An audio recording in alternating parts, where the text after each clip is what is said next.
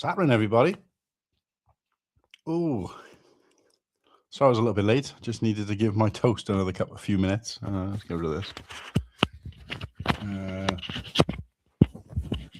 It's set on like white toast setting, which is like far too low for me. I like mine with a bit of brown on. So what is appertaining? Let's get the funky guy in the corner. Dink. Why am I like looking like that? Let's get me. Oh, that's actually pretty good. So you can still see some of the background. I like that. I like that. Wonder if it'll change again. Nope. This is good. This is good. So, welcome. Cold Fusion stream. Not a new thing, not a new idea. This is actually the fourth Cold Fusion stream I've done in the last year.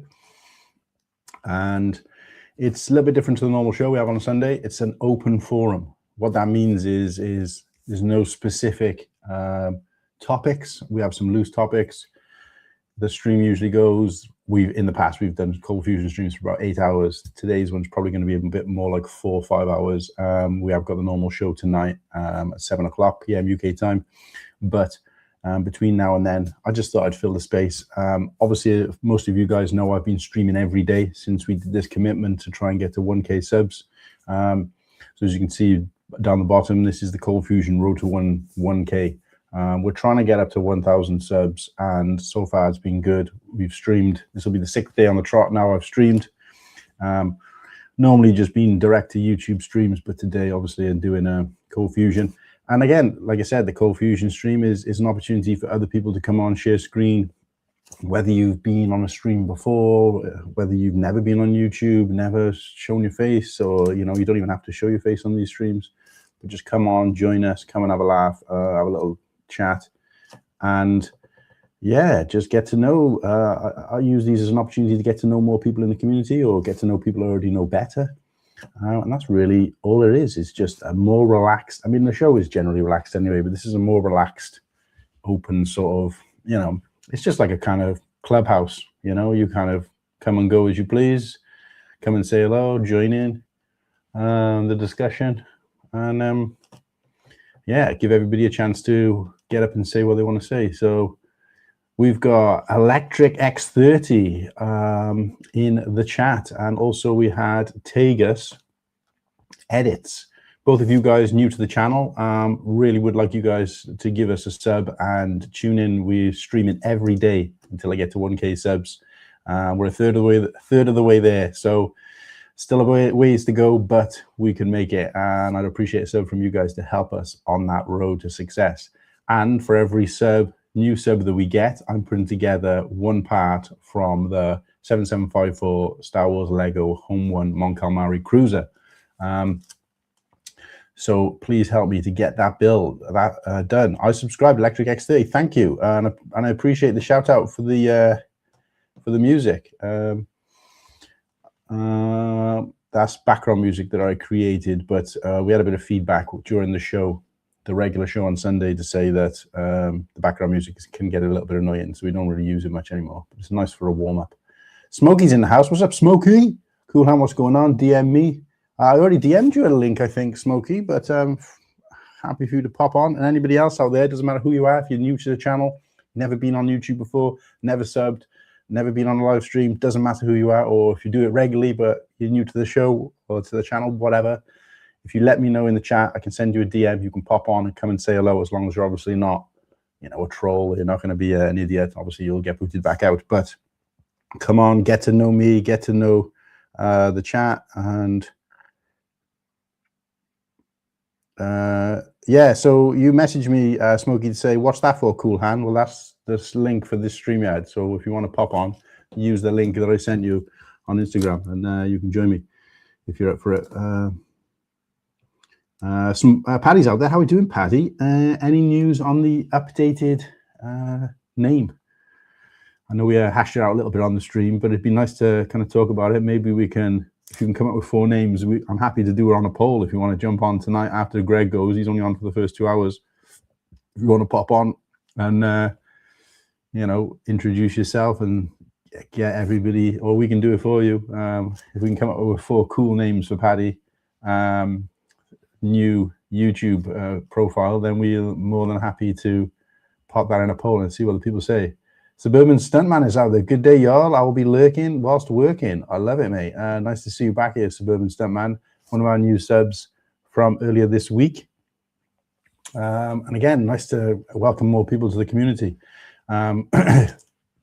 But this is an opportunity for you, Suburban Stuntman. I know you're probably busy at the moment, but to pop on and come and say hello to us in person. And, you know, sometimes people do that and you might want to leave your camera off. That's up to you. But, yeah, get to know us in a more, you know, one-to-one type fashion. So what have we got today for breakfast? And I say breakfast because some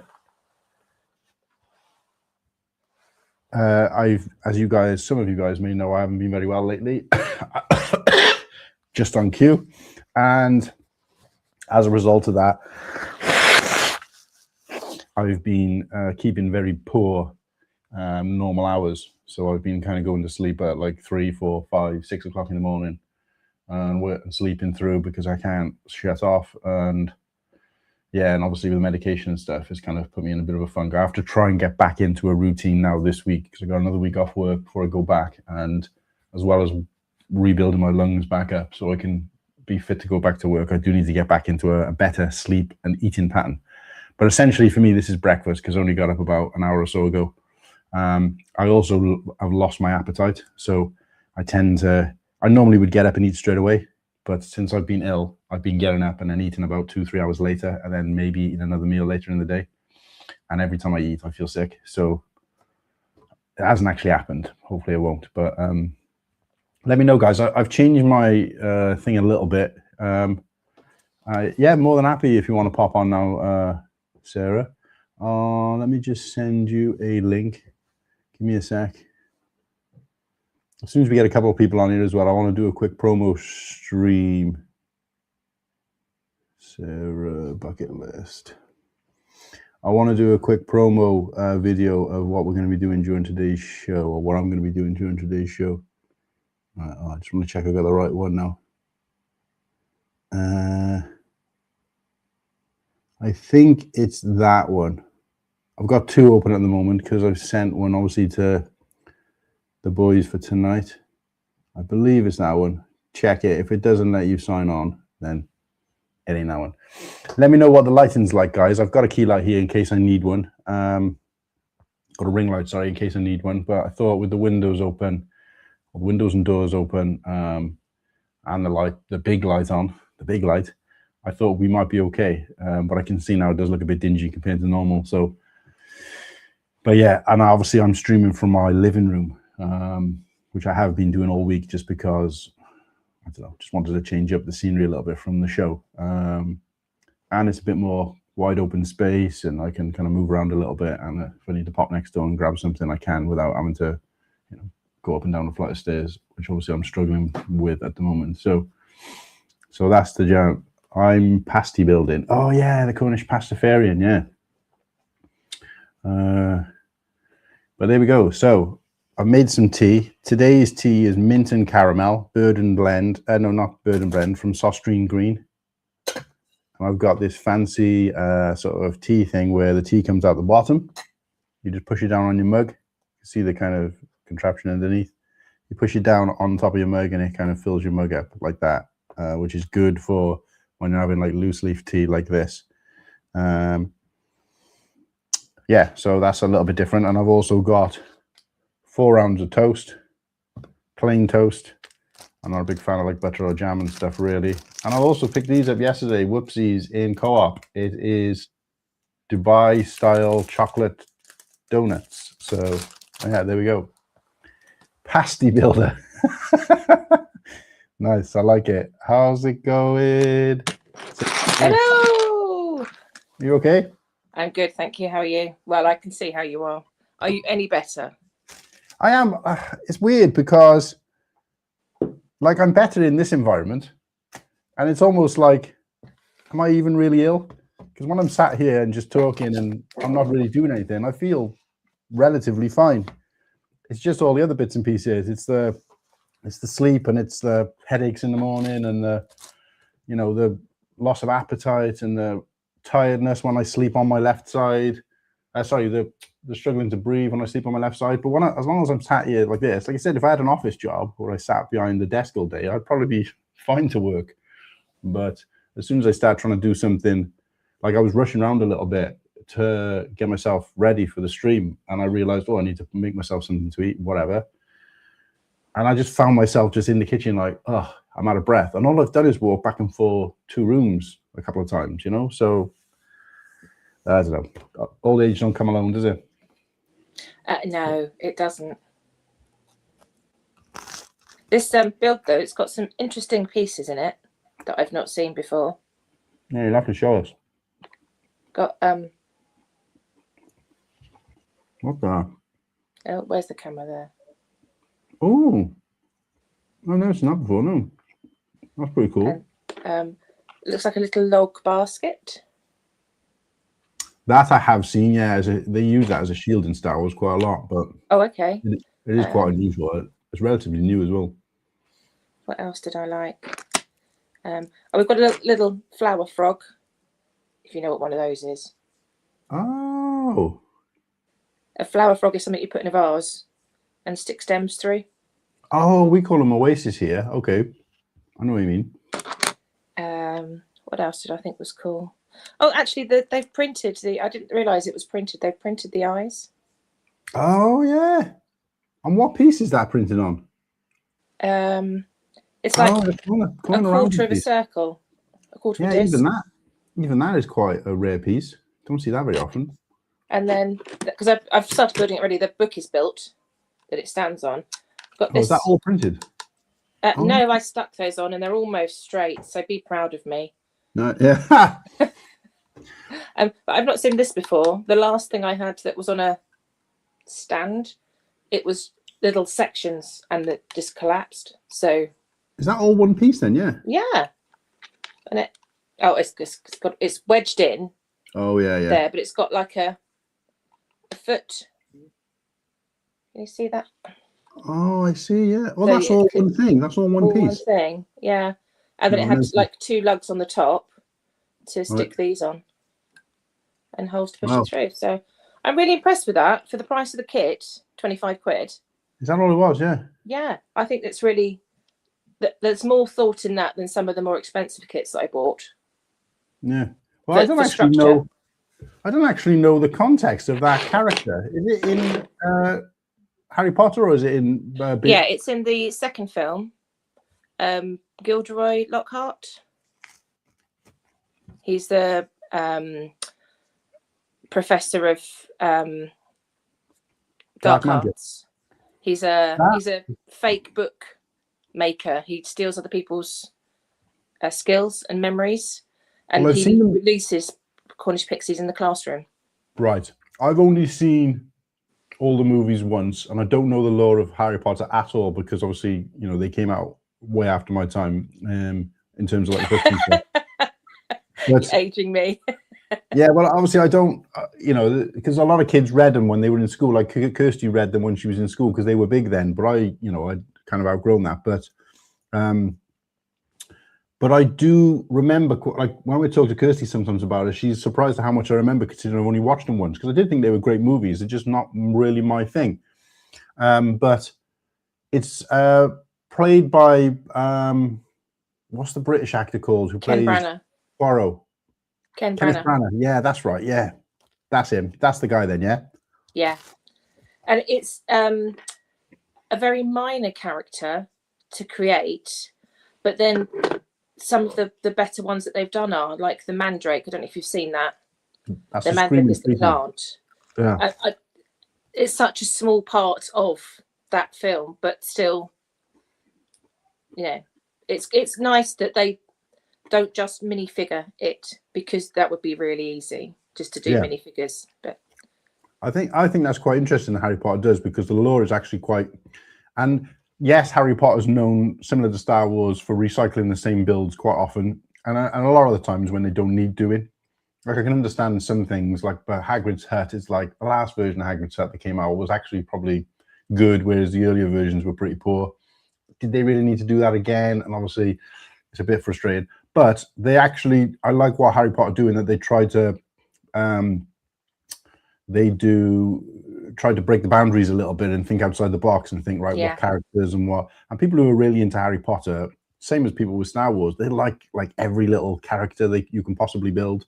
The problem is that the majority of Star Wars stuff is like ships and stuff. They don't really focus on the characters as much. They've started to recently, but it's still only doing the big name characters. Whereas to have something like that, like a little background character built as like a mini build like that, I don't know. That's what I liked about that. Even though, you know, jokes aside, with it being like Witty or whatever, it is quite interesting. And they're doing just these little kind of side builds at a reasonable price where people can pick them up and build them, and you know the reference material. I just wish they'd do that a little bit more with, you know, Star Wars or any other theme, really. Yeah, I think it's good because I like the big set that I bought, the one with the owl, but being able to buy a big set, I mean, I could buy as many as I want really, but to be able to justify the spend. Hi, Matt Lee. To be able to justify the spend it gets harder each time when you're buying a big set, especially when you're running out of space. So to be able to buy this, because I'm going to put this in my hallway on a little shelf. Yeah. Because the base is so small that it will just sit on a little shelf. It won't, you know, and then it can just gather dust and stare at me. And I think that's pretty good. I like sets that don't have a big footprint. And what I mean by that is that, you know, like, I've never been interested in UCS because I don't need this hulking big ship. I don't know where the hell to put it. I wouldn't even have anywhere to put it temporarily until I took it apart again, because I haven't got that much flat space anywhere. However, is that the circle thing? Any UCS set. But you're talking about the Death Star thing, yeah. Oh, okay. No, yeah. Just UCS in general. So that it's Star Wars' version of, you know, Ultimate Collector Series, which is basically the enormous ships. Yeah. I don't have anywhere to put the kind of play scale ones, you know. But what I've liked is where they've started doing the MIDI scale builds, which are like, you know, desktop type little things, and they still take up a little bit of space, but it's more narrow, so it looks great on more like a bookshelf alongside some books and stuff, which is, you know, what really got me into Star Wars, like when it was like little bits and pieces that kind of represent your hobby or your interests, as opposed to like I've never looked at people's shelves where they've got an entire shelf, no matter how big it is, filled with Lego. I've never looked at that and thought, ooh, I wish I had that. I don't have FOMO. I don't have like jealousy or envy or whatever for anything like that, because I just think even if I had the space and the shelves, I still wouldn't do that. No, I haven't either. Mine is more of a... My houses are... So I've got Malfoy Manor. I've got two of the shops from Diagon Alley and the Shrieking Shack. Well, they're in with the card builds and a random haunted house that it just sort of goes with. And I wouldn't want it all Lego because it's not as interesting to the eye, I don't think, in my living room, you know. Well, in my case, nobody's coming to look at it anyway. Well, no, me either. Exactly. And, you know, does it make a good backdrop for some people? Yes. And like Padawan, for example, he's got a room full. But for me, I would walk in there if that was my room, and there's nothing wrong with it. Obviously, it's great. And 90% of people in the community would be like, oh my God, I'd love to have that, or I've got that, or I'm working towards that, or whatever.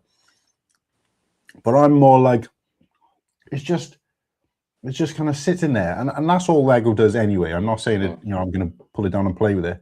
But for me, I think I prefer the idea of a showcase of multiple things. So for me, in an ideal world, if, say, for example, I could put a bookshelf on this piece of wall here, I would have some of my favorite novels or some of my Star Wars novels, and then maybe, I don't know, a little crocheted Grogu that somebody made me.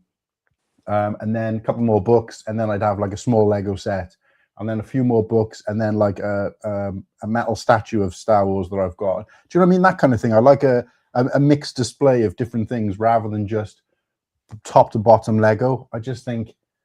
I find that a little bit overwhelming to look at, because I don't know where to look. If you look at my shelves, I won't move the camera because it took me too long to get it balanced. But my shelf in the corner, it's more like a curio shelf. Right. I mean, there is Lego on there. The castle's there on the main shelf, but everything else is a curio. So you sort of go and look at it, and you're seeing different things. So it draws your eye in different ways depending on the light. But I think if I look at a wall of Lego, I don't know where to look. There's two. It's beautiful, and Padawan's is beautifully curated, but I wouldn't know where to go or what to touch if I could touch. What's up, Dan? No, I just get bored. I think I just get bored of it. I just look at it and be like, and I'd constantly want to, I know he does, but I constantly want to move it around. And I don't want this to turn into a slag fest of people's Lego collections. I'm just saying mine has never been that case. I've got that bookshelf behind me as my backdrop when I do streaming. And my plan was always to kind of change it up a little bit. And I could probably fill that 20 times over just with the smaller type things rather than any of the bigger sets with books and other things that I've got. And I've just never got around to doing it because most of it's still packed up. I will do it, but really I do need more shelves. And my plan is to get more shelves, but they're going to be more like the shelf you've got in the background there, where it's like a suspended shelf as opposed to a bookshelf. And even on that, it isn't going to be Lego, Lego, Lego, Lego, Lego. It'll be Lego, Lego, something else, Lego, Lego, something. But it'll be probably mostly Star Wars, but it'll be like some of the cross stitches that I've done, Star Wars cross stitches that I've done, but in a frame, like maybe in between. So it's just a representation of my interest as opposed to, because Lego is my main interest, but I'm Star Wars. If somebody said you can be a Star Wars fan or you can be a Lego fan, I would drop Lego. Do you see what I mean? So yeah, same. So you're seeing the Harry Potter, right? Yeah.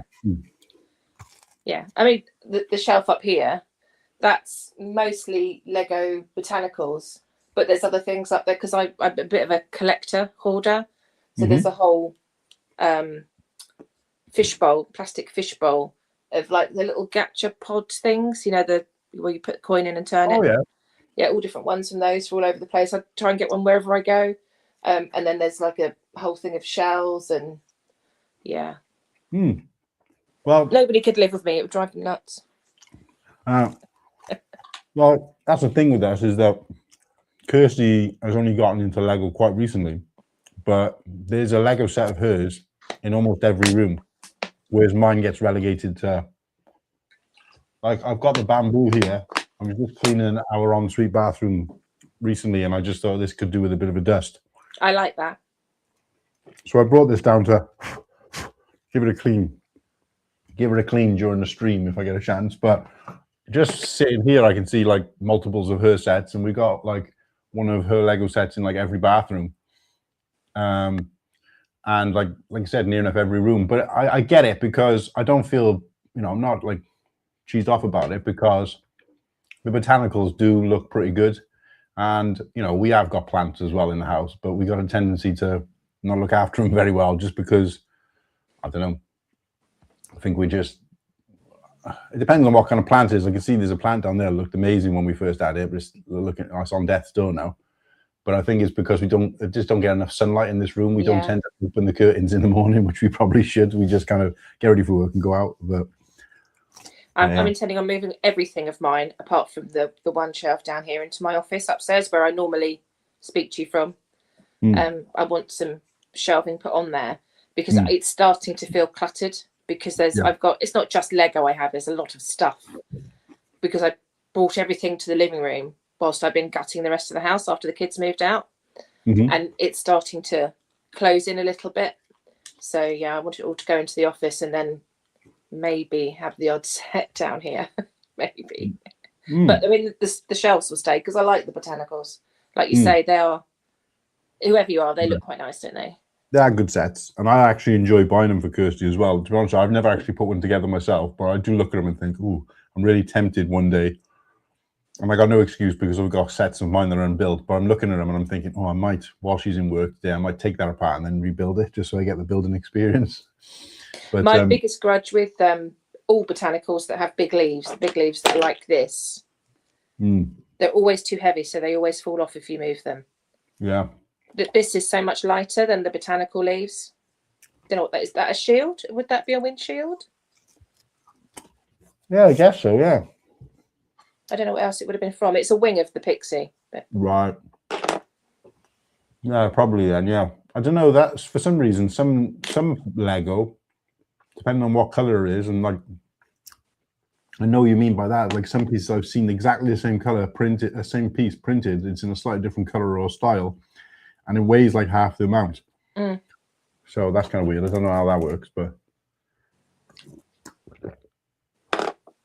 the one thing we were excuse me, talking about the other day is that excuse me, Kirsty's imagination has limits. So recently she bought, like, she hasn't even noticed some of these, and actually I made it worse for her because she was like, oh, she was building something.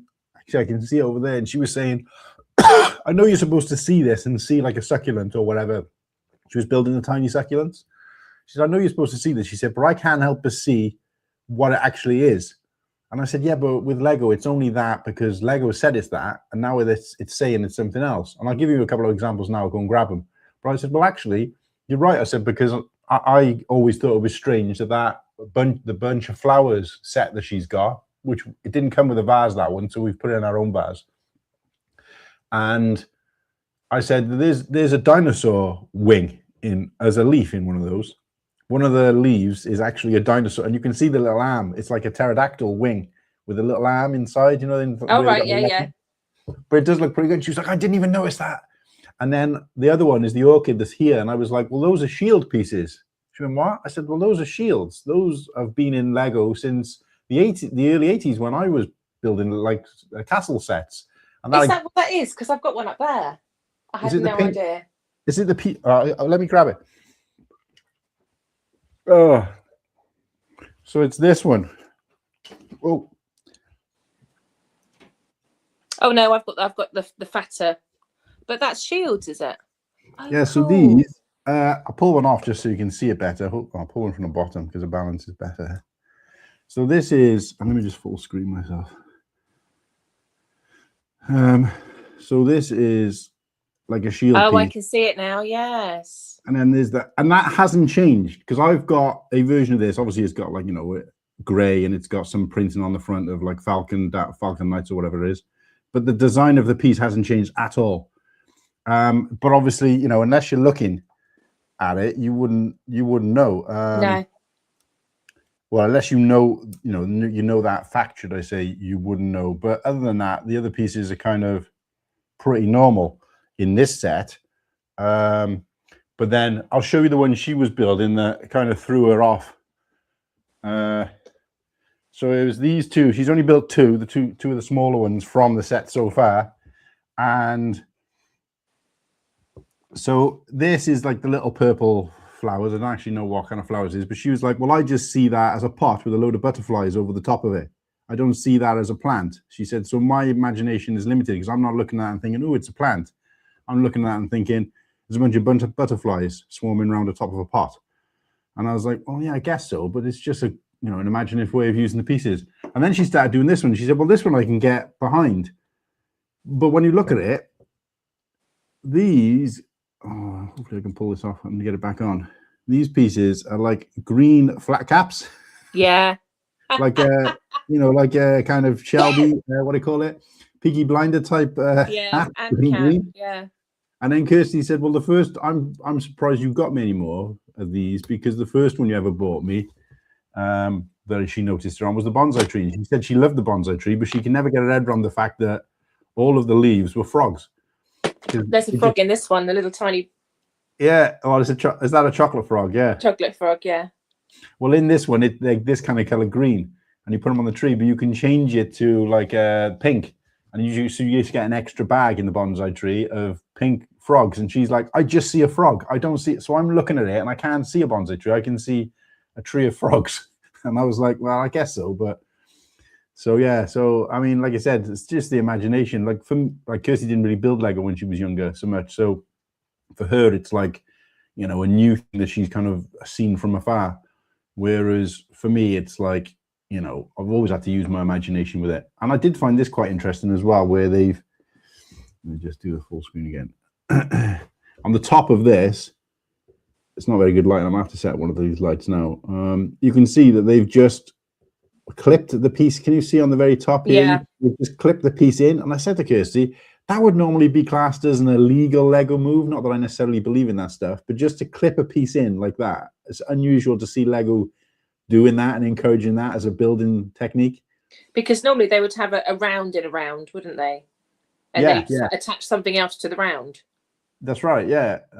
So I was just like, that's weird, because if you kind of push it a little bit, it actually pop out. But but no, I actually like these. I think these were great. I mean, I said to Kirsty, rather than bunch them all together, we can kind of dot them around in different rooms depending on the color scheme. So I'm just trying to see if I can see that dinosaur wing. Oh yeah, I'll see if I can take it off without it. Whoops. So this is the bunch that I'm talking about. Like I said, it doesn't come in a vase, unfortunately. They're kind of loose flowers. So this is the bunch, and actually it looks quite nice. What I'm planning to do though is get a load of like blue clear pieces and just order a big bag of them, and then just fill it up with this. So it stops them rattling around, but also it also means it kind of gives the impression of water. But this is the leaf from one of these sets. Actually, there's a couple of them on there, but this is one of the leaves. Oh gosh, yeah. You can see the little hand, and even inside that you can kind of see. Cute. I like that. You can see the webbing, but it works really well. I actually thought it was quite interesting that they've done that. I'm just trying to see. I can't see where it goes. It's like a little Easter egg inside your set, isn't it? Yeah, and I'm not against things like that. I think that's quite cool, but obviously Kirsty hadn't noticed this, so then I brought her attention to it. She was like, "Oh my god, now I'm just going to see a dinosaur arm." Oh, and this one as well. This one. So this is like a standard leaf piece that you get in with a bunch of flowers just to kind of bulk it out. But if you look at the top, I'm not sure if you can kind of work it out. It's a surfboard. It's a green surfboard. So I thought that was pretty cool. I mean, actually, this isn't actually complete because we actually accidentally knocked it recently, and a load of the pieces went down the back of the unit. So we'll fish those out at some point.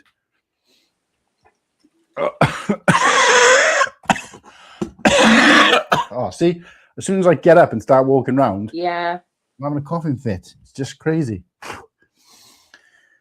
But maybe you shouldn't be doing any dusting today then. It's funny you say that because I'm looking at my unit, and I like black units over white units. I think I probably prefer wood, as in like natural colored wood, like where you've got there in the background.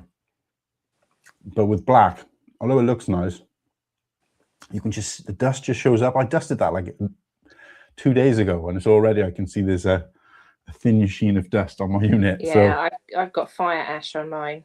No matter how careful I am, when I open the fire or empty the grate, I get a fine film of it all over that's one of the reasons why I want to put the Lego upstairs, because everything else I can just pretty much chuck in the sink and hand wash. But Lego, obviously, a built Lego is, you can't really do that.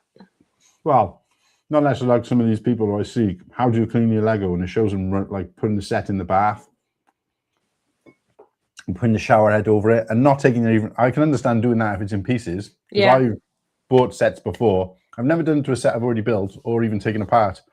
But I've bought a set before off somebody, pre-loved, and it's come and it's a little bit grubby. The pieces are in good condition, but they're just, dusty or whatever. And I just put them in like I don't know, one of those kind of bra bags that you can put, or underwear bags you put into the wash to protect your thing. So just chuck them in one of those, or inside a pillowcase works as well. And then just lay it all out to dry, and then I'll build it. But this guy was literally putting a full set, like a large set, a UCS Star Wars set, in the bath, and he's just with the shower head all over it. Surely that's going to smell because it's not going to dry properly. That's what I thought. Because those gaps, it's not completely flush. And he's like, yeah, you leave it outside to dry or near a radiator in the sun. And I think, yeah, we're going to damage the bricks then. Yeah. And let it dry, and it's fine. I thought, but there's got to be bits of water, like, especially on the larger set. It'll pool somewhere, surely, won't it? Yeah. I can't think of a set that I've got that wouldn't have water pool in it somewhere if I ran it under the tap. Although these days you don't know how much of this stuff is content and how much of it is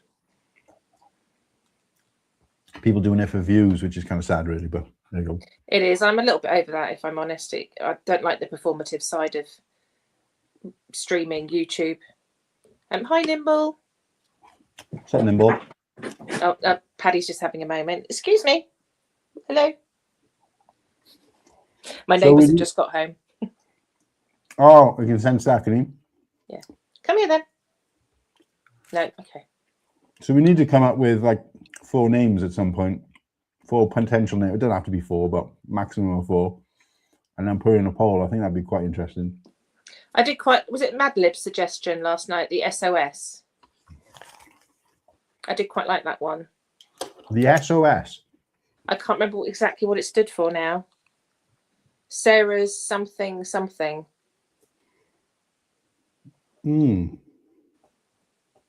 Madlib, are you watching? Help me. I like his background, actually, talking of backgrounds. Madlib's. On his streams? Yeah. Oh, sorry, his actual background. Sorry, I was thinking you meant like, where I got the ice cubes. Okay. Yeah, because he's got quite an array of different things, hasn't he? Yeah, he's about to change it, apparently. Last time I caught him live, he said he was going to change it. Yeah, and I think that's what's interesting is when you see people changing. Like I said, I've always said I wanted to do mine, but it's never going to be all Lego. And I've talked recently to somebody, I can't remember, saying about I want to get shelves put up and where I'm going to put them in the house to put some Lego on. Obviously, I'll put other things on them as well. And somebody was saying, oh, that'd be good. Obviously, yeah, it'd be nice to have that. And I'm like, oh, no, it won't be in the background of streaming or anything. In fact, where it is, I wouldn't even be able to do content because we got like one of the top staircase goes down and there's like a big sort of open area where you can't really do anything with. But I was thinking of putting like shelves up there. So it's kind of up out of the way, but it's still on display.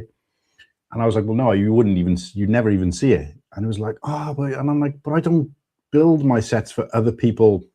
Like I do to a point, like if you look through the content that I do, very rarely am I like, this is what I've built. I might talk about I'm going to build and the process of building even, or live stream me building it. But I don't generally be like, look at my display. This is what I got on display because that's not something that I really gravitate towards. I really care that much about, even with other people.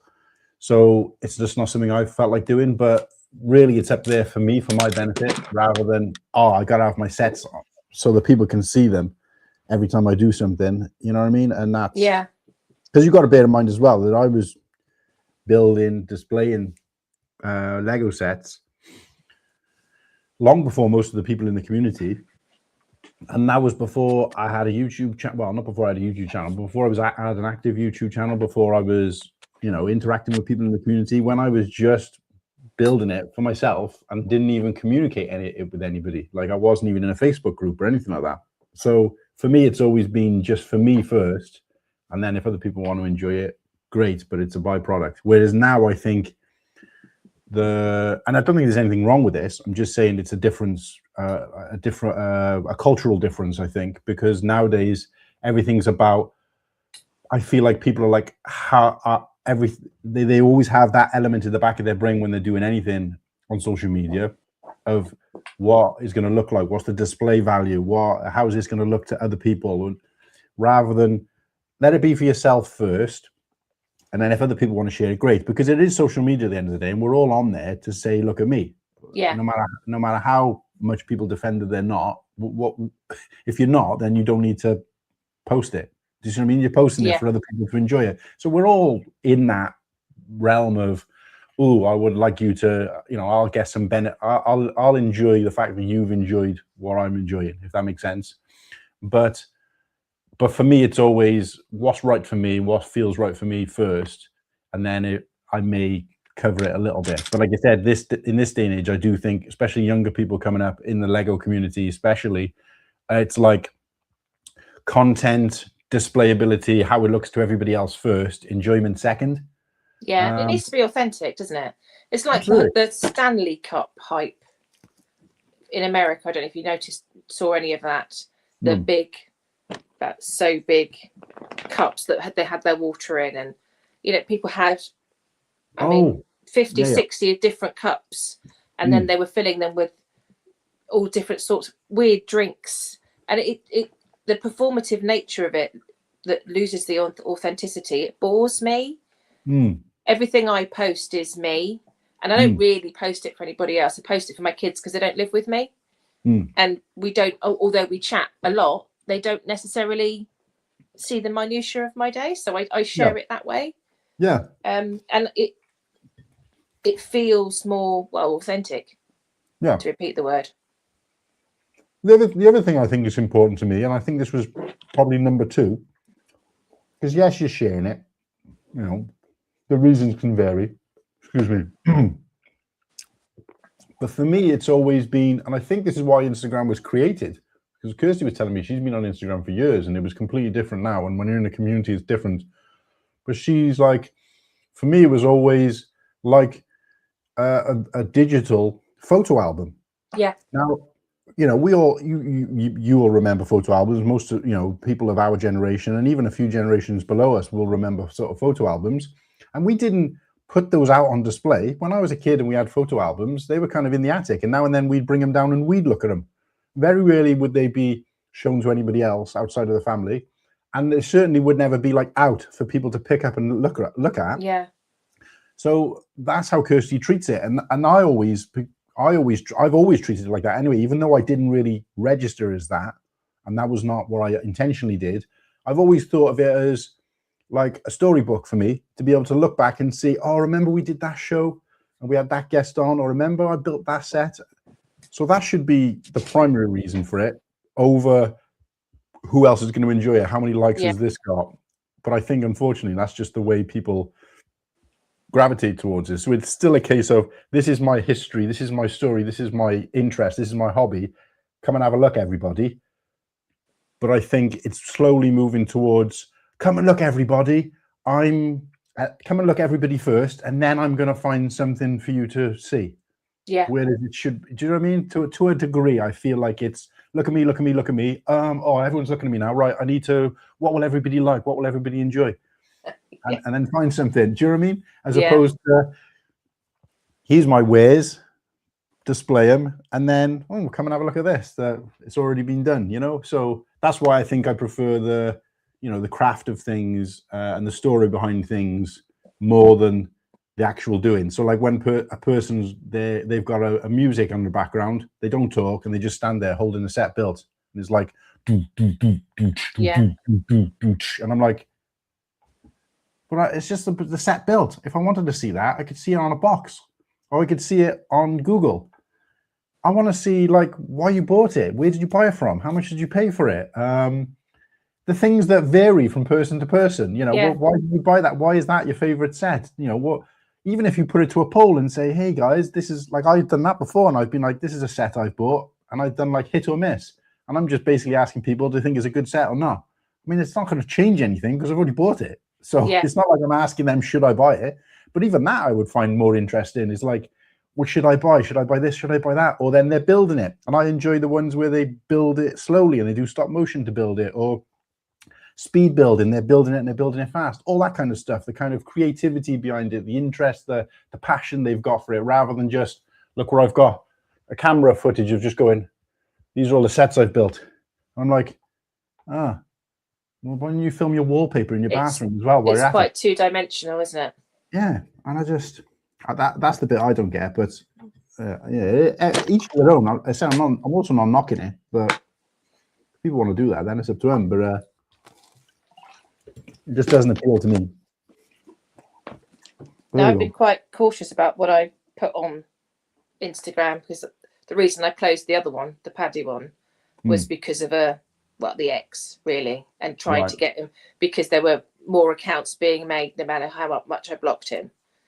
As far as I'm aware, because you to follow me, you have to request it so I can look at your profile. Right. If they've not got an open profile, I don't accept them unless they're a friend of a friend. So I know who it is. So I've sort of reduced, because I don't want to close it, because it's more of a memory book for me and my kids than anything else. But at the same time, there's the whole, I don't want him to have access to my life anymore. Yeah. Which is not easy with the internet. Yeah. And it is a bit of a 6 of one, half a dozen of the other, because when you're on social media, you can't stop people coming on. What I did to kind of combat that, not that I've had those kind of issues as such, well, I have, but a little bit less direct, but I won't go into that. But the point is, sorry, I'm chewing and talking. I hate to see it. So I hate when I'm actually doing it. But So what I did, and this is a recent thing actually, is that I kind of decided not to use Facebook anymore because I just thought Facebook as a tool itself, I don't really enjoy because it's just adverts upon adverts. I felt like I was friends with people on there. It's different with the Lego community because there's always going to be something else, you know, perhaps a person that I've been following for years, but I've never really seen their content, but all of a sudden something flashes up that I do enjoy, or I do kind of discover actually this whole time they've been doing this that I'm really interested in, whatever, or even my interest might change and gravitate towards what they do. So that can vary. But with Facebook, it's generally like people who you barely know, or you know, you were friends with, not even friends with, but knew in school, and they've added you, and you're like, okay, you don't want to kind of be rude, and then you're like, and then you're seeing like what their kids had for Christmas, and you're like, I don't care, like I'm not interested. Like I know. I'm not into your child. Stop showing me your child. It's weird. And again, I've really made it clear on my platform that I hate people showing what they've got. But it's a contradiction really, because that's what the social media is almost there for. Recently, somebody shared a post on Instagram where a woman had posted something on Facebook, in a Facebook group or whatever it might be, but on Facebook in general. And she posted something that she's knitting, and she's just made some panels. And somebody in the comments has put, hi, what is it you're making? And she's put, none of your business. I'm not telling you, and none of your business because I don't know you and I don't want to get to know you. And then obviously the comments came alive then, because people are saying, you know, Karen doesn't understand the social part of social media, and like Karen put this post here for her only, for her eyes only. And day one of the internet. And it is like almost a contradiction for me to say, because I remember posting in Facebook, look guys, if you want to post what your kids had for Christmas, you know, showing them opening the presents, pictures of them with their new bike, whatever, that's one thing. But it's whole pictures that I didn't like. And I say whole, I mean like taking a picture of like a mountain of wrapped presents, and then taking a mountain of, and even if the kid was sat there with it all, you would understand, because everybody's always done that. And my parents have taken those photos. They might not have showed them off, but they've taken them. And I think everybody's probably guilty of that to some degree. But it's like when, I think it was around about COVID more than anything else. And obviously there was a lot of people going without and a lot of things going on out there. And we did this kind of Mr. X thing, I think it is, where you pick a child and you pick something for them. And there was a lot of that kind of happening. And you just think this kid's out there getting nothing. And then they've got to see on social media, and it's, again, it's not even, it's so impersonal because it's just a big picture of a pile of toys, especially when they're wrapped. And one of them was disgusting to see because it was an absolute sea of stuff. And they must have used about 50 different types of wrapping paper, not because, you know, it's kind of sad when you mix up your wrapping paper, because it obviously kept running out. Yeah. And it was like, and I just think, who's that for? Like, who have you put that on there for? What memory does that serve for you? Do you see what I mean? So I think there is still a line, because pictures of kids with the presents or wherever, you can look back, as I said, which I think social media is mostly and partly for, is to look back and create a memory or a photo book for yourself to look at, you know, as a kind of byproduct of sharing it with other people. But when it's just showing off, like and again, groups that you're in, if I was in a book group, which I was for Star Wars books, and a Lego group, that's different because everybody there's got the same idea. So if you're showing off your hauls there, it's different. But when it's just blatantly on social media, I think, and again, without even the kid being in it or any context behind it, it's just like, so I remember posting something and saying, like, you know, please think about people out there who can, whatever. If you want to put pictures of just a massive pile of presents, either pre-wrapped or after being unwrapped, with no context, I'm going to remove you from friends. And I think I saw about 4 or 5 around about Christmas time. So I was just like, remove. Didn't care who they were, family, friends, whatever. I removed them. And then Kirsty's like, well, but you're posting on there like what Lego sets you bought recently from the Lego store. And I said, yeah, but that's different because that's in a social group. I wasn't posting that to my main my main Facebook. And she's like, yeah, but, and she was kind of right, because it's like, but that's what people do. They're always sharing, like, I went to the beach today. She said, some people can go to the beach. So is that, I said, yeah, it is difficult to draw the line. I said, but I think that was just so impersonal. Like I said, if the kid had been sat there happy, or a video of them unwrapping a big pile of presents, then fair enough, you know, to some degree. But then I just thought, she's right. I can't. So I'm going to specifically find a place where, because you can't be in a Facebook group without being on Facebook. So I just thought the easiest thing for me to do is just not use it anymore. But of course, every time I did pop on there, and mostly did pop on there to get like a picture that I might have shared of something from years ago to share on Instagram, that's Lego based or Star Wars Lego or whatever, or just Star Wars. Every time I've done that, I've gone on there and realized I've like thousands of messages because I haven't been on there for months, and people wishing me happy birthday and this, that, and the other. And I just thought, I'm not interacting with these people at all. Friend requests through the roof, mostly people I've removed. And then I thought, I don't want it to feel like I'm ignorant. So it's easier for me to, but I still want to keep it open so that I can access it from time to time, but not interact with people. So what I've done is I basically deleted my entire friends list, and now I just use it. I think there's a way you can deactivate it, but then you've got to reactivate it every time you want to look at like pictures and stuff. So I've just left it like that.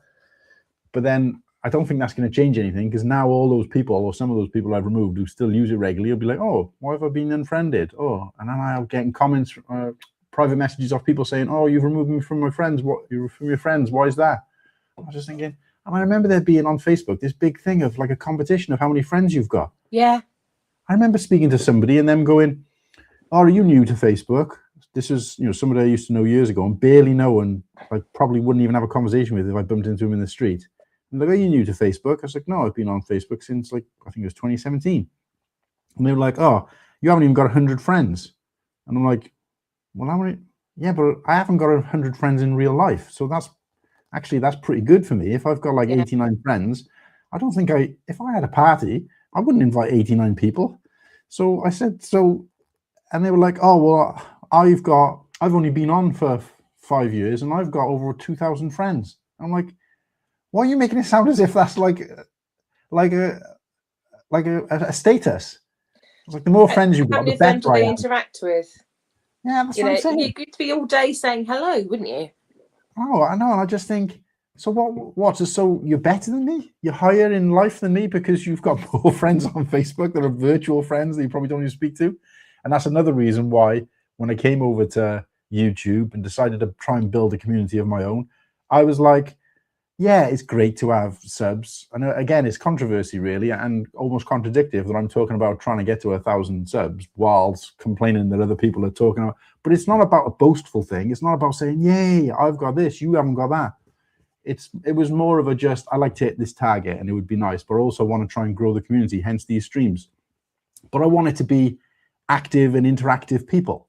I don't want it to just be like numbers and dead numbers. Yeah. And I've seen lots of people do that, and they're like, I can't believe you've been on Instagram for 2 years and you still haven't got 1,000 followers. And I'm like, but I haven't done anything to try and get any. I think I've got 4, but then I've not actively been posting or wanting it really. Yeah, because it's not. I don't know. I'd like to do this, but I don't know that I have the time, energy, or inclination to do what it takes. I couldn't do what you're doing now. Do this every day. Right. Especially the whole potentially talking to yourself bit, unless somebody comes on with you. Yeah. I think I'd probably go into such weird tangents that it would either bring me a lot of followers that I wouldn't want, or just turn people off. Yeah, well, that tends to be like, you know, what comes with it. And I think you're right, because sometimes I tend to just waffle on a little bit, but Kirsty always says you've got I don't know whether I'd say a gift, but the gift of the gab, to the point where you can maintain and hold conversation, and you've always seemed to have like a story or a comment. She said, like, sometimes she says you talk about things on the stream where she tunes in, and she said, I've never heard you even mention that before. She said, but I know it's true, because it's nobody would have that detailed a story at the drop of a hat that you hadn't planned to talk about. She said, so it's just that you just never shared. And she said, it's nice to see you in an environment where you're comfortable to share that. She said, because when we go out and we're in social environments, I'm not like that at all.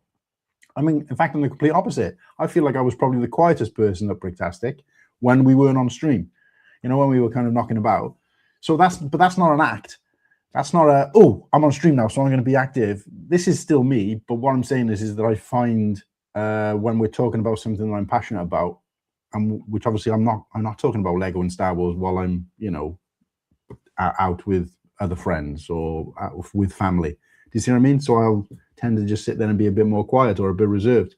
And obviously in larger groups, I can be a little bit overwhelmed sometimes. Like we used to go to a managers conference, and I got on with all the other managers, all my other peers. But whenever we went to this conference thing, like I would just keep disappearing and be like, where are you? And I'm like, it's just this, when everybody's together in this massive crowd, I just find I prefer to be, and I always prefer to be there and other people join than there be a big crowd and you join in. Because I remember as a kid, my mum used to say that I was terribly shy, but also really outgoing. In that, if we went to like a party, like a kids party, which you go to a lot as kids, and you go and you've got a present and you go and said, if you got there and everybody else or most of the people were already there, you wouldn't go in.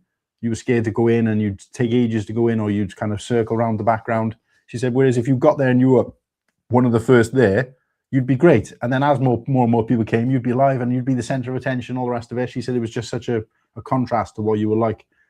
And I was the same. Like I was like really animated when I was in my classroom and making jokes and entertaining the rest of the class. But when we went out into the playground, I was just kind of sat in a corner kind of thing. Do you see what I mean? So it was, and that's probably the best way I can describe the way I am in terms of sociable. So in this environment, and like I said, Kirsty says that she's seen a change in me since I've been doing this. She said, because it's like an outlet for you, a chance for you to talk about things with people who are like-minded, but also share your interests and hobbies, because you can't do that, out in the open. If I started, swinging a Lego set round out in the street, people would think there was something wrong with me, so, but on here, you can do it and you can get away with it. And that goes back to what we were talking about, in that I do think I tried to give people a bit of a wide berth. I'm always going to have my opinions, and I'm quite opinionated when it comes to like, I don't think this is good, I don't think that's good. But at the same time, I think people should have that kind of freedom to do what it is they want. I just think that there's a way, people should read the room, and people should find the right place to do it. So I'm never going to judge people openly or think less of people whilst they're in a Lego group. I might say that I don't like that kind of thing and that doesn't appeal to me, between me and you, but I'm never going to go in their comments and go, oh, I don't really want to see your Lego set. Yeah. Do you know what I mean? Because it's like, well, you don't need to see it. Look it off then, kind of thing. So I always think with social media, the idea of having sub-communities and groups, and that's why when I came onto Instagram, I put Cool Hand Luke, and Kirsty said, well, most people have their real name and then their handle. And I said, yeah, but I don't want people to find me. She said, what do you mean? I said, well, I don't want people from outside this community to find me. I don't want like friends from school and family, because they're going to be looking and thinking, what the hell is he talking about? They're not going to be interested in it. I'm not going to be sharing pictures of me and Maya down on the beach and us going to a family zoo. I'm not sharing stuff like that. So there's no reason why the family should want to be here, unless they happen to be Lego fans as well, which I don't know of any. Then it's kind of pointless. It's pointless. Do you see what I mean? So I haven't actually got any social media where family or friends can find me and interact with me anymore. And I'm happy with that. I'm comfortable with that, because I don't really see the point of it. I've made an active decision not to be in contact with them. So I don't want them to just find me some other way. Yeah. And I'm not hiding either, but it's like, for me, that is there to share with other Lego, Star Wars, and particularly Lego Star Wars people, what I enjoy doing, my creativity, my interests, my hobbies. That's it. And then I had a couple of family members on, and they do like, but you just know that they're liking it because, we better give them a like. Yeah. It's like, no, I don't need it. I'm not interested. You know what I mean? So same that's with me. What I like about Substack. So I write on Substack in a completely different name. And the only person who knows what my other name is my daughter. And it gets read every time it goes out in the digest. It gets read. What is that then? It's so it's a lot of authors use it, a lot of writers. So it's like a blogging site, right? But then people write books on there and all that sort of thing. Oh wow! And it's because it's completely anonymous and nobody knows it's me other than my daughter, because she obviously comes into it sometimes. Because I'm writing truthfully. There's no filter there, right? And the book that I'm currently writing is loosely based on me, things that have happened in my life. being able to do that anonymously, and the name that I use on my Substack will go on the book when I publish it, because I'll self-publish. Being able to do that anonymously means that there's nobody going, oh, bless her, we'll give her a like. They like it or they don't. Yeah. And that's what I really like about that, because there's very little interaction in feedback wise. So I'm just putting my thoughts out there, or writing what I'm writing, or however I'm doing it. And there's zero judgment. They like it or they don't. It's as simple as that. And it's really refreshing, because I'm not performing. I'm not trying to curate something for somebody else. It's purely selfishly for me. And if nobody reads it, they don't read it. I don't care. But I get 100% read rate. So if they open it, they read it. Wow. So they're not able to like comment or anything on any of it? Yeah, they can leave comments. Oh, okay. So it can be interactive. It just doesn't need to be. It just doesn't need to be. And because what I'm writing is, I'm not inviting commentary. It's just something I've observed, or something that I've done, or something that I do. And it's not controversial. It's quite, I suppose, to the outside world, quite boring. Right. Potentially, but it doesn't have to be. It just depends. So it hits the right people, or it doesn't. And I don't care about the feedback or the interactions, or whether somebody's read it or not. Really don't care. But the fact that my read rate is 100% is enough for me. Yeah. Yeah, that's interesting. I mean, that's the way I feel sometimes about analytics that I see for the show, is that when you see the percentage of people who watch it, either almost all or to its fullness, maybe not right away, but at some point, so they'll go back and make that's actually quite good for me. And like I've always said, I'd prefer 20 people who watch the entire show than 200 people who watch a minute. You know what I mean? So, because then, you know, you engage with that sort of that audience, which I think is great. But so tell me more about the book then you're writing. Is it like fiction, non-fiction? Well, it's non-fiction. But there are aspects of it. I'm not going to give the plot away, because, you know, it might be published and nobody will ever buy it. But there are aspects. So there are things that have happened in my life that are things that don't happen to everybody. Right. And they're also things that happen to a lot of women. Oh, okay. In many ways, some good, some bad. And it's just a look on it because the character is basically the same age as me. Right. Looking back on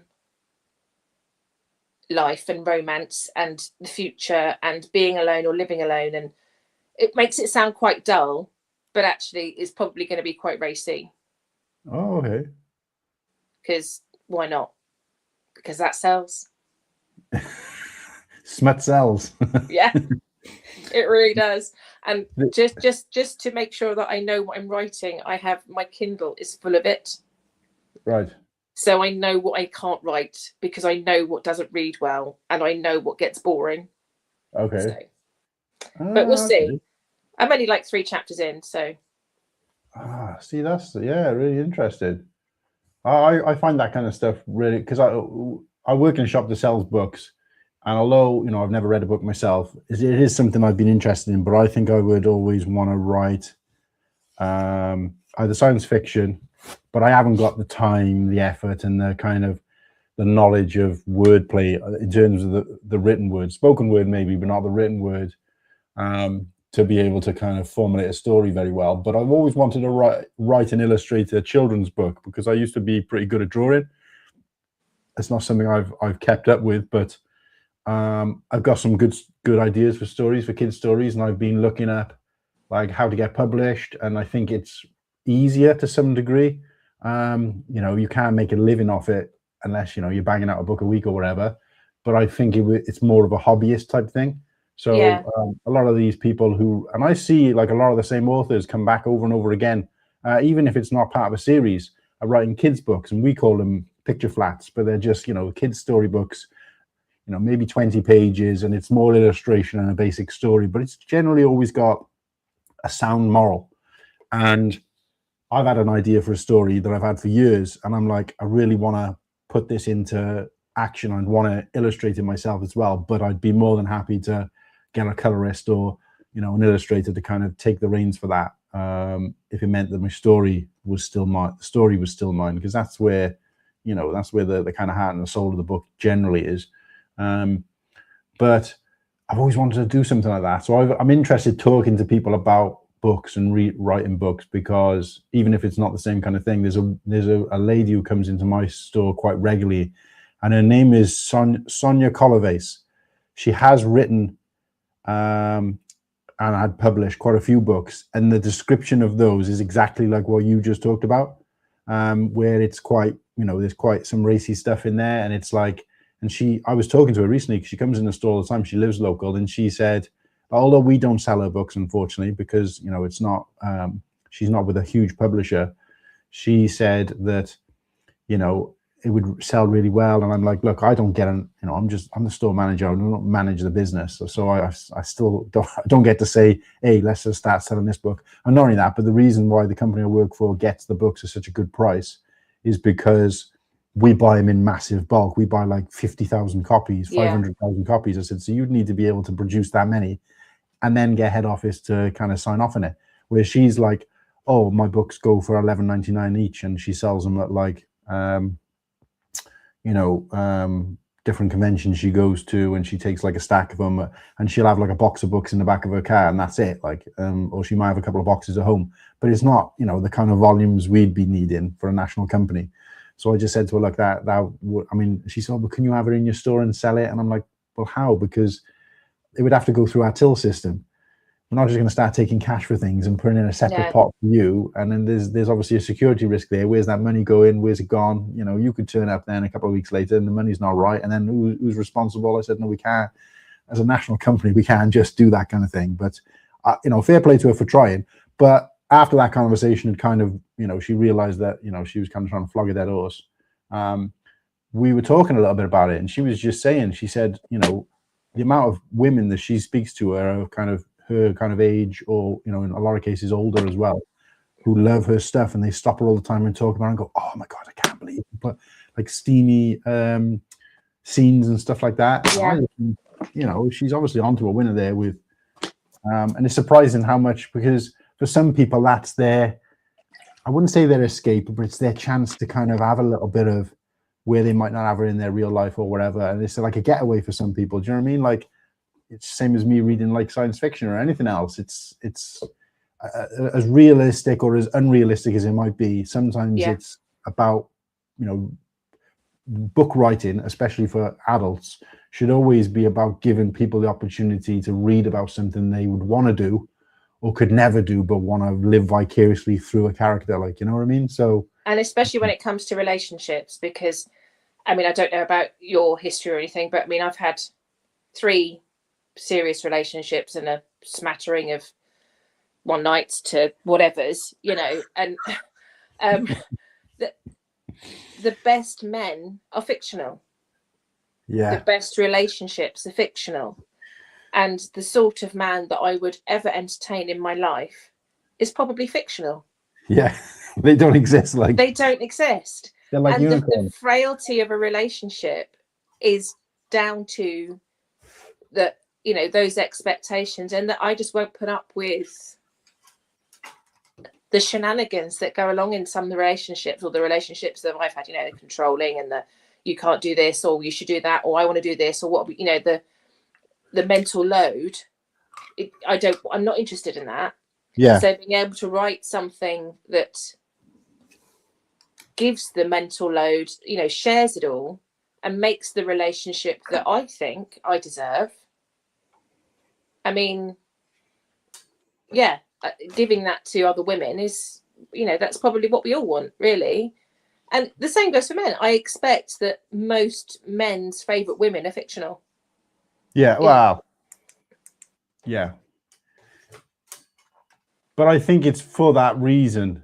It's, you know, because I think to some degree, you know, that, you know, in real life, that person doesn't really exist. And you almost don't want them to, because it kind of spoil the, you know, spoil the luster of it, if you like. So, But no, I yeah, some really interesting points there. I've never really thought of it from that point of view. But I'd be really keen to know how it goes. So what would be the process then in terms of once it's fully written? Like how long do you think it would take? You think it'll take you to kind of finish it?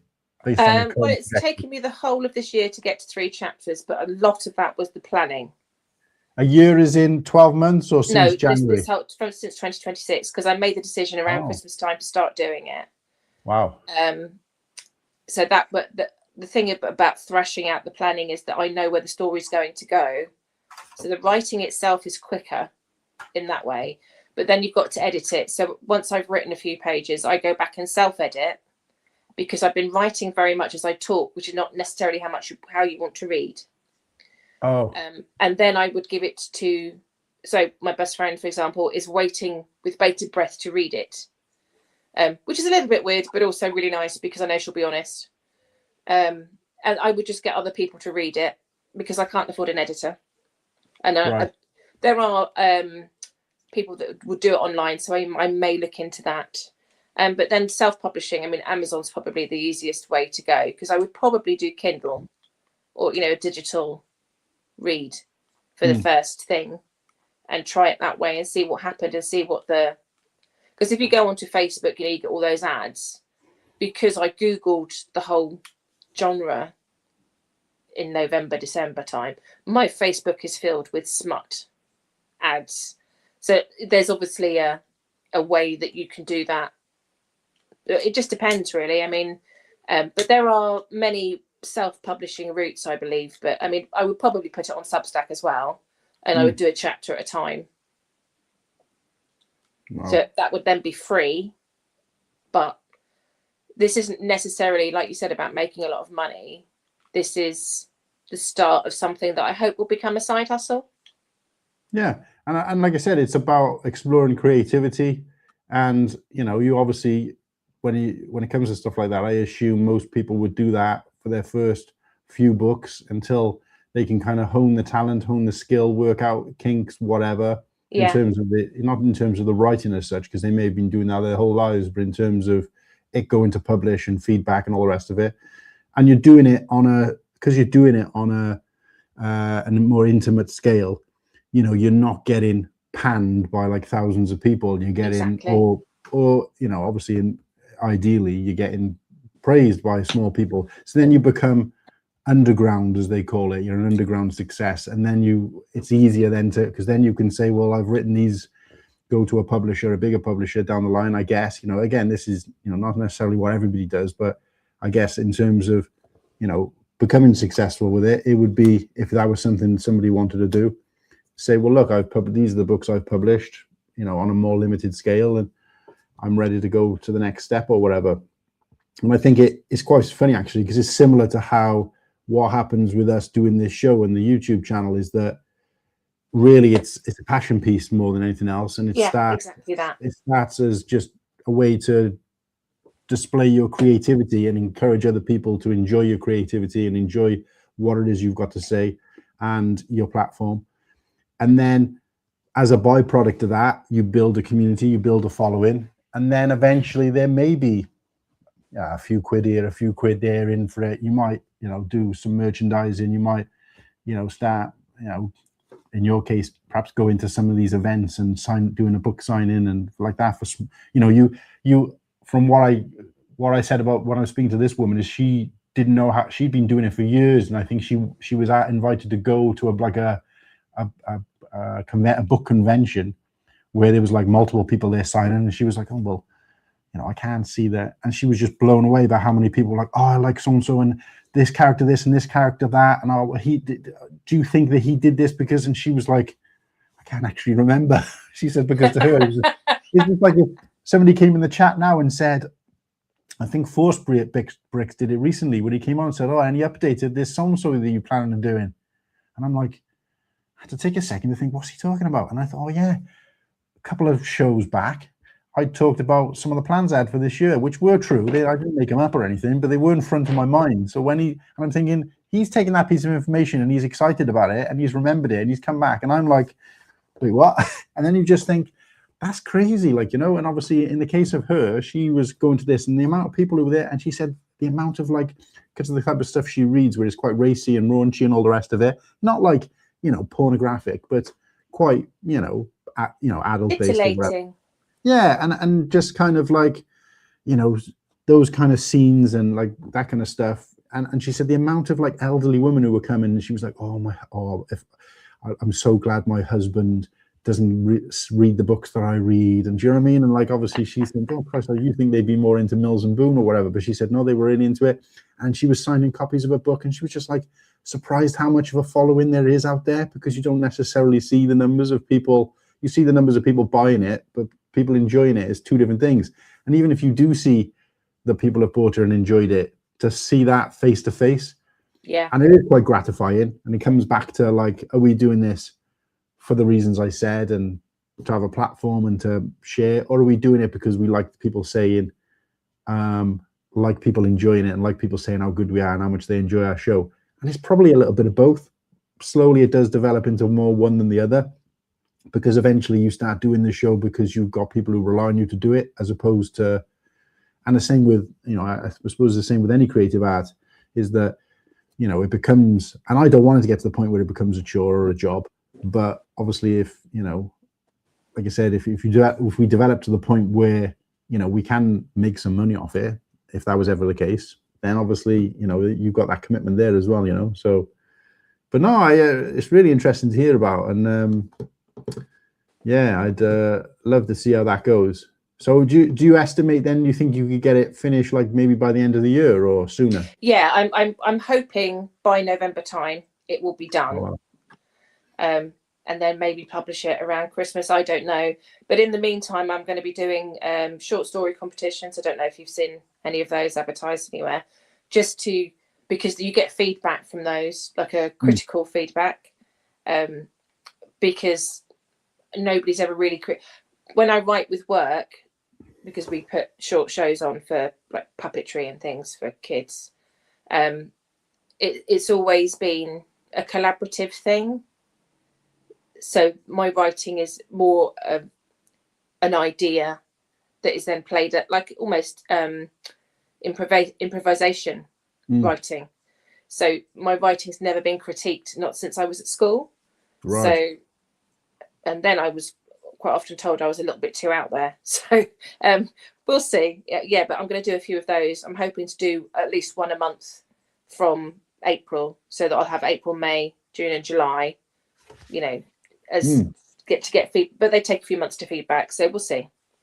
Yeah, be cool. You could do like a regular live stream, just reading like a chapter every day, or like a book club type scenario. That'd be pretty cool. You'll read my porn. Yeah, come in and settle in with me whilst I have you got your cup of tea and your blanket and your tissues? Yeah. Okay. What's up, Joel? Didn't miss you, mate. So I initially, right, I did this cold fusion, you know, for multiple different reasons, primarily because obviously I'm off work at the moment, and Kirsty's in work all day, and I just thought I can't have another day of just sat watching telly. And I've also spent a lot of the week tinkering away at little bits of housework, what I can do. Housework? Outrageous. Yeah, so, but it's more, you know, obviously I generally do most of the housework anyway, because Kirsty works longer than me, but, you know, I'm just trying to do things that we haven't had a chance to do for a while. So, but obviously within the limitations of my physical ability as well. So, but I just thought, I'll have the weekend off. As sad as that sounds when I'm already off work, but, you know, I'll have the weekend just relaxing. But I just thought, I don't really want to watch any more TV or films or movie. Why not do a cold fusion stream? But the original idea was to get the guys together as a bit of a Bricktastic reunion. But for whatever reason, even though they all seemed to be up for the idea, and I was like, yeah, probably because I did it short notice, because it was only yesterday I decided I was going to do it. Don't seem to have got many biters. You got me instead, you lucky man. Yeah, like I said, I'm always glad for people to come on, regardless. But because, but you know, considering it was, you know, I felt like I was doing it for them or putting it on to help them because they were all like, oh, we need to have a get together, and I was like, well, why don't we do one on a stream? And they'd be like, oh yeah, that's a good idea. Okay, let's do it then. But at the same time, I realized A, short notice, and B, on a weekend, especially people with families, they've got a lot going on. Yeah. So yes, poor old me on my own. I've got nobody to distract me. Well, yeah, it's not always such a bad thing though. I love being alone, to be honest. My life is so content these days. There's no pressure. And you know, the performative thing that we were talking about. I don't have to be doing something every weekend. Yeah, and that's really nice. That is the thing, and that's one thing I always think about. And it's like, oh, but I know that if we weren't doing the show, I would miss it. And also, I know I wouldn't be doing anything else at that time of night. I would just be watching telly or just scrolling on my phone. So I just think, you know, but I do sometimes have those thoughts of, you know, do we want to keep doing this? But they're usually just kind of flashes, mostly because when I'm like getting a bit stressed out and I've got, I'm trying to create something and I can't do it, or, you know, if we've got a particular guest on and I want to kind of make sure the show is, you know, presentable for them, and I can't. That's the only time I get a little bit stressed out about it. But yeah, we've recently taken on a new co-host.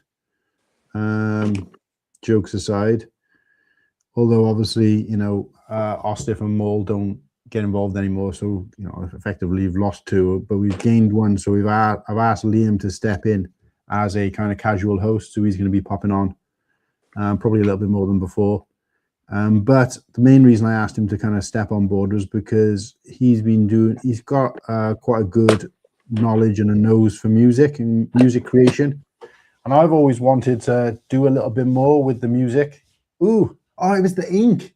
I was wondering what that piece was going to be. Yeah, that's cool. I've always wanted to be a bit more creative with the music we use for the show, and I've just never had the patience or time to do it, and I haven't got a great ear for music. So he's going to start doing that for us. So let me play you. Oh, Bearded Bricks is out there. How we doing, mate? Yo, yo, yo. Hi, Bearded. Bearded, it's an open stream, mate. What that means is if you want to, or if you're free to, same with anybody else watching, want to come on and join the panel and have a little chat with us, by all means do so. I'm not going to post the link in the chat, but I will send it to you if you need it. The StreamYard link, but obviously if you're just popping by or just watching, then that's more than that's appreciated too. And of course, another reminder out there, if you haven't given us a sub, please do so, because this, although this is Cold Fusion stream, which is usually has a completely different purpose to any other stream, we are also on our road to 1K. So a stream a day, and in this case, in today's case, 2 streams a day, until we get to 1K. So yeah, so let me play you, what have we got? So this one's quite short, and these are all kind of works in progress, but we may end up keeping some of them, but check this out.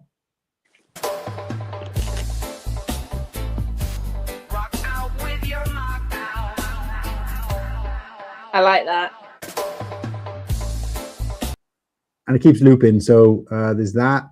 And then there's a couple of that he's made for Whittaky's Boxer Boys, but I don't want to play those because obviously they're Whittaky's. Yeah. So I want to leave that beat for him. But we did say we're going to play him on the show tonight and going to get the chat to poll it and decide which they think is the best. But I don't want to steal his thunder. But I will play you this one. Again, this is something actually I did, not Liam. It's not quite what I wanted. I put for the music to be a bit more fun than what we've had in the past, so that it kind of matches the theme of the show, as opposed to it being a bit like some hard hip-hop type thing. And also because I'm the only person in the hosts that is really into that style of music, whereas the other guys are into varying different things. So I thought, let's make something a bit more fun. Pumped in a bunch of information, and it came up with, to me, sounds a bit too nursery rhyme-ish, but we'll play it anyway, see what we think.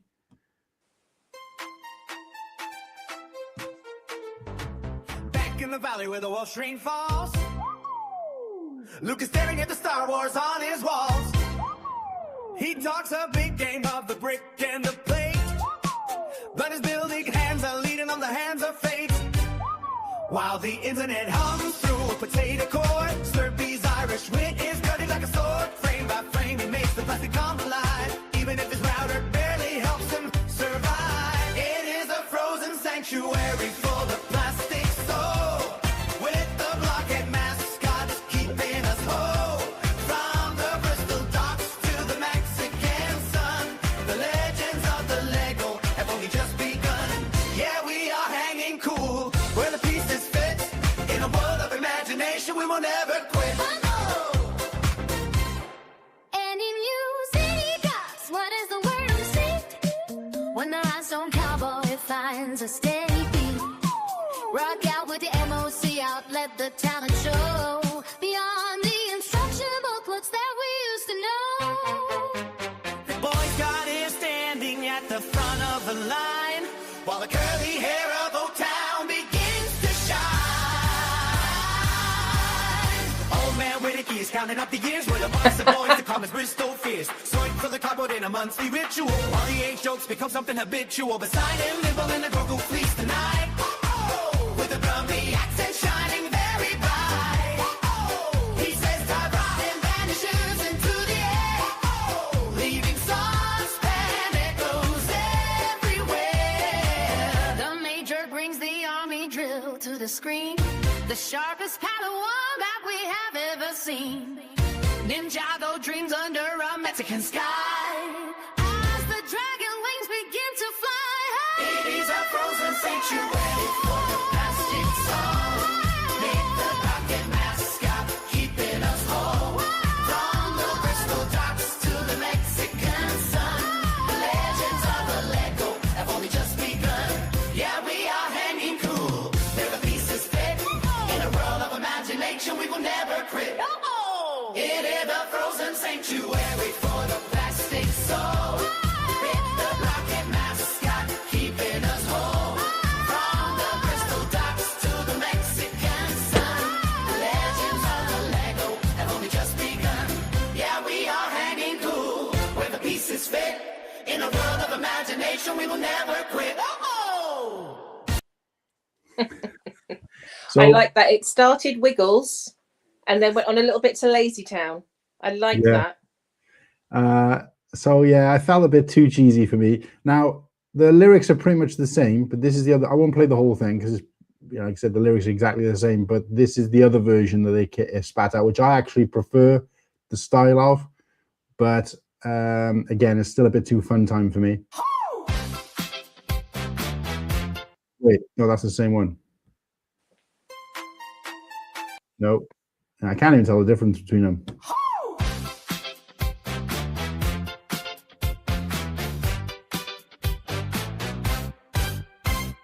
Back in the valley where the Welsh rain falls, Luke is staring at the Star Wars on his walls. he talks a big game of the brick. They are actually very different, but when you start listening to it, don't sound a lot different. But I think one is a guy does a verse and then a woman does a verse, but in this one is they do a line each. But there's a slight difference to the kind of background music and stuff. So, but yeah, so I've given that stuff to Liam, and he's given me a couple of samples so far of what he could do, and it's like he sent me one that was kind of like London grime type music, and I actually enjoyed it. Certainly the lyrics, but again, the style I don't think really matches our audience or whatever. So I wanted to be somewhere in between, a bit more kind of pop based as opposed to, you know, one extreme to the other. Send me that song and I'll play it every time we show Mark. Send me the rock out with your Mark out, lol. No, mate, that's copyrighted now. We own that. It's actually specifically for our segment that we've recently started doing. Let me show you the. Is that the no? So this is the segment here, Rich. If I can freaking find it, I need to go and get my mouse. I'm using this bloody pad thing. I can't get my head around it.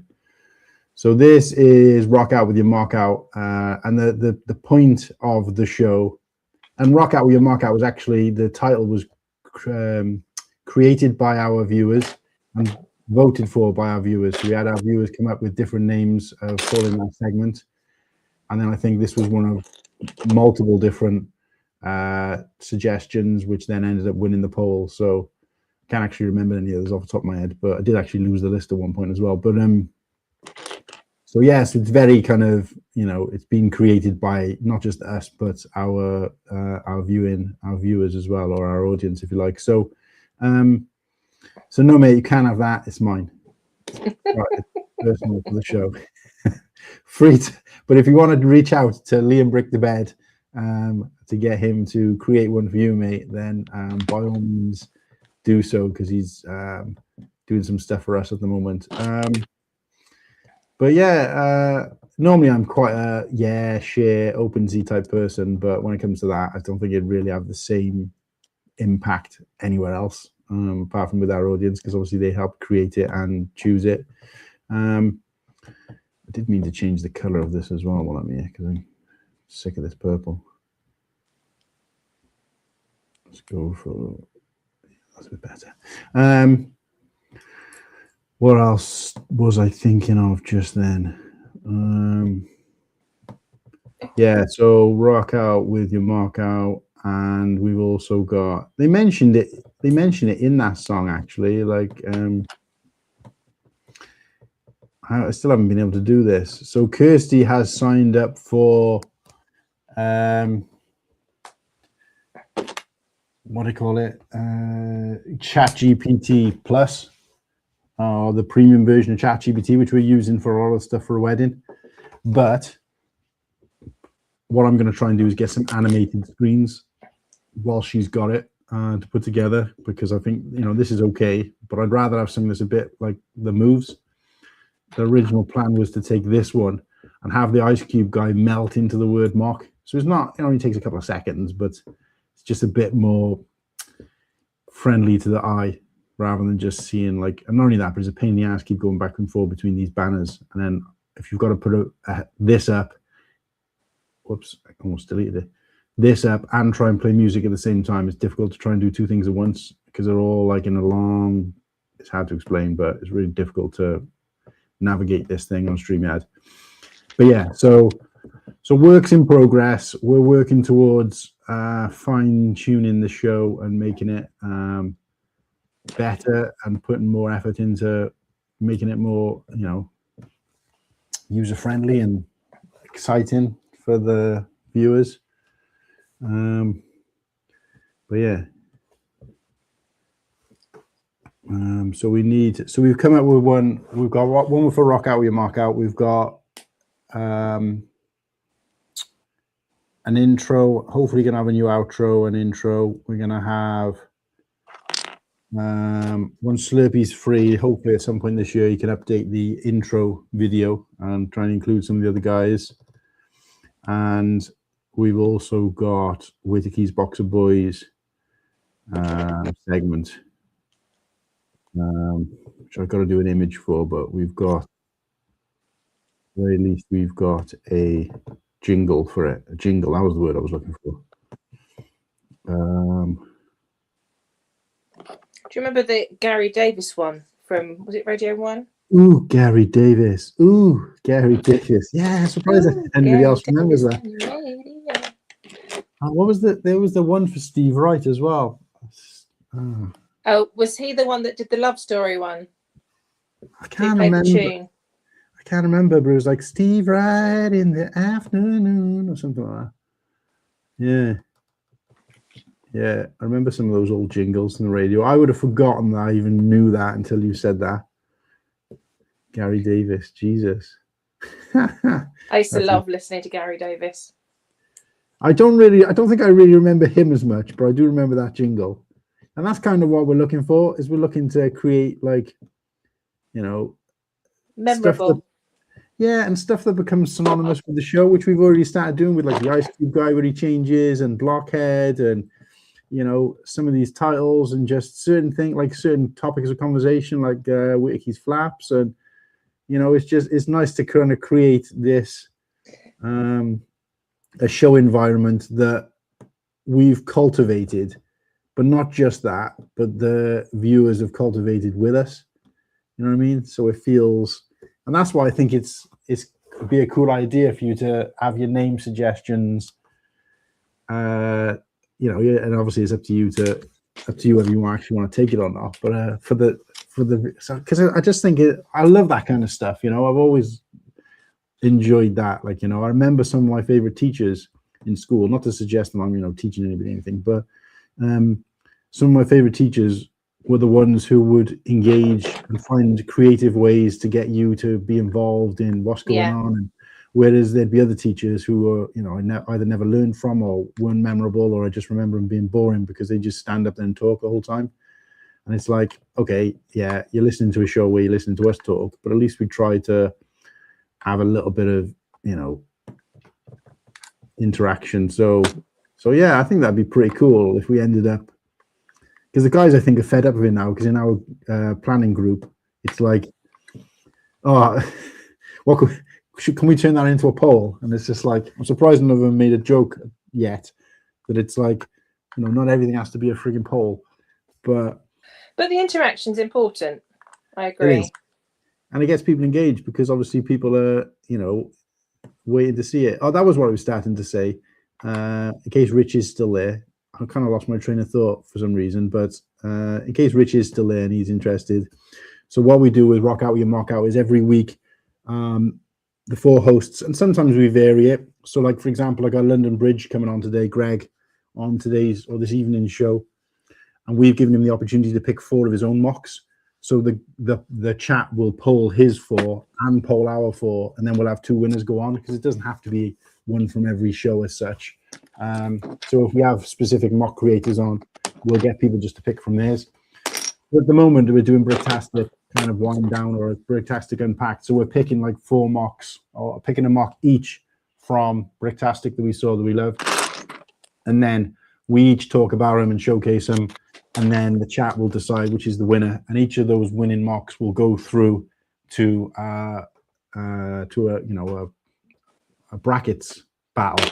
And later on in the year, once we've got either 32, or probably 32 makes sense, 32 different mocks, we'll have an episode dedicated to just letting the chat decide through a brackets battle which one goes to the next round until we have one ultimate winner. And then we'll try and get that winner on then on a show following to talk about their mocks. And, you know, it's just an ongoing idea that we've had. So in case, you know, Rich, because he asked, or because he mentioned Rock Out Your Mock Out, that is what it is. It's not just, because I talked a little bit yesterday about being kind of derivative of different things. And like every panel show out there, and even the lad said this when I was like, we need to start doing like a mock of the week type thing. And like, oh, every other show does that. That's boring. And I'm like, yeah, but how can we make it more exciting? How can we make it engaging? Rather than just every other show just has their panel pick mocks that they like and talk about them. So everybody else is just sat there watching. How do we get the chat to be involved with it, but also make it creative so that down the line it becomes part of something bigger, rather than just we talk about these mocks that week and then we move on to something else, you know? So that was, I think, what was important for me, is it's not just introducing a new segment, it's introducing a segment that's different to other people's, and also, you know, has a purpose long term. So what I'm going to do is I'm going to check what we're like on subs, because we did have a couple of new people pop in on the show very early on that I didn't recognize, so I assume we're new. I'm just wondering if they did actually end up giving me a sub as I requested. So, oh, well, at least one of them did. So, yay! So we've had 3 since yesterday's stream. Again, not as many as previous shows, but certainly. Maybe it was me talking about my smart book. It put them off. No, well, like I said, I always wanted this to be more of a variety show, and obviously, you know, the underlying. There's always variety if I'm on. Yeah, but it's just I want to talk about different things. Like, obviously, I'm happy to talk about the Lego all day as well, but it's nice to talk about different things and be a bit more, you know, open about it. So at the moment, Kirsty got me some of these Kinder Surprises. Nice. I've got. Oh, which toy did you get? Oh, I got the Boba Fett. Actually, that's pretty cool. Does that fit inside one of these? Yeah.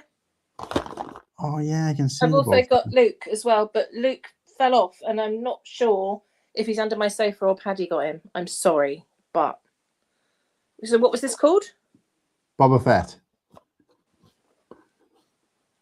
It's funny actually because I'm looking on the top of the box and I can see one of them is a stormtrooper and he's holding a shield that looks like that shield piece thing that you picked up earlier.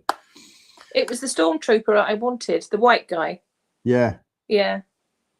I think I would probably want either Vader or Chewbacca. I can't actually see them all. The way they've done the picture on the box is really cool. Can't actually see. I think that's Kylo Ren over there. But yeah, so what we're going to do is we're going to open one of these at the end of the stream, but only if we get up to 5 new subs. So at the moment we've had 3, so we need 2 more, and I can open one of these. And then if we get another 5, I'll open another one, and another 5, I'll open another one. Because why not? Question is, do you like the chocolate? I do actually. Yeah, Yeah, me too. I'm not a massive. I mean, Kirsty said that. Is there any way you can open the egg and show the toy or whatever if you want on the stream, and then keep me the chocolate? And I was like, she obviously bought them for me, so I was just like, yeah, I don't mind doing that. She's like, I know the chocolate's the best part, and I was like, no, for me, it's the toy. So, or was the toy? I have probably 60, 70, maybe more Kinder egg toys. It's yeah. That you've had recently, or that you've kept since you were younger? I've kept them over the years. I mean, sometimes we have a scrap store near us, and they have kids that like to do crafts with things. So sometimes I put them in there. So the last one that I got, so they did a Playmobil range. So I got Batman. Oh yeah, but I've got all of them. So there's like Supergirl, Robin. Of course, I can't think of any others. So I've got a glow in the dark dinosaur. That was a recent one. And then there was like an animal set. So it's a skunk. I like skunks.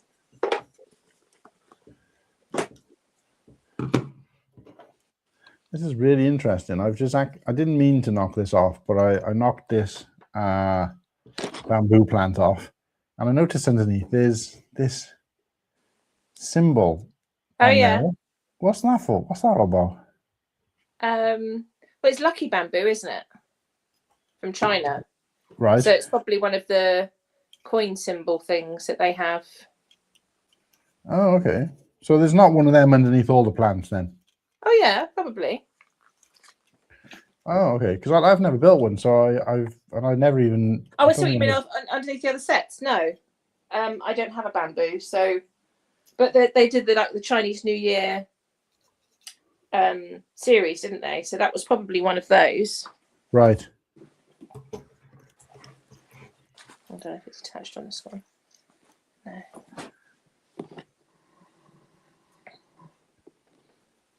But they do little Easter eggs, don't they? Because inside this book that I've built, there are 2 little tiny discs as well. One's got a bee on it, and one's got I can't remember what the other one was. Something blue. I'm not used to that kind of thing because, again, I only do Lego Star Wars, but I don't remember.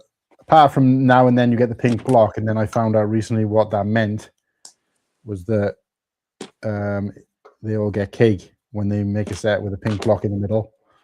Oh, do they? Yeah, so I'm watching it. Cool. There's a documentary about Lego, and basically when they're designing a set, if they manage to design a set and are able to put a light pink, I think it specifically has to be a 2x2 pink block. So obviously that wouldn't necessarily fit into a lot of those. Yeah. So there you go. So they will have had cake at the the production factory or the design team would have all had cake. So they showed them then getting like a big pink Lego shaped cake. It was only like a long flat thing kind of thing, but not like an over the top cake. And I was just like, surely they don't do that every time, and maybe that's just something they've said for the film. But it's funny you say that, because I think most of my recent smaller builds have had a pink block in them. Yeah. So it was quite interesting. So now I always think of that. Maybe that's the reason why they did it, I guess, to get people sort of just talking about it. But that I thought was pretty cool. Learn something new every day. But so we don't generally get Easter eggs of any kind in Star Wars Lego sets. Although I know some of the MIDI scale ships have got like little studs inside them to represent the characters who are on the bridge of that ship. That's pretty cool. But I don't know whether I'd say that was an Easter egg, because obviously in some cases you can pull a panel off to see them, but it's the closest we'll get. But unfortunately I still haven't built any of them either, so it's just become a running theme, and even when I do, but I haven't built it. Yeah, but even when we do, I have got a set out to build. I've got to do it one part at a time. So it's like, yay, man, it's finally building Lego. Oh, no, he's building it one piece at a time. There's nothing tedious about that at all. One piece at a time for however many weeks and months. So, yeah. Right, I am going to see. Oh, what's up? Oh, Christ. Oh, Jesus, it's nearly 4 o'clock already. Yeah, I think it must be, because I'm getting hungry. Yeah.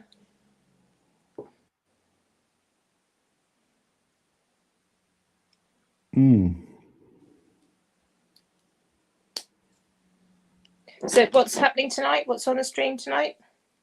Tonight we have Greg from London Bridge. So we'll do the usual segments. Greg's only there for 2 hours, so any kind of additional bits and pieces we want to do, we'll probably do in the last hour that kind of don't relate to him. But yeah, if you want to pop on in that last hour, if you're free or whatever, or we can just do it for you and do the vote on the new Instagram handle or YouTube handle or whatever you want to do. YouTube handle. Then that'd be pretty cool. Something fun. I mean, I was so shocked at how everybody got into it yesterday. Yeah, it was quick, wasn't it? Yeah, and that reminds me, I was meant to message Madlib and find out what his. I mean, it might probably easy to just go and watch the show back and get some of the ideas, but if you said that one was particularly good, then yeah, SOS something. I did like the dabble in the HP suggestion from Liam as well, but I mean that would have to be a strap line, I think. Yeah.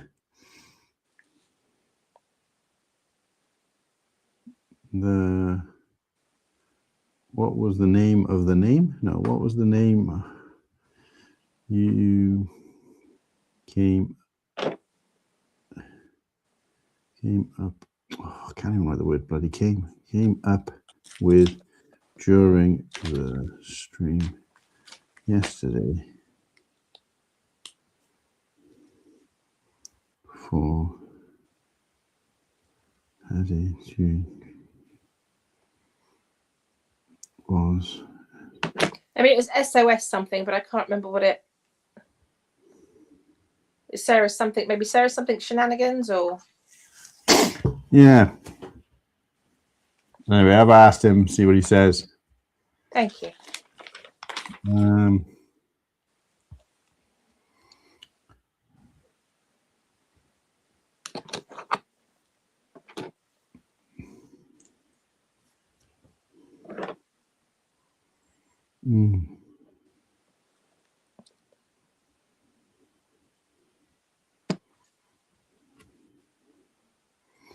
Yeah, I think just a lot of people are really busy today, because normally when I send out like links and stuff in some of the groups I'm in on Instagram, you get like either responses or at least people have read it immediately. But today, Yeah. I posted something earlier today, and it's not even been read by most people yet, and that's quite unusual because a lot of people post in this group, and people, like I said, either respond or at the very least see it almost immediately in that group. So Wake up, Liam. Yeah. Well, I did ask him if he was free today to come on and do this. Normally what I do when I'm doing a Cold Fusion stream is I plan it at least a week in advance, and I'll always ensure to have at least 4 or 5 people lined up to kind of not co-host, but to keep me company at some point throughout. I didn't do that this time. Well, the main reason I didn't do that was because people had already kind of shared the idea of, or shared an interest in me doing the show in the first place. Kind of like, well, yeah, if you do a show, we'd be up for that. So I was like, oh, well, in that case, I don't need to worry about getting some co-hosts lined up or potential viewers lined up. I'll just do what it is. Jesus.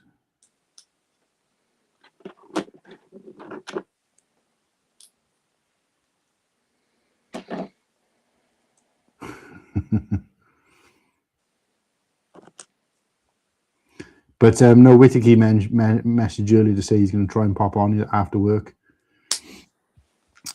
But yeah, and the other thing is that even when people had mentioned that if I did a stream they'd be interested, I didn't actually confirm I was going to do it because I didn't decide until yesterday. So it's frustrating, really, because this is the only day I could do. Really, well, I could do it in the week, but last time I did it, lots of people afterwards were like, "Ah, if I'd known you were doing it, or if you did it so and so, I could have come on, and I've been looking forward to you doing one of these again." But and I was like, well, they're not supposed to be regular things. It's just as and when.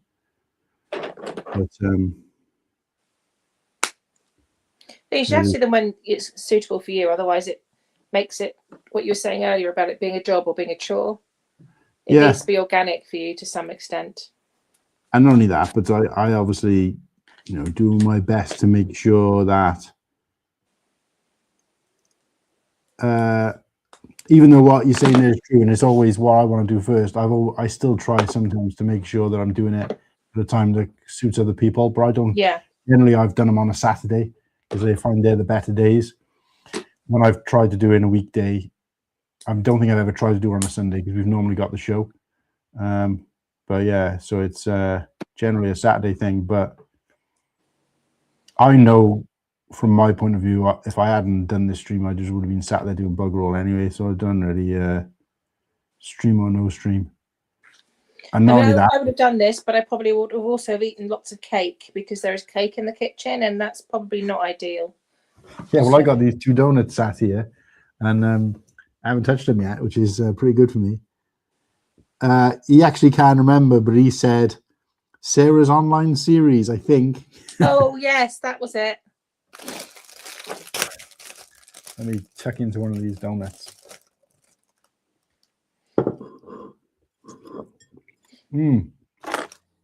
So, what's your opinion on this Dubai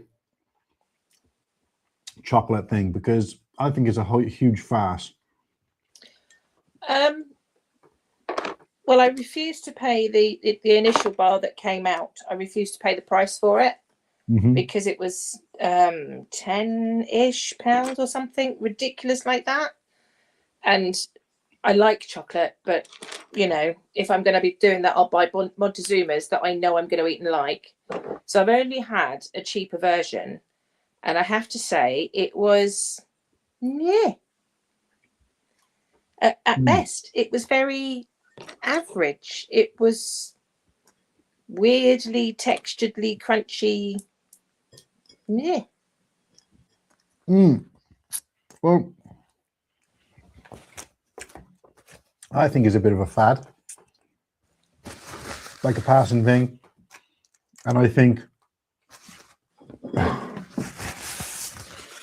I remember seeing something that was kind of pistachio, Dubai style, whatever you want to call it now, ages ago, like before the craze became big.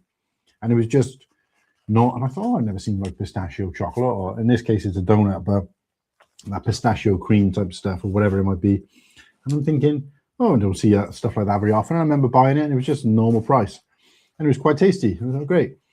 Within like a couple of months, all of a sudden, it just becomes a huge thing, and then all of a sudden, they just add in this premium to it.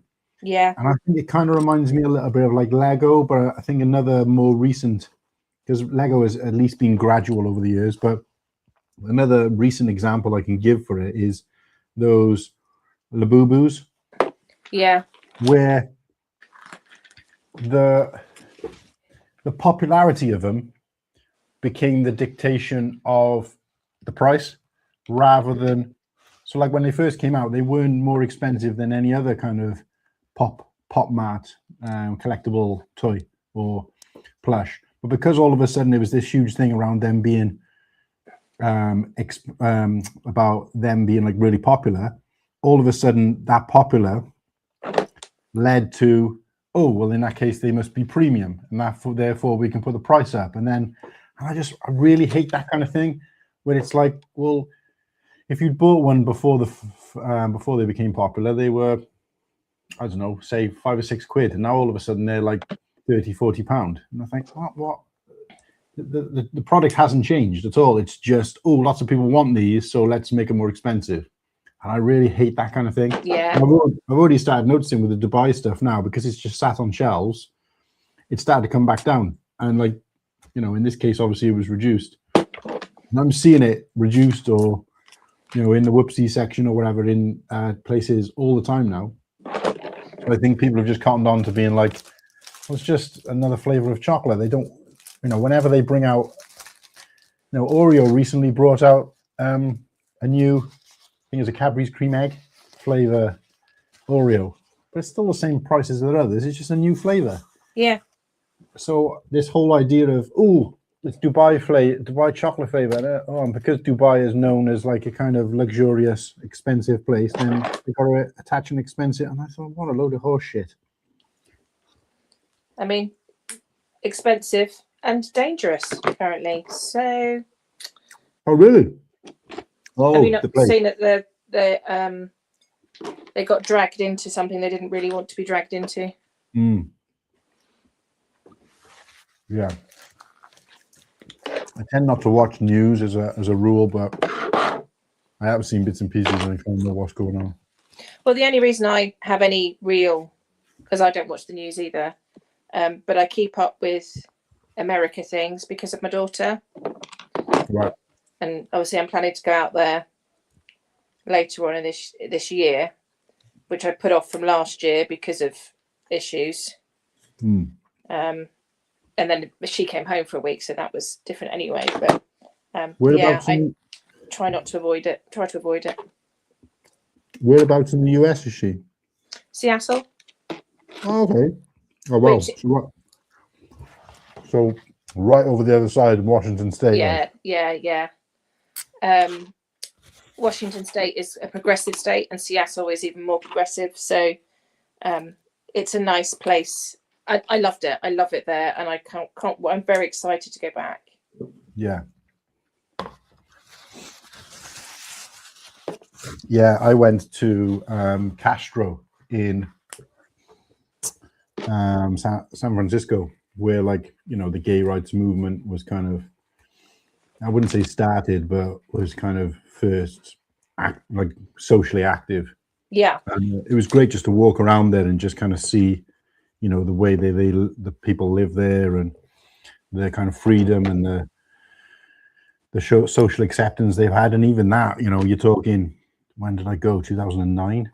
So, you know, things have changed massively since then anyway. But yeah, it's nice to see countries or states like that where they're a bit more, you know, accepting of whatever, you know, but just in general, you know. Especially given that a lot of what you hear from America isn't very progressive, and is, you know, not necessarily what you would like anybody to be like. But I do believe, it probably in my naivety, that is the minority. Yeah. It just seems to be two extremes out there from what I've seen. But no, in terms of the news, it's funny actually because we've started watching a new TV show called Paradise. I just got into that. Just started watching that. So we just started the second season now. It's a fantastic show, and I've been trying to suggest it to Kirsty for a while, and I didn't even realize there was a new season out, and I'd only just started seeing it advertised in the last couple of weeks. So it's obviously gone under the radar. But anyway, I was jokingly talking, and I obviously don't want to give away any spoilers or anything, but I was jokingly saying to Kirsty that if something like that happened, because I'm assuming you're at the point now where you realize there was a natural disaster, because that's pretty obvious in day one. But I said to Kirsty, our problem is that because you see people on there like looking at the news to find out what's going on, and I'm like, if that was us, we wouldn't even know what was happening, because we actively don't look at the news or watch the news or read newspapers or whatever. Even on social media, we only both of us only try to exist within set groups. Yeah. So I said it's crazy to think that in this day and age, stuff like that.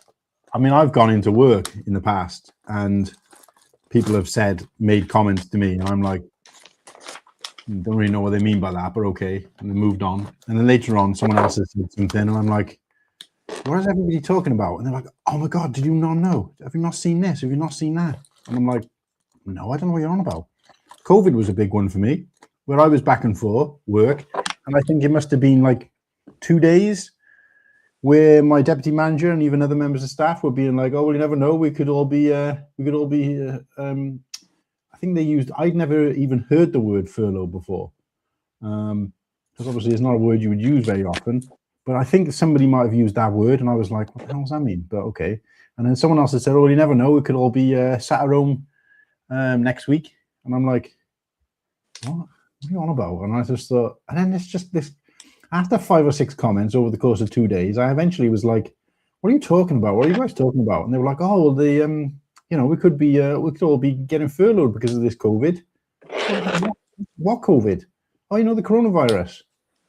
No, what are you talking about? Oh, but and I was thinking, I didn't have a clue what they were talking about because I didn't, connect with any of that kind of stuff. And then started seeing like signage and stuff going up and make sure wash your hands and separate. And I'm thinking, what is this a big? And then obviously I had to actively then go and look for this information. And I was like, oh wow, because this was at the point where I'd really kind of decided I'm not looking at Facebook anymore. But I also wasn't on looking at YouTube, and I wasn't on Instagram. So I was like actively not on any kind of social media. So there was no way of me getting news at all of even something massive like that was worldwide. And I was just like, and obviously by then I, gotten on board with it, but they were just, my staff or my team were just shocked because they were just like, how do you not know this was going on? And I was like, well, it's a pleasant surprise. Not, obviously there's people dying and stuff. So that wasn't good, but pleasant as in, because I think from the time I found out, I knew what was going on to the time we actually got furloughed was only a few days. Yeah. Whereas some people had been reading and hearing about it progressively for months, from what I could gather. Apparently, it had been in like China or whatever for from the previous year, and people had been following it and saying that it could come across to whatever, and seeing countries slowly start to shut down. And I hadn't seen any of this, so it was just like, yeah, this is all true. Wow, this is real. This is really happening. This is like a big thing. And then it was like, yeah, you're all going home on full pay. And I was like, wait, what? What's going on? Oh, this is amazing. So, I remember being called up, an email coming down to the area to say all managers need to attend a conference call. I thought, okay. And at the time, I had two colleagues in the store working downstairs. And I know that I was one of the only, because when I got to that store, they had phones, like landline phones, but they weren't very good. So I went out and bought portable type phone things. And I had a couple installed in the store, and they had like a hands-free thing where you could just kind of come off it and you could press mute and stuff like that. So anyway, I remember being on this call, and it was like my area manager is just saying, right, so the company has decided that all staff are going to be furloughed and we're going to send everybody home, but we are sending down an expectation list of things you've got to do before you can close your stores. However, as soon as that list of jobs is, and this was about 12 o'clock. So it was like, as soon as you've it was 11 o'clock, because I remember her saying, as soon as you've completed this list of tasks, then you may leave the store. And some managers were saying, oh, it's going to be difficult for me to do that because it's busy, or I've got a delivery due in, or, one thing or another. Like there's some shops that don't have like an active shutter at the front of their store or doors because they're in a shopping center. So they rely on the shopping center closing before they close. So of course they couldn't close if they wanted to, because if they left the store, it would basically be open until the shopping center closed. And just little bits and pieces like that. And while they were all kind of saying, well, how about this? How does this work? I was like running downstairs to my staff. I'd printed out the list because they'd actually sent it down already, which again, other managers probably hadn't even thought to check. Printed out the list, went downstairs. I gave 2 copies, 1 copy to each of my members of staff. And I just said, they're sending us home, but we got to complete this list first. Are you guys okay to start it now?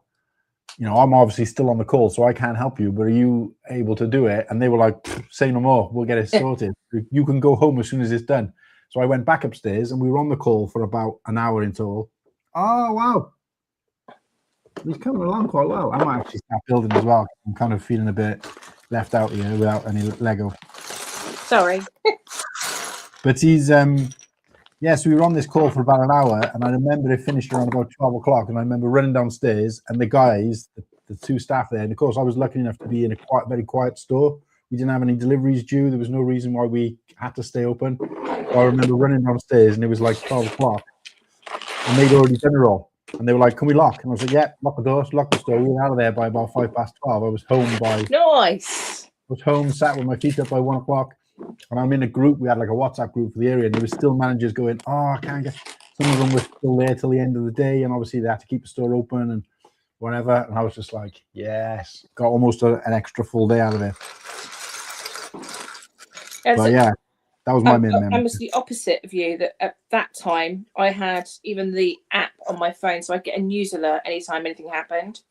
Right. I think there were a couple of events that happened in this country that triggered a OCD in me, that I needed to know everything all the time. You know, Right. totally terrified what was happening with the kids, etc., etc. And then COVID happened, and I just got so overwhelmed that I couldn't look at the news anymore.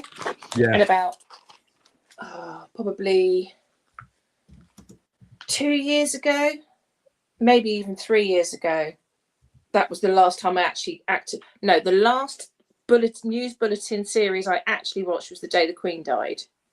Because I was away with a friend that day, and something had come up on somebody's social media, and they'd mentioned it, so I put the news on then. That's the last time I can actually remember watching the news for more than, oh, it's on as I've switched over the channel, because I don't even really watch terrestrial telly, you know. Right. Yeah. And my life is so much better that way, because I know enough. I know what's happening. I don't need to know anymore, and I certainly don't need to fixate on it anymore, because I will OCD on it, and I will. That's Really, probably yeah. not the right word. I will panic unnecessarily, but at the same time, because I knew COVID was coming, I had a good 2 or 3 weeks worth of food in the house before everybody started panic shopping.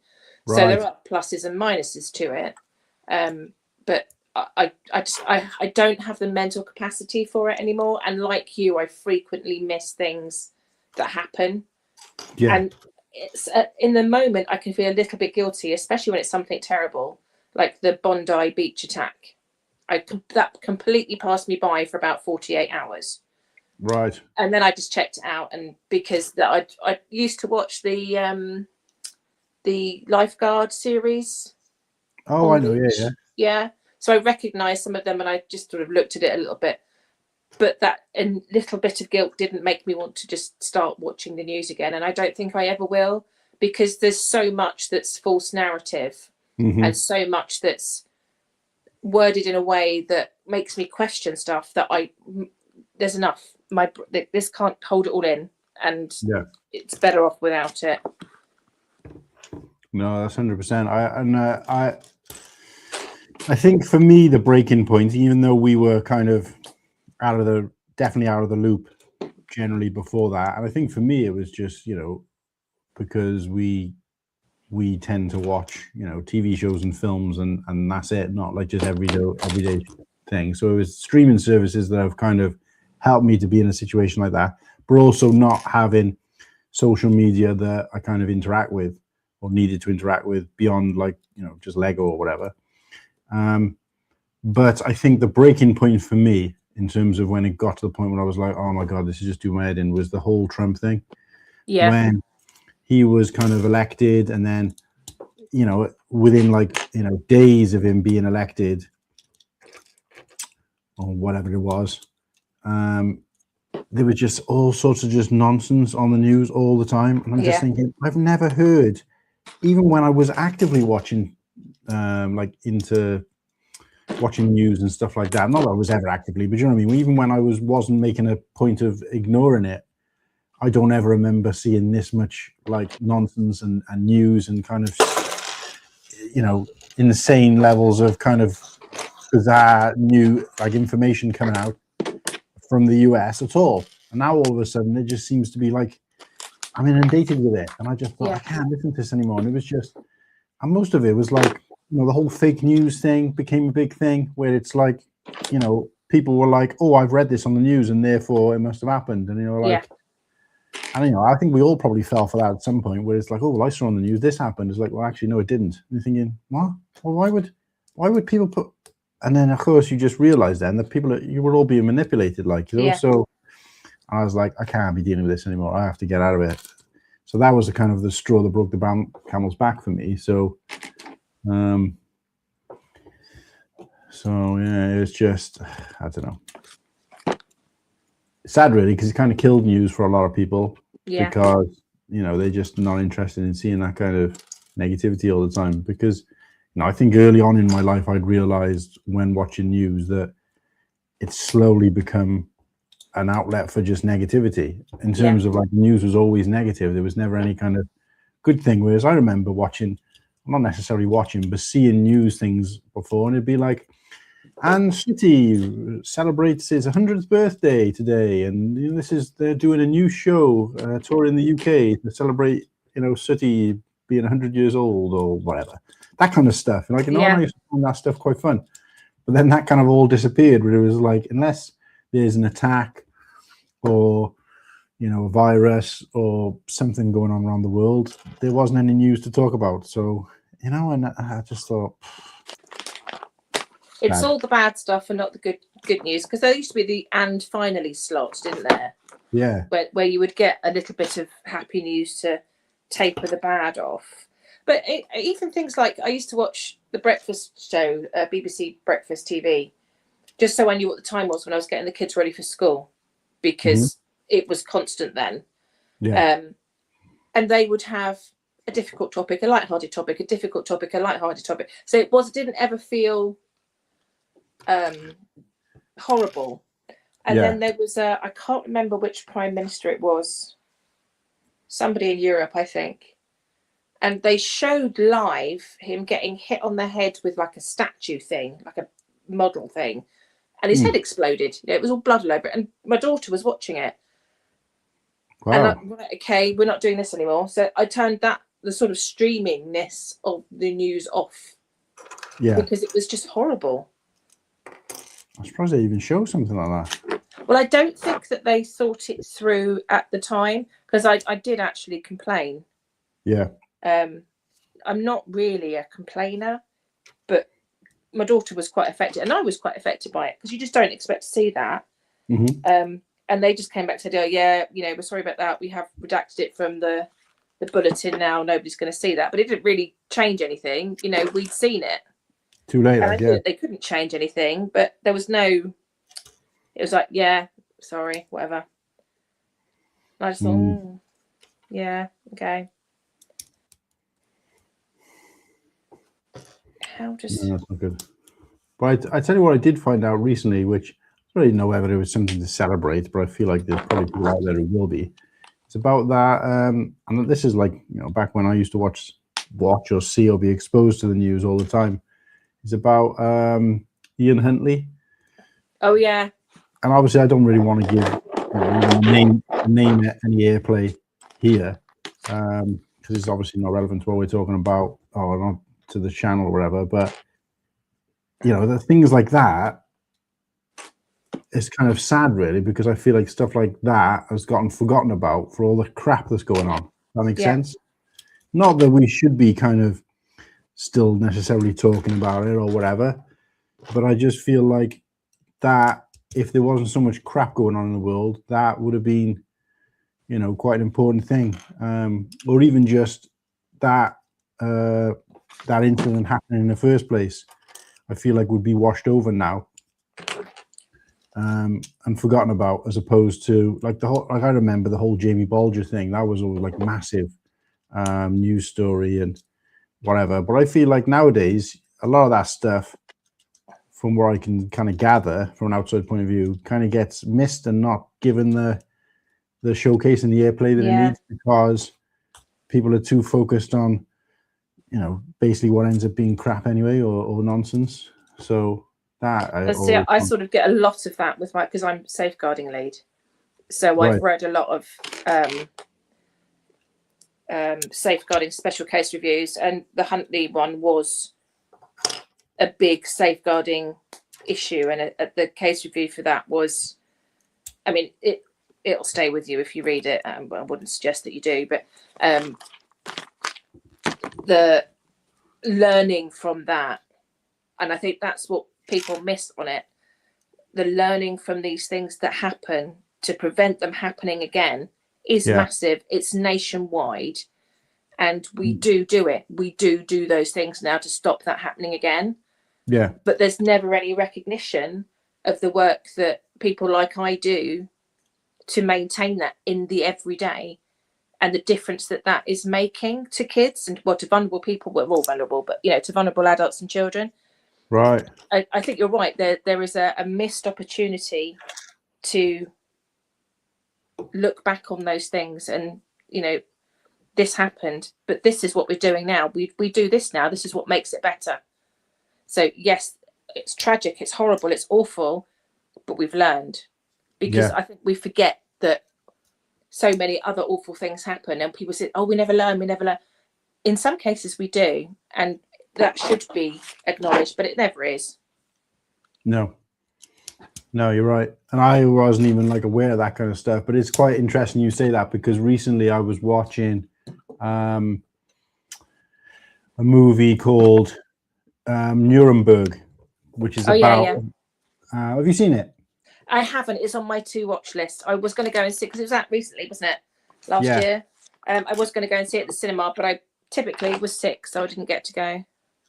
Well, it's on Now TV, so which we pay for, but I watched it on there recently. It's not something Kirsty would be interested in, because obviously it's, you know, political and kind of historical, but and I'm not a huge fan of those kind of films, but I was interested in it and I watched it. And in there they talk about, and it's the first time I've seen like a movie really kind of bring this to light, where the events of the Second World War were almost a direct result of the negligence and the way the world didn't learn its lesson from the First World War. Yeah.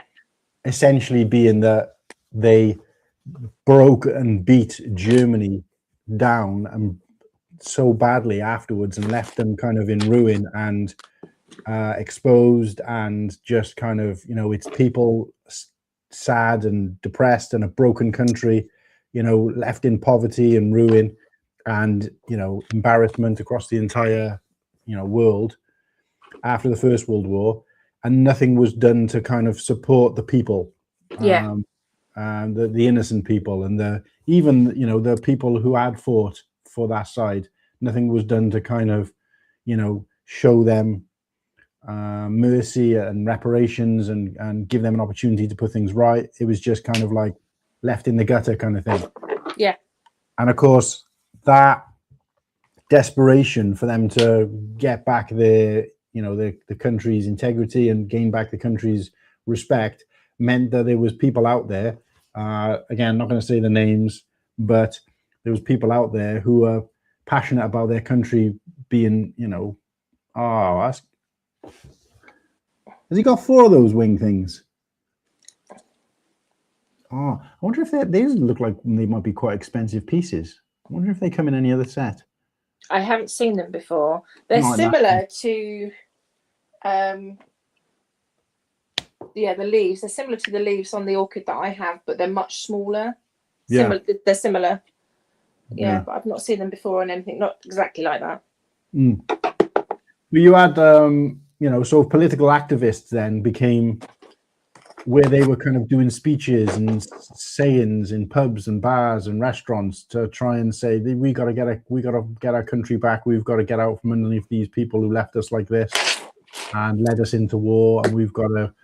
And then these people became empowered by everybody who was, you know what I mean? They're trying to find a new, and it's no different to what happens in other countries around the world where they're like, we're fed up of this. We need somebody to stand up and fight for us as people and get our country back and make things better again. And then everybody rallies up behind this person to the point where then they start making decisions that are questionable, but everybody follows them out of blind, like, we just need something better. So we're just going to do whatever they say. And then the next minute they're invading other countries and declaring war on the rest of the world.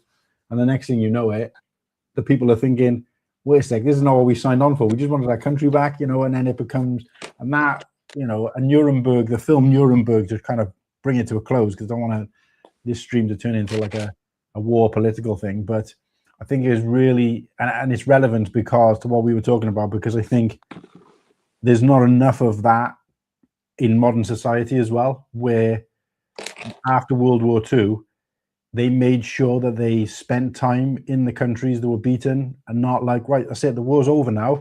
How do we build you guys back up? How do we put infrastructure back in? How do we install politicians and leaders who are going to rebuild the country, rather than just, we beat you, fend for yourself. And then the same thing happens again, Yeah, because you have to take responsibility for the fallout of things, and everybody deserves the chance at redemption, even the people that misguidedly fought for regimes that you would rather they didn't.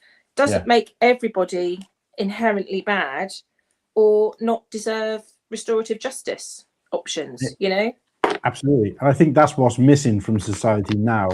I completely agree. They're very quick to, overhaul, destroy, or ruin certain things, but not as keen to find a way to put it right, and more importantly, stop it from being repeated. Like you were saying then about those, those awful people who did those awful things, But sorry, I missed a couple of comments here while we were deep in politics. Oh, sorry. COVID was proper shite. Being self-employed, but absolutely love playing Xbox with my mates 12 hours a day for months. Yeah, for me it was just a way to get deeper into Lego. And it's funny actually, because I've always kind of taken a step up in the community, in terms of me getting more involved in it, but also in terms of me, spreading my love and passion and creativity for it every time I've had a break from work, which just goes to show that if I how much I could do if given more time, and it also makes me think I really need to try and find a job where I can do something that I'm passionate about. So, and because of the experience I've got, if a Lego store ever opens up near me, I'd be a shoo-in for the store manager, because obviously my work history and experience would get me that job, and then I would be able to. I mean, I suppose then, I've spoken to people about this before, would it ruin it for myself because I'm surrounding myself with it every day? I don't know. I don't think so. We shall see. London Bridge is out there. Greg, how we doing, mate, on this Sunday afternoon? Afternoon peeps. And it's funny, Greg is one of the few people in the community where I can read his comments and hear him saying it, because I do that with Nimble. I hear his voice. Nimble's another example. But I think with Greg is that the majority of conversations I've had with him the majority of the times I've heard him talking has been sort of, over this so it's kind of one way rather than conversations. I don't think we've really had a decent conversation in person, because you don't really get a chance to at these kind of conventions without kind of, stopping them from doing what they're doing and vice versa.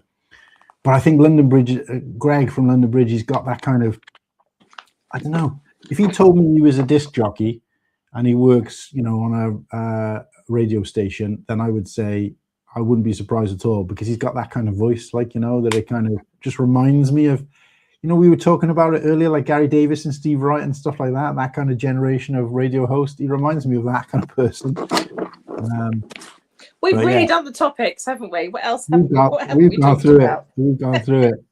But yeah, so London Bridge. Sorry, Greg. I keep calling him London Bridge. Greg is looking forward to joining us later on the main show. This is obviously just a taster and a way of me kind of combining two opportunities today to both do a cold fusion, because apparently everybody in the community is looking forward to me doing one again so they can join in.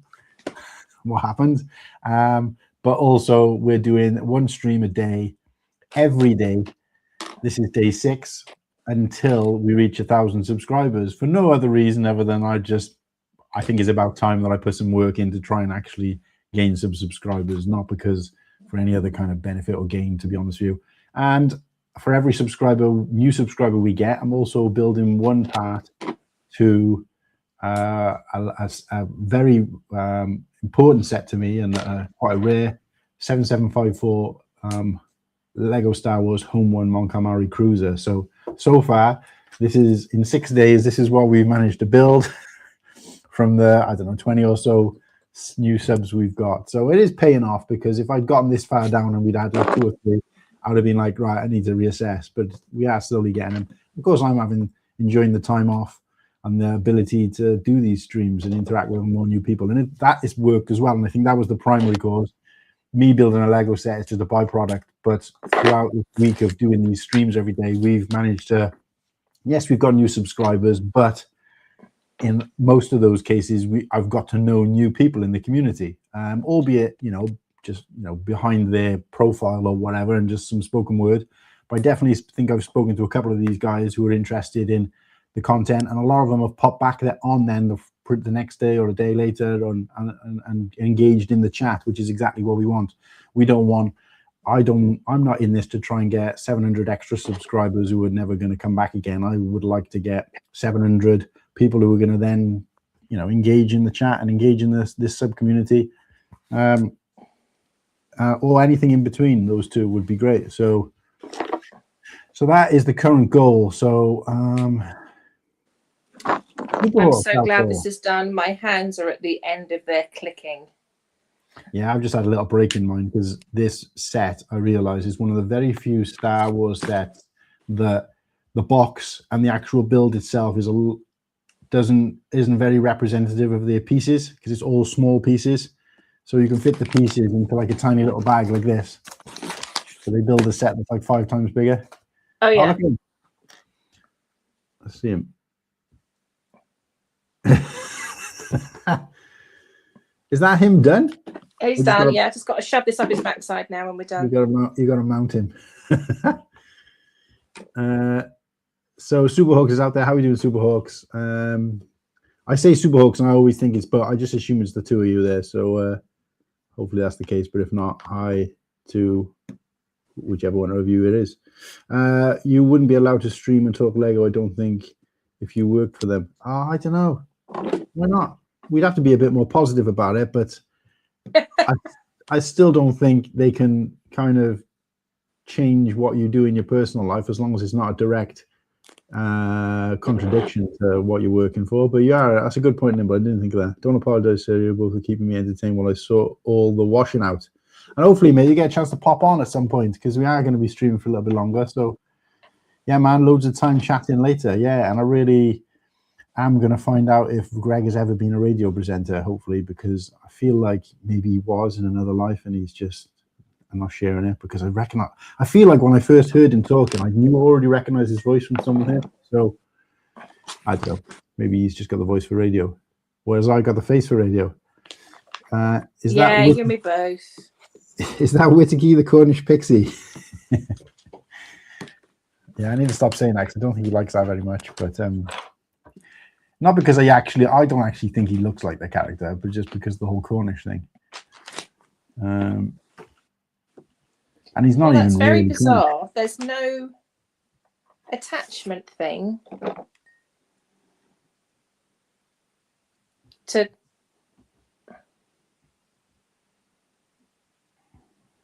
Nothing to put it. I think I missed a step.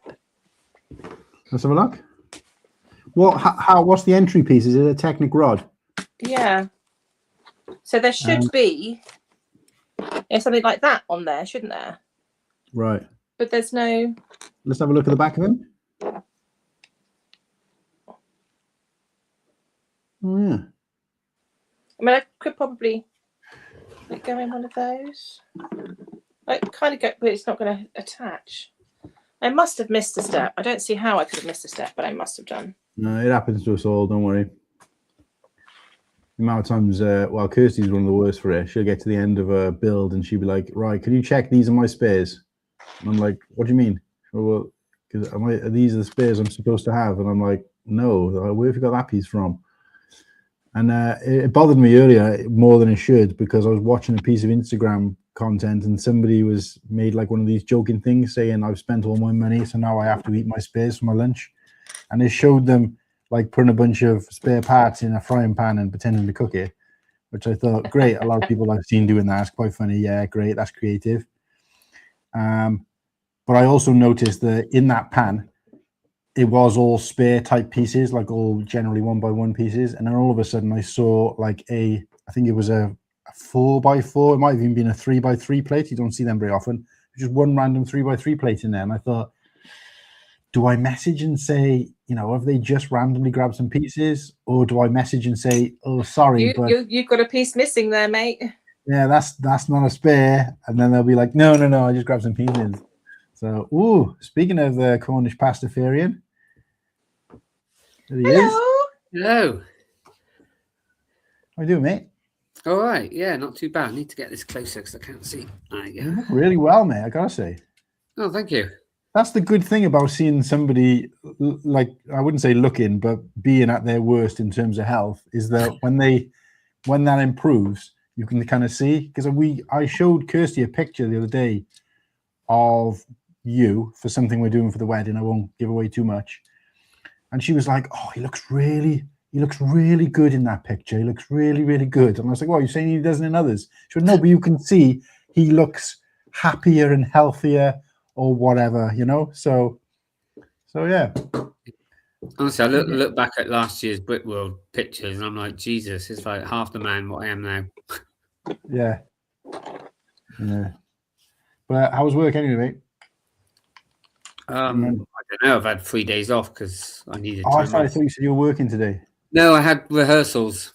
A rehearsal, sorry, that was it. Yeah. Well, yeah. No, it was a sort of it wasn't really technically rehearsals, but it was just us all getting together socially and then just sitting down reading through it instead of trying to do all the actions and all that lot. Oh, right. So you do like a walkthrough type thing as well. Yeah, I mean, basically every time. I mean, normally we used to like sit down and go through it a couple of weeks, but for some reason, since I've gone back there, it's like literally the first week and they're blocking already. So you're as if you're on stage. I know the blocking. Yeah, I remember that from my drama classes. Trying to learn your lines and doing the action. It doesn't help. So sometimes it's just nice to sit around a table and just go through your lines. Ah, that's cool because I've seen that. I remember seeing the scenes for that. Like a table read for Force Awakens. Yeah. And that was before we knew what characters they were going to be. You just remember seeing these people and thinking, oh, they're going to be in this film. Like Oscar Isaac and stuff was there. I didn't realize you guys actually do that as well. That's pretty cool. Yeah. Hello, Sarah. Are you okay? I'm good, thank you. Sorry, Nimble just asked her. Right. Well, it's a farce, and it's called A Very Modern Roman Family. It's very, very carry on at Pompeii kind of, yeah. Oh, I mean, okay. basically, I'm playing an old man who's just interested in orgies and virgins. Nice. Oh, so you're playing to type then?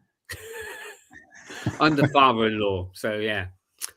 Nice little part. More than I thought. Bleeding hell, there is quite a few lines, but yeah. Have you got to put on an Italian accent or anything? No. Oh, that's good. No. But I will be sounding like that. Why? Because I'm an old man. Oh. And then I want to get Danger Mouse. I knew you'd get that. Baron Greenback, yeah. Yes. Yeah. I always used to there's, get there's him a mixed bloke, up. right? He's new. His name's Tom. He's fantastic. Hopefully he's going to pop in. He said tonight. It's okay. But he's playing the main part. But honestly, he just sounds like Kenneth Williams. It's hilarious. And of course, I'm not supposed to be laughing. I'm just and I can't stop. Yeah, it's technically they call it they call it corpsing, which is a terrible name for it. But yeah, when you just can't stop laughing. Oh. I'm very bad or very good at corpsing. It is an affliction. So can I ask Whitaky, because this is quite relevant topic of conversation. In fact, I think I may have made the mistake of probably telling Greg a little bit too much about my overall health issue and its linked to where I was in hospital a couple of years back. And I don't know whether maybe he's misread it and thought that that's what has happened to me recently, because he was just blown away by the fact that I was still streaming even though I'm this ill. And I'm like, well, no, I can sit and I can talk, and that's pretty much the only thing I can do with comfort. But he was also kind of like surprised that I'm able to do this whilst I'm off work. And I'm like, yeah, because this is nothing like what I do in work. If I was sat all day behind a desk, then yeah, I'd be thinking, well, hang on, I could probably be doing that in work. I've never told him I'm bedridden. But unfortunately, my job requires a lot more than just sitting and talking. In fact, it's the complete opposite, really. So I can't go. But he was saying about how it'd be a conflict of interest for him if he was off sick and he was still streaming, probably because of the type of work he does. But I was just wondering, out of curiosity, how was that with you? Because obviously you're off at the moment, but you're doing your acting classes. But is it because you feel like it's better for the kind of mental health to continue doing stuff like that? Yeah, I mean, I'm not technically off work. I mean, it's just my weekend off, and then I had 5 days of annual leave, so I'm not actually off. Okay. But I have done in the past when I've been off with, unfortunately, my mental health and stuff. But no, they can't, because it's, in fact, they actually encourage me to carry on to do, because it's obviously, it helps. Yeah. It helps me to, I mean, even believe it or not, going on the show, taking all the stick, it actually helps. It's funny you say that, actually, because me and Kirsty were talking about that as well yesterday, and she was like, I can't remember how the conversation came up, but she said, oh, if it's something about it must be like Whitaky, whatever it is we were talking about. She compared it to you, and I was like, what do you mean? And she went, oh, poor old Whitaky. She says he says nothing all the way through the stream. He's quiet as a mouse for an hour, then all of a sudden he pipes up and says one little thing, and then everybody piles on him and ruins him and destroys him. And I'm like, it's not quite like that. But she was like, well, yeah. A bit like that. Like my bit I really enjoyed doing was the Whitaky Boxing Boys, and just people just rip into it. I just give up in the end. I'm not doing clues anymore. Yeah. Actually, yeah, I've got a bit of an announcement to make of that anyway. So, but I didn't. Yeah, but we didn't obviously mean it like to be like upsetting to you. But it was just. I think it's quite funny the clues you come up with, because they're not your classic clues. And did you notice that I put it in one of my posts as well? I can't remember what I did it in. Yeah, is it a man or something? Like, do let's Whitaky's clues. It's a man. Yeah, but I actually think. But that's quite. We were talking about that kind of indirectly earlier, me and Sarah, about how like those kind of funny little things that kind of crop up naturally. We don't like, we don't purposely create them, but I think they become like quite synonymous with the group. And it's not. I don't think it's bullying you or picking on you or whatever is synonymous, but it's the funny little quips and the funny little things that come from. Yeah, I don't mind that. I find it fun. It's just certain things. Obviously, I will say no. I don't, and then hopefully it stop. But no, things like that is fun. I just want to pick up one thing here, because Ken, Brick Dynasty, he's put up, where is Nero the caterpillar? I'm just a bit shocked. I didn't know the Americans got Danger Mouse. Yeah, Hi, Ken. Same. Wow. Okay. Yeah. So I thought it was. I thought. I always thought it was just like shown in England and that's it. Or figured it out. Cool. Oh, his butt and his neck. Oh, okay. Oh, that's Pixie. Pixie. Had you missed a piece then, or no? No, I put the because the body is in 3 parts when you build it. Right. And I just turned one bit upside down, but it was in the middle, so I couldn't see that. I just had to take the back apart. Right. See, I always used to get Baron Greenback mixed up with the bad guy from Inspector Gadget. oh, Yeah. Because I'll get you next time, Gadget. So it was kind of similar, but I can't actually. never got Very to good. saw his face though, did you? Just saw the cat. That's what I'm saying. You can, but obviously because the voice was kind of like croaky as well. It was kind of like very Jabba. I mean, it wasn't until afterwards I realized Baron Greenback was almost definitely based on Jabba the Hutt because they're very similar kind of character. But I must admit, I hope he don't mind me. I hope he doesn't mind me saying because I get a little stick anyway. Obviously, if that was a building of Gollum or whatever, people might say it's me. But I'm looking at it and all I can see is Nimble. Is it because of the big smiling face on it? yeah, probably, yeah. I see what you mean. Yeah, I can see that as well. Oh. Just stay there, you mother. So did I see that right? What time is it? Did it say this is going on to 2 till 9?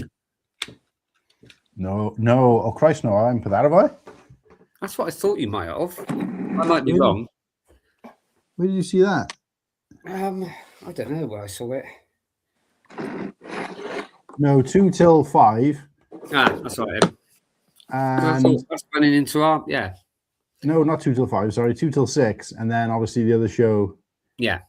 So we just do like 4 hours, but I mean we're creeping up to that now anyway. Aren't we? What are we up to at the moment? I did see the other thing though, which obviously Nearly Jake 3 hours. replied. Hmm. Was it Dr. Crow. four? Was it four main hosts, 3 part-time Yeah. hosts? Makes 8. Yeah, I don't know how I managed that. I think I was thinking what we had before, but yeah, I don't know. No, just donut. Mate, I didn't even figure didn't trigger it until Jake put that. Yeah, that's just me being a donut. What I went to while I was up in Bristol. When I was up in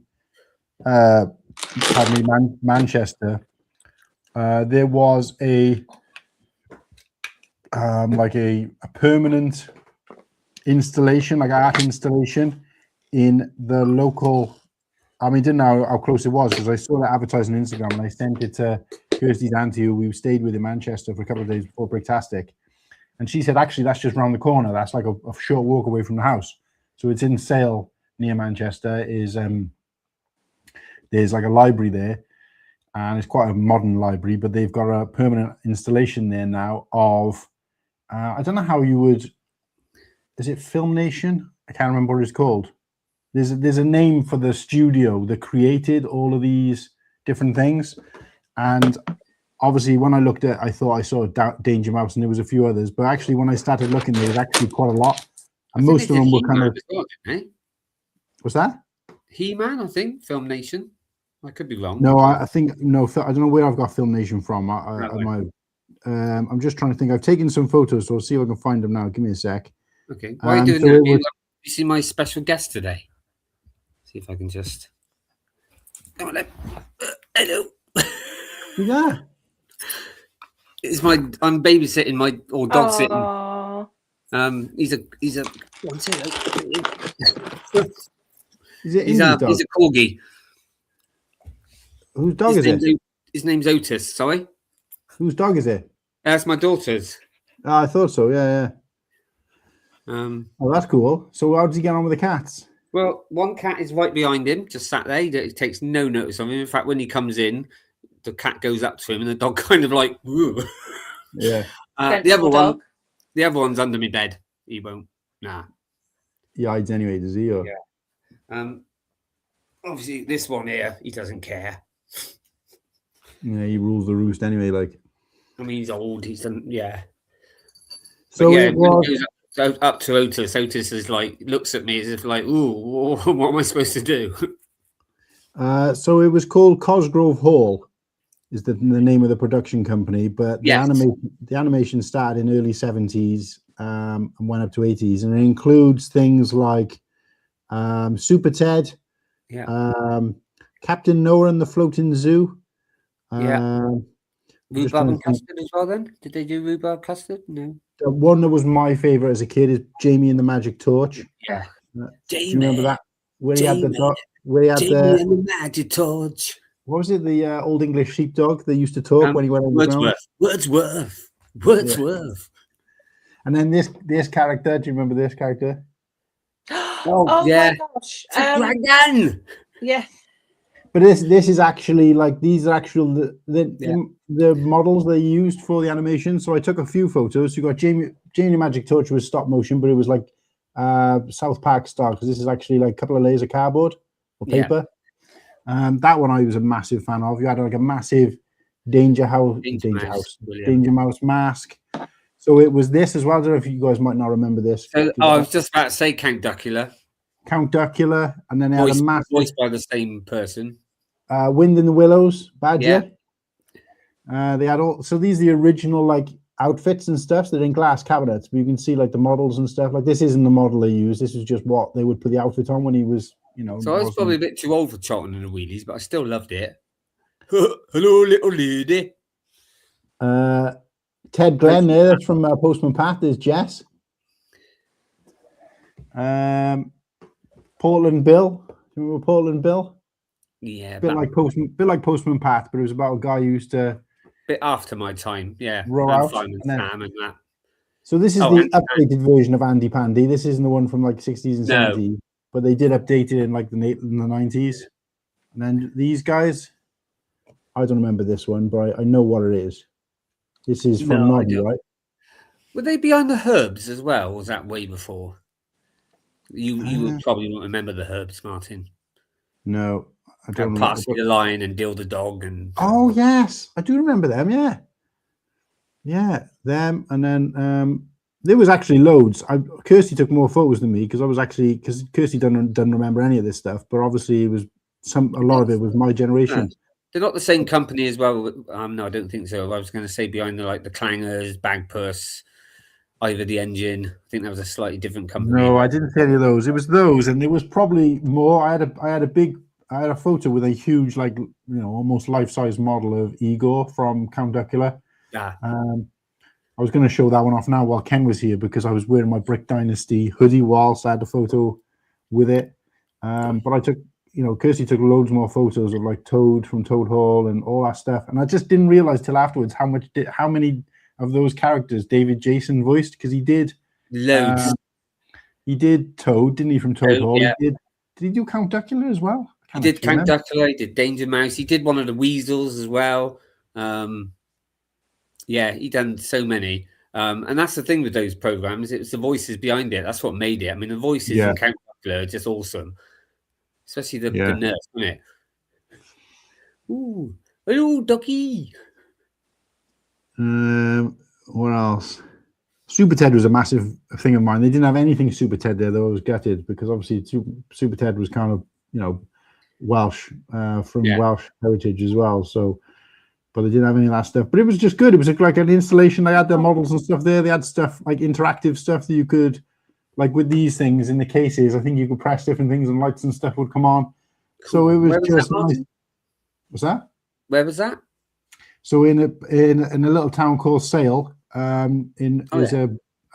borough or on the outskirts of Manchester, and there's like I said, these big models are just out in the open. Obviously, they try to encourage you not to touch them, but you could if you wanted to. Whereas some of the others have been kept in glass to try and preserve them.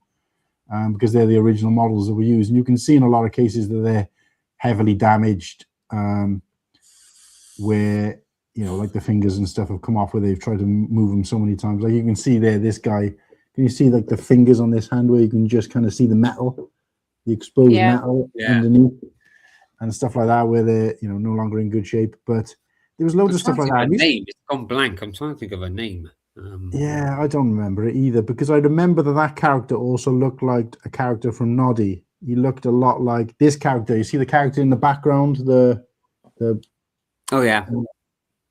they were kind of similar looking characters to that because it's obviously all the same animators. But I walked around there for a good hour and I probably could have stayed there because there's lots of stuff. Like they had lots of these kind of things. They have these plaques on the wall where you can read them, and I took photos of them. so I could read them in my own time. But there was so many of them, and I was just like hours in there because yeah, it was good, definitely worth checking out. Like I said, because it's free as well to see, because it's just in the local library. So, but yeah, so that was it's quite amazing how popular that puppetry and things are for people to come and see if you've not been involved with it. Because we quite often have people come in on our open days for various things, and they are just amazed by the puppetry side of things, and they love to have a go.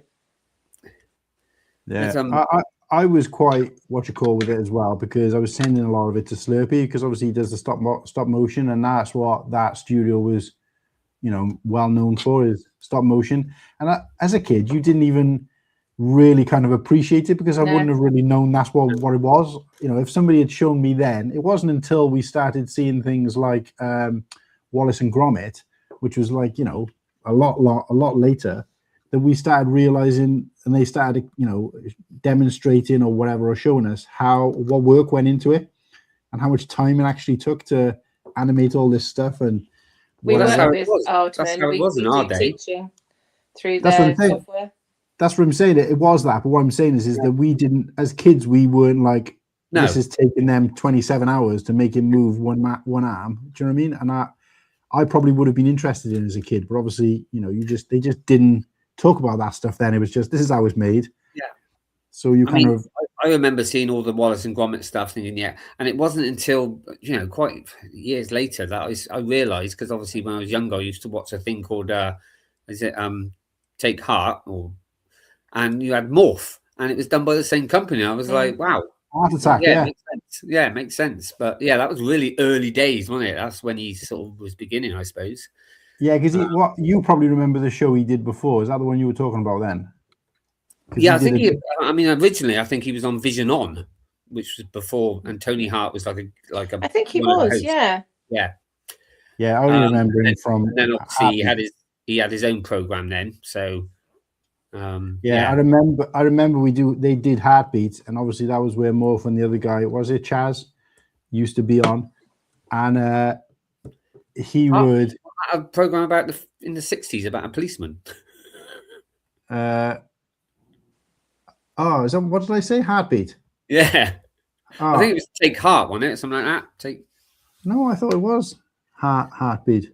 I think that sounds familiar. Because I remember the theme tune. It was like Heartbeat. It might be, but it's the same. It is the same name though as the one from. Yeah, you're right. Now I think about it. Yeah, Nick from EastEnders. I remember that. I remember that theme tune as well. Heartbeat. Why do you miss when my baby? Heartbeat was 1984 to 1993. BBC featuring Tony Hart. That's right. And he used to have something called the gallery at the end of the show. Do. Yeah, and it would show like Chaz and all that, and the grandpa. Oh, you might get copyrighted for now. That's got copyright on it. That bit of music. Well, it used to show all of the artwork that kids had sent in. Yeah. And I remember asking, whether my mum actually probably just didn't send it, or whether it got lost in the post, or whether it just wasn't good enough. But I remember doing stuff and sending it in, and I used to sit there and watch and wait for my piece of work to come. It never happened. And they always said, but you won't be getting it back. Oh, no, so many words. Yeah. Yeah, no, I'm not going to send it back to you. But yeah, talking about like old sort of children's things as well, on is it on Amazon, I've noticed that you can actually go back and watch, and this is even before what we've been talking about, you can actually go back and watch all of Camberwick Green, Trumpton and Chigley, if anyone can remember that. Oh, Camberwick Green, yeah. All voiced by Brian Cant. What a legend. Yeah. I used to watch Trumpton straight out of Trumpton. Yeah. Because I just used to like the bit where they read out the names of the fire engines. We'd be like Pew, Barney McGrew, Casper, Dibble, Grub. Yeah, I just used to think that was class. You had twins, didn't you? Yeah, because I always thought that was their first name. So I was like, how come they're brothers and they're twins? They both got the same name. I think no, that's their surname. They, when you're in a thingy, like a regimented thing like that, they use your surname. And I thought, okay, but how come Barney McGrew has both his name and his surname? My parents were like, stop asking questions, just sit and enjoy it. But I always thought it was Barney and Gru. Barney and Gru. no, Barney McGrew, he was like, I think he Well, was there like you go. Dad. the leader because he had like handlebar moustache and stuff. But Yeah. Oh yes, I remember. And they always ended up, didn't they, doing the on the bandstand, doing the in Trumpton, where yeah, Cambert Green was the music box, wasn't it? It's a box, a musical box. yeah.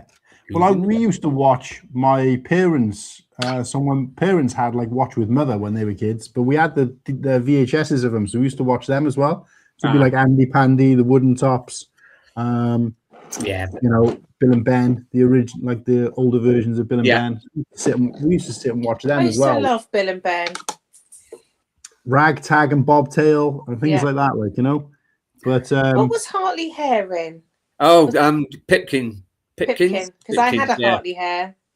I didn't realise till I was older in life that he was gay. Was he? It's supposed to be, yeah.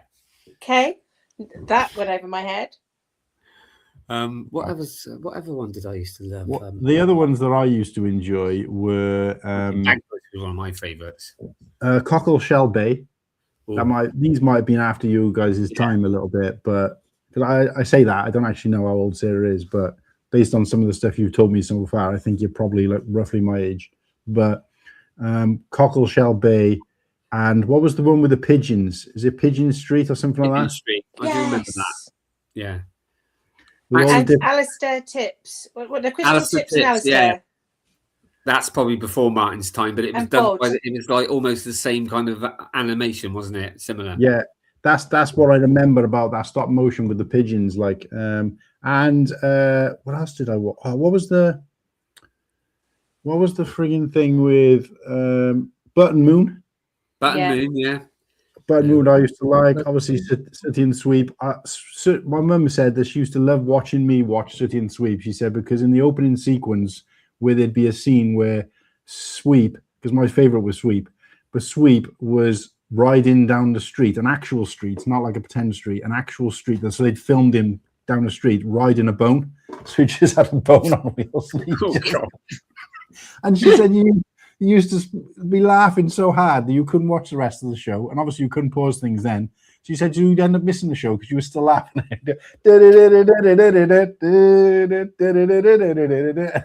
Flying down the street. I mean, I would have loved to have been there when they actually filmed that. But anyway, so City and Sweep, and who else? Oh, there was another one that just popped into my head then as we were talking about some of the older stuff. What was the... that was stop motion as well, the Wombles. No, do you know what I was just about to say? Does anyone remember Bernard the Wombles? Cribbins? Yes. Yeah. And he used to like ad-lib as well, they said sometimes. He's like just make things up. But yeah, he did all the voices for that. I was going to say, Sarah, because as you mentioned Pipkins, and that was around about like 12, that was like lunchtime. Do you remember Itsy and Bitsy? Yes. The spider puppets, basically. Yes. Just hands, I had them. I had the well, I don't think they were real ones. I had a version of it, bright orange, because orange was my colour when I was a kid. I think I used to come home, watch that or Pipkin, and then watch the Sullivans, and go back to school. Oh, you had to come home during school? Yeah. Oh, wow. Couldn't do that where I was. But I did. I just wasn't supposed to. I just did anyway.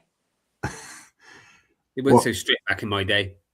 Well, did you have, again, I don't know whether you guys remember this, because I think I was watching this when I was more a teenager, but it was a TV show, it was on Friday night, called Nightmare. Yes. And it was where they wear the thing, the helmet thing, and they go in, they'd be like, "Where am I?" And they'd explain left, to them, right, or whatever. And then you just hear, "Toot," and some goblins would come into the room, and they'd be like walking, like hobbling across really slowly to give you time to go across. And then like you go into another room, and like all the blocks would fall away from the floor, so there was like a thin passageway. And then you have to go right. We'll take one step to the left. Now take one step, and then they go into another room. And the other left. Was that the one that ended with the maze that they had to walk across? Oh, and then they sort of evaporated if they died. You're on about Adventure Time. Oh my God. Adventure Time, am I? That okay. was awesome. With the plant. Yes. Yes. I don't remember that. Martin's like, what? So yeah, I'm a little bit older than you, Martin. Sorry. Sandra Dickinson was one of the main people in that, I think. Used to be married to And Peter then there was Davison. Trapdoor, the anime. That was that's Oh, the scene one. Trapdoor, Stay away yeah, from again. that Trapdoor. Yeah. yeah. Look. Look. Yeah, that was good. So all the different characters and stuff you had that was claymation as well. That was, wasn't it? So Do you remember who did it? The voice. I remember recognizing the voice, and we talked about this on a show quite recently, didn't we? But no, I can't remember off the top of my head. Willie Rushton. Was it really? Yeah. No, I don't remember that. I remember the skull and obviously the main character. I want to check it out in case I'm wrong, but I thought it was. I might be wrong. I'm gonna have to look now. Yeah. Let's fact check, Martin. But if I'm wrong, I'm sorry because it's my age. But Hi, Mayo. hi, Mayo. Mayo, how are we doing? 90%. I'm going to be that brave.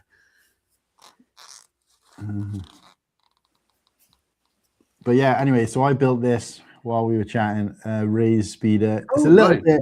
This is a little bit similar to what you were saying, Whittaky, about, or what I was saying to you about the big box.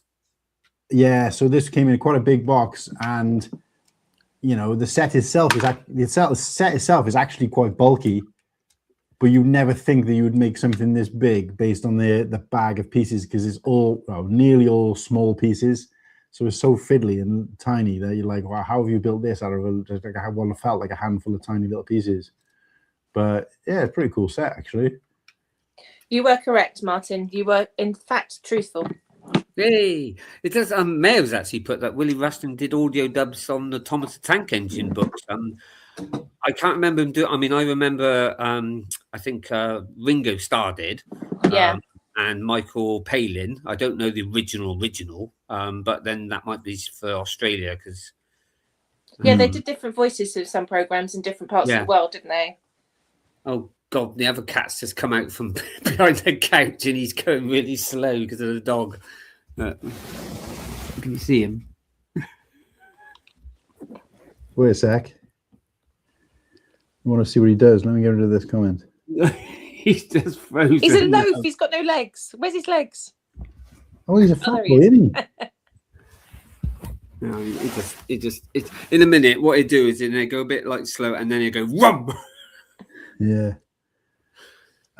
So yeah, what's his name was talking about here? Mayor was talking about here. I think is probably the newer version of Andy Pandy and Bill and Ben, because they did redo them again in like the 90s. Yeah, they did. I mean, they redid. They did the Wombles. They did. What's the other? They've done a new version of the Clangers and Bill and Ben. So I know they've done new versions of that. I found out something recently that really shocked me to my core, because there's a chap in work, my deputy manager. He's got a young son who's really into trains, so naturally he watches Thomas the Tank, and I didn't even realize it was still going. I mean, that was stop motion as well, but he was saying, and I was like, oh yeah, the Fat Controller. He said, oh, you can't call him that anymore. Said, what do you mean? He said, no, they're not allowed to call him it. So what's he called now? Sir Topham Hatt. Yeah. Yeah. Said, what? Sir Topham Hatt. Yeah. He's got a brother, apparently, a skinny brother that's called Sir Bottom Hat or something like that. And I was like, what? I think that's kind of worse, Sir Bottom Hat. I thought Sir Topham Hat made me sound honestly, like it's just ridiculous. So I wasn't very pleased with that. But anyway, while we're on the subject of TV media, Kirsty got me this for Christmas. Something I've always wanted to do, to keep like a little journal of films that I've seen. So she said 100 films. Nice. Do you think you can do 100 films in a year? And I was like, well, what month are we in? We've just gone into March. I wouldn't be surprised if you could. I've done 31 already. Yeah. So the most recent one I saw is Nuremberg. The only thing I haven't done, though, is I've rated them, put the date I watched them and the name, but I haven't filled in the rest, because I sometimes like to stop and think about it. I'll never fill it in when I've watched a movie. I'll usually like wait a day or two and let it settle in. Like I watched that Minecraft movie and it was fun. I feel like I need to know, like there was so many jokes in there that I was like, well, if I knew anything about Minecraft, that probably would be It went funny. down quite well, didn't it? So I was told. Everyone thought it was a joke when it came out, but it's actually done quite well. But But yeah, I mean, I watched 2 films yesterday. I mean, one was called If, which is quite a bizarre sort of comedy fantasy thing about children's makeup friends. And then I watched a film called Demeter. I think it's called Demeter or Demeter. It's supposed to be the voyage on the boat from wherever it was to England with carrying Count Dracula. Good film, actually. Oh. It's very condensed, you know. It's like a bottle, you know. It's very because it's only on a boat, but it's good. I enjoyed it. Bit creepy. Shall I read out the films that I've seen so far? Yes, go on. I want to see if I know any of them or if I've seen any of them. Because I do tend to watch indie movies, and I did say to Kirsty when I go to the movie festival in May, which I do, which is a local movie festival, but it's, you know, they show films from all over the world. So although it plays local, I say that to people local, and they're like, oh, a bunch of stuff in Welsh. I'm like, no, there's like 150 different movies playing, and some of them are feature films that were later on in cinemas, or I've seen them on Prime, documentaries, you know, foreign language, which is like every language around the world. I was saying to Martin, I only realized from going to this festival that there is actually a Cornish language, which is very, very similar to Welsh. And I was watching it, and I'm thinking, wait a sec, these guys sound like they're speaking Welsh, but with a Cornish accent. So it's really weird. You can imagine somebody like, all right, how's it going? All right. But in a weird dialect you didn't understand. Like in the Cornish thing, there's a lot of words in Cornish which are just normal. So it'd be like, blah, blah, blah, blah, blah, SETI, I was going on a blah, blah, blah, blah, blah, down on the car, down the street, blah, blah, and I'm just thinking, what the hell's going on here? My head was spinning. But I was There's got a few languages like that. Yeah, Spanish. I'm learning Spanish at the moment. So I can say, hello, my name is Sarah. I'd like a taco. And it is literally taco. You know?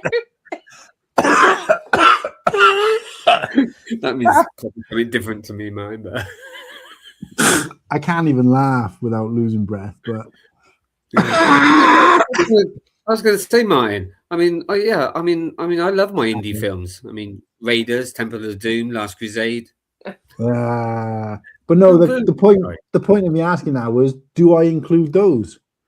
Because he was like, well, not really, because you're just going to fill it all. Because like the last time last year, was it the year before? Out of 150 movies, I managed to watch 119. And I've always wanted why don't you start from one again? And because you've not filled out the whole page, have you? You could just note each one on the bottom. Get in. Go on, get in. Yeah, that's a good point, actually. Yeah, I mean, like this one, I filled it in completely. Obviously, that's movie one, so it started off well. But yeah, so I think I might do it. So she said, why don't you get a separate one just for the movie festival? But I said, I wouldn't even fit in here because I'm definitely going to see more than 100 movies. And then obviously some of them are like a few minutes long. So they're not like, so this I've just put it for feature length movies. So there isn't a lot of indie stuff in here. But Crimson Toaster, how we do, mate? Send the link out to me. Movie's a movie, mate. So yeah, but I just feel like I'd fill it up too quick then, and it's harder to write a review on something that's only a few minutes. But anyway, so what I've watched so far is Drop.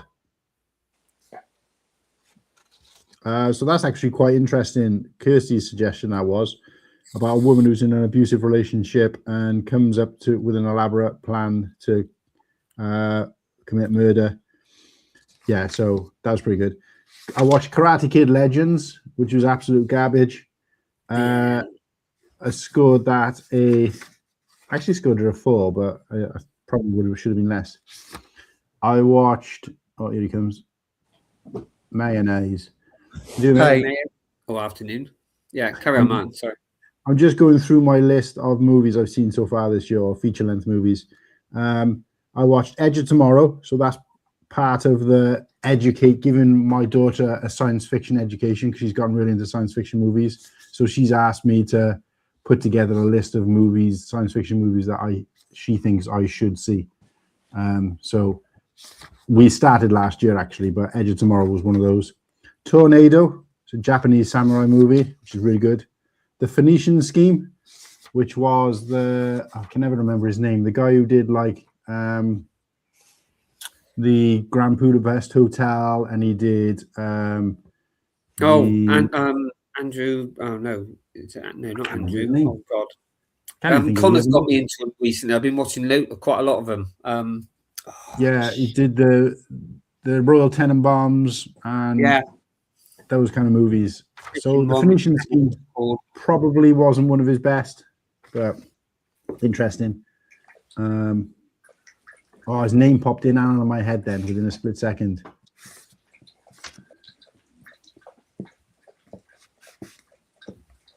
Trying to look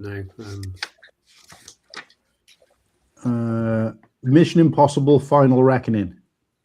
I'm not a big fan of the Mission Impossible films, but that one was actually quite difficult to watch. It just seemed very forced.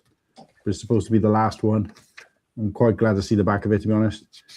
Avatar: Way of Water. I rewatched that because I was planning to go and see the new film, which is also in here. I watched The Housemaid, right? Now, I've sold the Housemaid books, and I've never really known what it was about. Kirsty decided she wanted to go to the cinema. I thought it was a romance thing.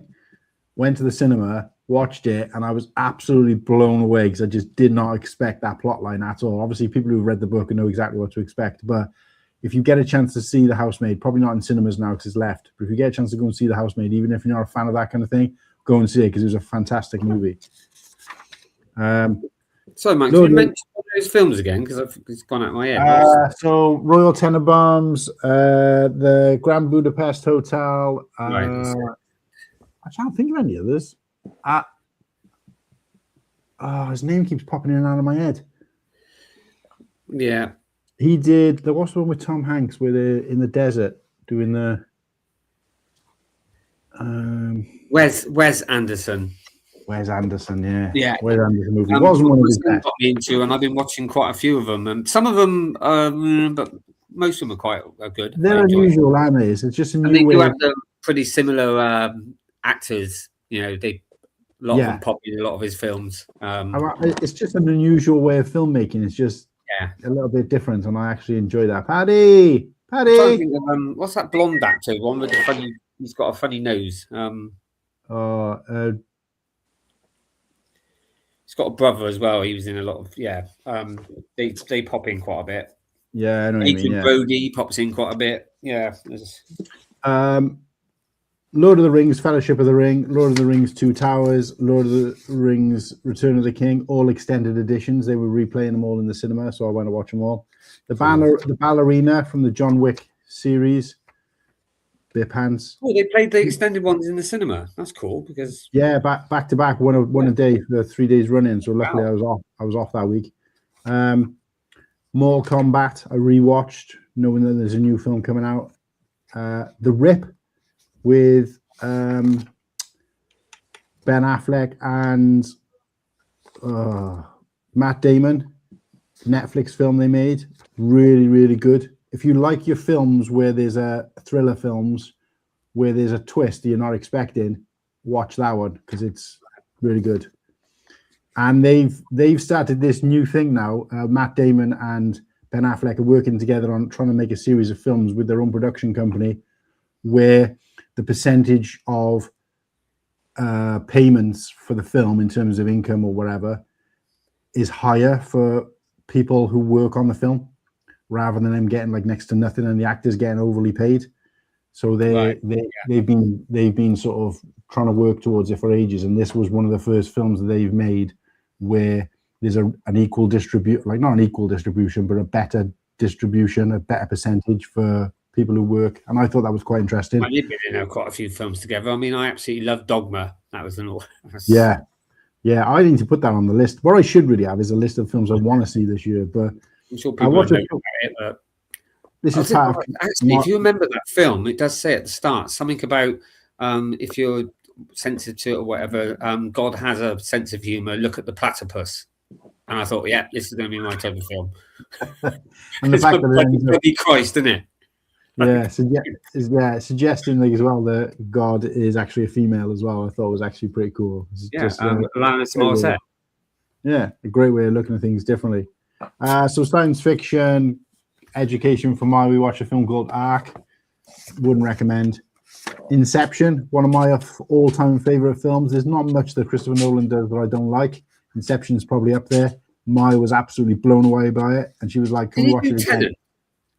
Yeah. Because I haven't seen that yet, but everyone keeps Actually. telling me. We did Interstellar. Interstellar's again one of my favorite films of all time, and it's up there for Maya as well now. She'll finish a film, and you Not know how seen good it. it is. She'll be like, "Can we now watch it again?" And I'm like, "We literally just finished watching it." She's Come like, on "Yeah, but I really want to take it in better." But so I wanted to get the 28 years later movies were out, so I wanted to see them. So I watched 28 weeks later. 28 years later, and then watched 20 years later The Bone Temple, back to back.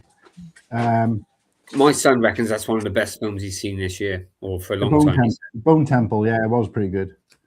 Avatar: Fire and Ash, Morbius, Spaceman, which was the serious kind of mind melding thing that what's his name did, Adam Sandler did. Science fiction. wow. That wasn't great. Oh, is that the one with the giant spider thing in it? Yeah, it's Yeah. really bizarre. It's really bizarre. I don't really know what they were trying to go for, but Logan's Run. Now, I've never watched that film, and I've always wanted to watch it. So I started watching it, but I didn't actually finish that one, so I haven't put a date there yet because I haven't finished it. Oh, I love it. I know it's an old film, but yeah, I like it. Bandit, that's on Netflix. Really good movie. The Naked Gun, garbage. Oh, I saw the new one. You say That was- garbage?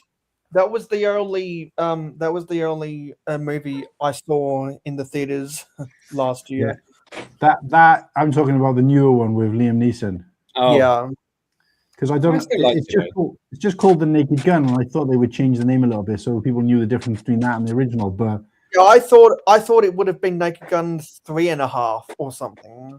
because it was Naked Gun 2, and then Naked Gun 33 and a third, wasn't it, or something stupid like that. Yeah. But so I thought it'd be like Naked Gun Reborn or something stupid like that. But no, just Naked Gun, Brian. Anyway, it was crap. Oh, I enjoyed it. yeah, For so what- did I. Oh yeah, this is purely my opinion. But Yeah. how to Train Your Dragon?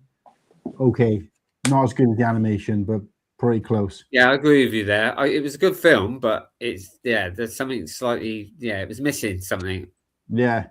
Yeah. She Rides Shotgun. Okay, The Hunt. Now I've seen this film before. It's a great movie, and the premise of it is there's a bunch of elitist kind of company owner type people get together on this kind of manor estate type thing. They put a bunch of liberal radicals, obviously it's based in the US, on this kind of property, and they release them and they basically hunt them as sport. But obviously, some of them are better at survival than others, and it's quite funny to watch. But it's a really good action film if you like that kind of thing. Similar to, it reminded me a lot of The Hunger Games, but a bit more real world. Similar. Yeah, very more real world, and a bit like they've added a bit of comedy to it, and kind of some of the ways they do some stuff. But that was actually good. I'd recommend that. It's a good movie. Locked. I don't actually remember what that was about. Oh, Locked. That was the one with Anthony Hopkins in. I thought that was quite funny actually, because this guy basically tries to steal a car and he gets locked inside it, and Anthony Hopkins is talking to him through the, communication device in the car, and yeah, so it's quite fun to watch. I won't give too much away, but it's quite interesting because in it he tells the guy who's locked inside his car that he's from South Wales, and he says, "You've probably never heard of it," and then he starts saying some stuff in Welsh. But I thought that was pretty cool. Okay, so that's the South Wales, not New South Wales. No, the original. Yeah, Is that. The original. South Wales. A Minecraft movie, which again I wouldn't say it was a bad movie. I just had no idea any of the references because even I wasn't into Minecraft. So Wait, I have a question, and before I ask that question, I'm going to ask another question. Where are your shades? Because I've got mine. Yeah, so the shades really I only tend to wear because I struggle with looking at the lights and looking at the lights on my screen. So what I've done is I've dimmed the screen because I'm not really doing a show as such. It's more of a casual thing. I'm not really looking at the screen that much, and also I'm not in my normal streaming atmosphere, so I haven't got my ring lights around, which is why the lighting is pretty poor. So I don't really need them for that. Okay. So I'm pretty good. And so about the Minecraft movie, when you saw it, did you have people in the theater throwing their popcorn buckets up in the air and filming No, it? because I watched this at home. Oh, okay. I That's wouldn't But have seen it. also we're British. We don't do things like that. Yeah, and not only that, but yeah, we don't waste food here either. So Yeah, more to the point, popcorn's expensive. Yeah. Can't afford to throw that shit around. It's like £15.60 for a small cup. But and then the last movie actually on the list was Nuremberg, which I did actually enjoy, albeit not my typical type of thing. So that is my 31 movies so far this year. Wow. You need to watch Lee. You need to do that. Lee, seen it. That's more movies than I've ever seen in the theaters, probably over 24 years. Yeah, I was going to say it's interesting to say because I was mentioning that list before, and somebody was like, "Oh, you need to watch so and so. You haven't got so and so on the list." And I'm like, "This isn't my favorite movies of all time. This is just what I've watched since January.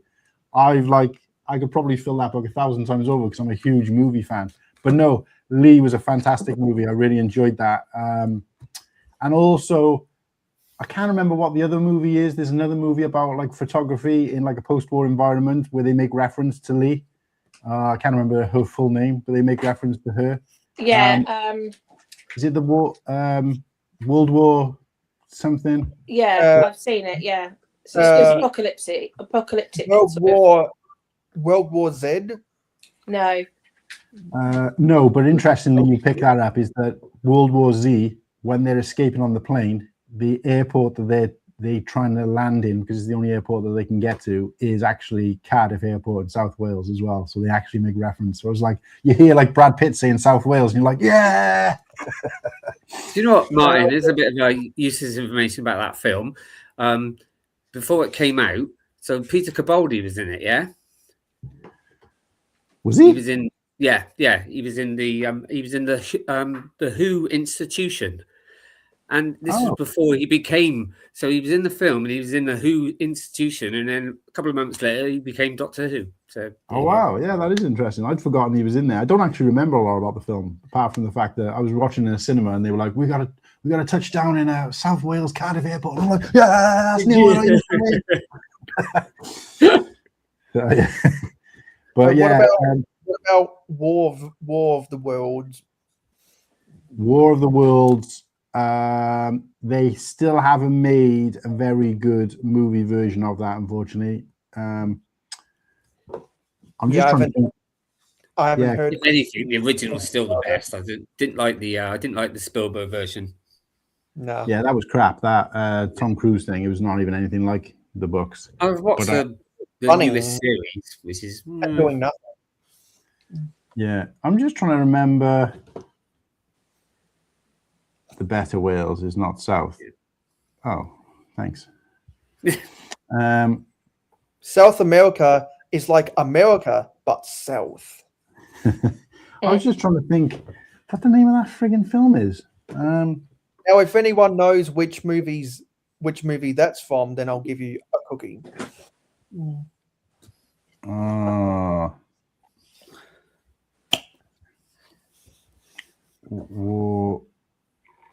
And speaking of movies, some people were peer pressuring me to finish the rest of the Indiana Jones original trilogy. So yesterday, my friend came over and we watched The Last Crusade. There was one that's been bugging me to watch it for about 9 months now, and so I did it. So now I can give a proper opinions about the trilogy as a whole. No, so we're about the other. Have we watched the full anthology then? Have you watched the other two films? No, I haven't. When the Dial of Destiny wasn't released, I didn't have an interest in watching that. And I was 7 years old when Kingdom of the Crystal Skull came out. Ah, wow, show your age now, mate. Well, you and Wiki can talk Indiana Jones while I Google this because he's an Indiana Jones fan. What would you say your favorite movie? Yeah, so by far my favorite of that franchise is Temple of Doom, and Ooh. I think the original trilogy, all three of the films do different things well. And so, if Sorry to you're interrupt. I just need to. My son's on the phone, so I'm going to go. I'll speak to you later. Oh, take care, Sarah. yeah. So now that I vaguely remember the plots, the characters, the dialogue, the action, and some of the scripts within those films, I now have sort of a rankings for all of them, but still Temple of Doom is my favorite. I will say that's interesting and very unusual because especially a lot of people my age in that would be the third. That would normally be the bottom out of the three. So it's Yeah, quite nice to get someone else to say. whenever I hear people from your generation talking about the original trilogy, they either always mention Raiders or Crusade. So Yeah. my father was born in 1964. His favorite is The Last Crusade. I know some people in the Lego community, their favorite is Raiders. I mean, mine is Crusade, and I have a couple of reasons for that because one, I like the film, but funny enough, like my dad, it was films that got me and my dad sort of together near the end because he's very sporty and I wasn't, but he was a big Sean Connery fan, so we actually went to the cinema and he used to say to me, "Oh yeah, we're going to go and see that Sean Connery film with that side actor Harrison Ford in it." Yeah, just that was so that's probably why that's my favorite as well because of just the nostalgia and thinking of like my dad and stuff. But I just did like and I normally can remember more the sort of lines from it and stuff and like he chose poorly. Because I've used that. You named after the dog so many times. Because I will say, like, I don't know about the Dial of Destiny, but I know the first four films they have a token female character. Raiders has Marion, Doom has Willing, Crusade has Elsa, and Skull has Irina. I will say I have seen the scenes with all four of those women from all four of those films, and Elsa's probably my favorite. Yeah. I mean, Marion comes back in the fourth one as well, but yeah. Okay, so she's also in Skull. But yeah, I think with because I mean, most people used to say obviously Temple of Doom was a bit more darker and stuff, which okay, fine. But then you actually go back and look at actual Raiders. I mean, especially at the end, two blokes' faces melt and one bloke's head blows up. I mean, it was pretty much like I do like in Crusade how Donovan's face melted. It was like how the two guys melted when they stared into the Ark of the Covenant. I did when I watched it. I was like, oh yeah, they do have a face melting scene. Yeah. But yeah, in the Crusade, yeah, he just gets really old and stuff, and that's when he goes, he chose poorly. Yeah. Martin, I know I shouldn't. I know you're going to know this, but what's the connection then of him and Star Wars? Who? Han Solo. No, Donovan. Is it Donovan, the bloke who like went all old? Oh, he's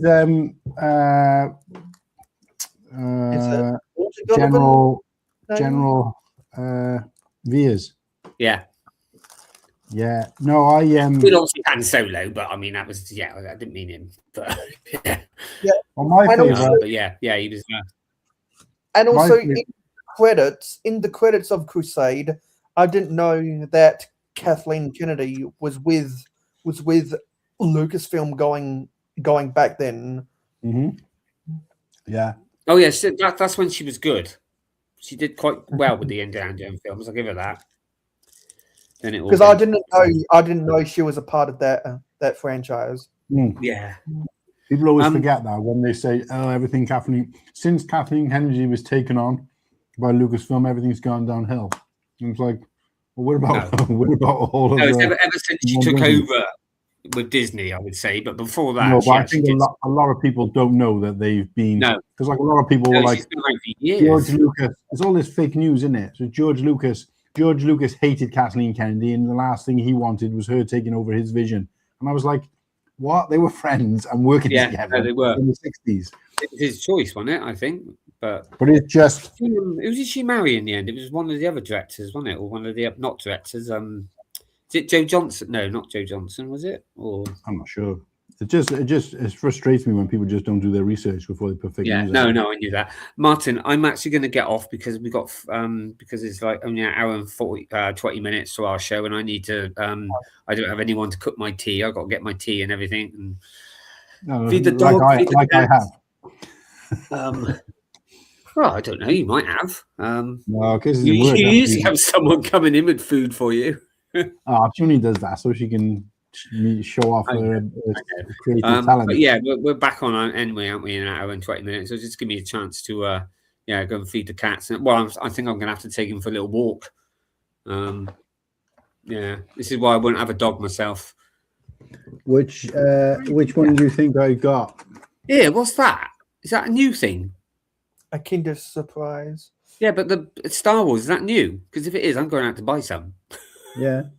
Right, that's it. I'm going out to buy some Kinder Eggs. Yeah, Sarah even had one. Sarah had Boba Fett. Which one do you think I've got?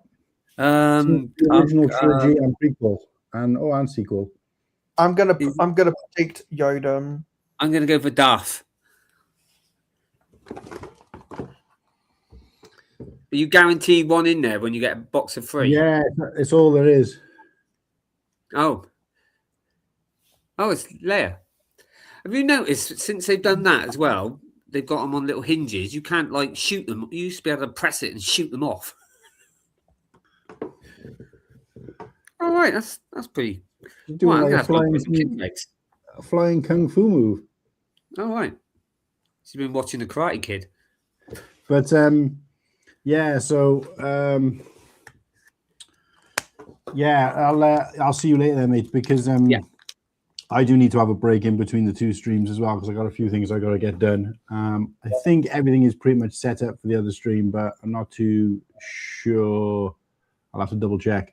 But if anybody out there is watching and wants the link to jump on and replace Whittaker's seat, let me know. But yeah, see you in a bit, mate. Yeah, right. Take care. Nice to see you again, Mayor. It was good seeing you too. See you later. See you in an hour and 20 minutes. Ta-da. Cheers, mate. Nobody asked me what my favorite Indiana Jones movie is, but I'm going to say that it's... I don't actually know them by the names, but I think it is Raiders of the Lost Ark, because that's the one where they're looking for the cup of Jesus, basically, right? No, that's the Last Crusade. The Holy Grail is where they're looking for the cup of Jesus. Yeah, the Holy Grail is the cup of Jesus. Yeah, but which movie is that called? That's the Last Crusade. Oh, so yeah. Sean Connery was in that one as well, then? Yeah, because Sean Connery played Henry Jones, who's his father. Yeah. I always thought it was right. Okay, so so I like that one because I just like the scene where they look and there's a space between, and then he just throws the dust, and you can see that there's actually an invisible walkway there and that kind of thing. That's pretty cool. Yeah, one of those action shots where they mimic a Jesus walking on water or whatever on the floating platform things. Ooh, you get a sticker with this as well. That's cool. Hey, Cliff, I watched The Last Crusade yesterday, so I finished watching the trilogy. Now I can give proper analysis whenever people was Cliff the person who was trying to encourage you to watch it? No, he wasn't the main one, but he was one of them. He was one of them. Right. Yeah, and Temple of Doom is still my favorite. So Temple of Doom is the one where he's like, they're holding the heart, and is obviously the Yeah, because Mola Ram's people, they believe in ripping people's hearts out as a gift to their god or whatever. That was the one where they were in search of the sacred stone. right. So then in that case, then Temple of Doom, I'm assuming is, that case then Last Crusade. So the other one then is the one where with the Germans in where they melt their faces. Yeah. So the Nazis appear in Raiders and the last Crusade. I believe it's the Soviets in Kingdom of the Crystal Skull. And so in Raiders, the Germans get their face melted off. In the Last Crusade, it's Walter Donovan who drinks from the wrong cup when they do find the whatever temple that has the Holy Grail in it. So he drinks from a cup that's made out of gold, but gold wouldn't have been used for cups when the Holy Grail would have been casted. So Elsa Schneider set him up to die because she wanted to drink from the real cup. Right.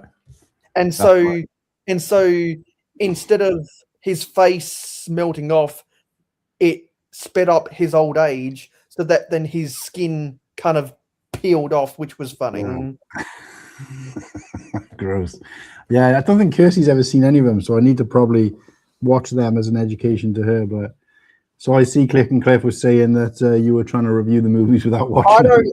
I don't review stuff. I just regurgitate what I hear other people saying. All right. Okay. Yeah, that's quite interesting. But yeah, because when the Temple of the Golden Idol set came out in what was that, a 2023 set, around the time of when Dial of Destiny was in the films. See, my favorite of the original Indiana Jones sets was always the Temple Escape. Right. I liked the look of it, and I liked the Temple of Doom set because it has the narrow gauge tracks. And so that always attracted me to the Temple of Doom, and the Mola Ram minifigure is really cool. And so I was like, okay, when I finish building the Temple of the Golden Idol set, I'm going to watch Temple of Doom because that's my favorite. And then other people like Cliff and some others then convinced me to watch Raiders, and then convinced me to watch The Last Crusade. And now I can say I've watched all of that trilogy, and I still like Temple of Doom the best. I remember seeing people talking about Dial of Destiny and saying that it was a crap movie, and I don't think so. I thought it was pretty good, but a lot of the reviews were like, "Oh, it's stupid. There's like stupid stuff that happens in it, like that would never really happen, like going back in time and whatever." And I was just like, "You do realize that something like that happens in all of the Indiana Jones movies, because obviously it's fantasy." I think Dial of Destiny got similar criticism to the way that The Lone Ranger got criticism as a Western movie. Yeah, it was. I actually enjoyed it, and was it as good as the original trilogy? No. Same with the the Crystal Skull one, but I still thought it was still in its own right was an enjoyable movie. Same as what I say about the Star Wars sequel movies. Like, I think they're great movies. I just don't think they're great Star Wars movies, and there's a completely different thing. If I was rating them just on their own merit without ever having seen the original trilogy, or I still think they were enjoyable, fun action movies, great scenes, great characters, great story. But when you try to fit it into the Star Wars universe and to keep that keep feeding the grist mill so that the fans can constantly consume it. Well, yeah, that. But I feel like in terms of consistency and the quality of storytelling from the original movies, then no, they don't suit, and they kind of like poor relative. And that I'll agree with, but I just people's just saying that they're shit movies altogether is quite, because you hear people saying that they're crap movies, and then they're talking about like, oh, that scene was really good when they're this, and this character was really great, and it's like, okay, so there were good things about it, So, but yeah, because definitely. The fans of the existing franchise compare it to all the other films within the franchise, instead of comparing it to something like you'd find at the bargain bin. At Best Buy, for example, where it seems like Christopher Lloyd is a voice actor in every film you find in the bargain bin at Best Buy. It's like there are some people who will take on any roles just as long as they're not doing something else, and some people are just after that paycheck.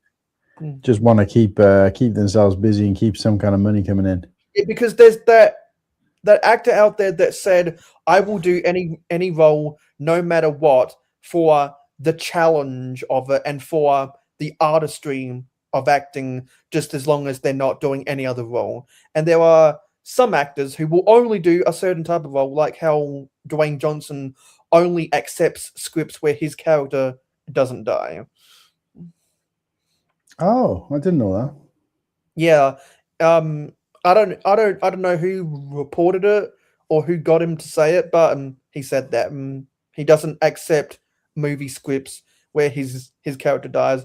Because then I think of a Jumanji, the way that he was in that, his character didn't die. Oh right, okay, yeah, that's a good point.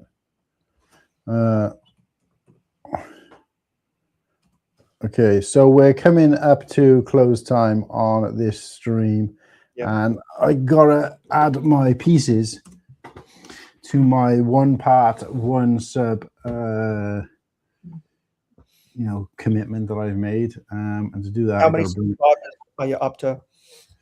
I haven't actually checked. Give me a sec. Last I looked, it was. I'm seeing 335. So when we closed out yesterday, it was 333. So I'm now seeing. Oh, let me go back to it. I'm now seeing 336. So I'll be adding 3 pieces. We've been averaging. I say we've been averaging, but the most we had is about 7 or 8, I think. But the 2 streams after that, it was like 5. So a little bit less, but obviously I haven't put out any short form data.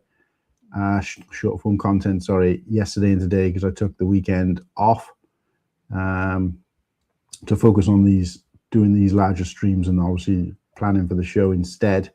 However, still happy that we're getting a few coming in, and that's all good to me. So, because is this part of a daily stream challenge or something? Yeah, so I'm streaming every day until we hit 1,000 subscribers, and mostly because I had the opportunity to sort of start the ball rolling with that, being that I'm off work at the moment, and I'm off again next week. So I'll do a little bit more, starting tomorrow, do a little bit more short form and just try and get things rolling. But I am also aware that consistency really helps. So if I can do a stream a day, and obviously at the moment I've been doing like an hour. Last night I did like 2.5 hours. Today it's obviously a Cold Fusion stream, which I would have probably done anyway if I wasn't doing this, but it forms part of the same thing. Well, if you want to get those subscribers, I was just making a blank there. You are streaming vertically at the same time. Yeah, so I do them both, and obviously I've been streaming direct. Apart from this stream, I've been streaming direct to YouTube as well, so they pop up in the shorts feed. Well, if you stream vertically from StreamYard, it goes to the shorts feed. Oh, awesome! So we've just had Big Nate Bricks land in the comments. Woohoo! 2 of the coolest blocks on YouTube. Yeah, buddy. But Nate, in case you're not already, please subscribe because part of the point of us being here today and me doing this is my 6th day on the trot now of streaming. and I plan to go until we get 1,000 subscribers. So the more subs we get, well, obviously, you know, I'm not trying to bring it to a close, but at this point, the more we get, the better, because it means also I get to build more of this set.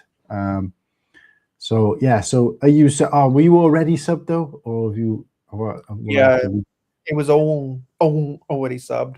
I was already subbed. I still remember when you said that you were streaming 3 years ago in the ACOB chats. Yeah. So yeah, so at the moment we're only going to be adding. But yeah, I do appreciate you, Big Nate, and we've got London Bridge bricks on tonight's show, our regular show at 7 p.m. That'll be fun. So I've got to go and do some prep, a little bit of prep for that. Most of it's done, but I can do a little bit more prep. And my stuff's finished charging, so I'm going to go back to gaming. So yeah, so 3 subs. So, you know, quite pleased with that. So we're going to add 3 more pieces. Let's just find out what those pieces are going to be. It's going to be 2. Whoops, there goes the set. It's going to be 2 of these green slope pieces. There's picture. I'll show the pieces in a sec. Oh, and one of these. Let's find the pieces first, and then I'll show them off before I add them on.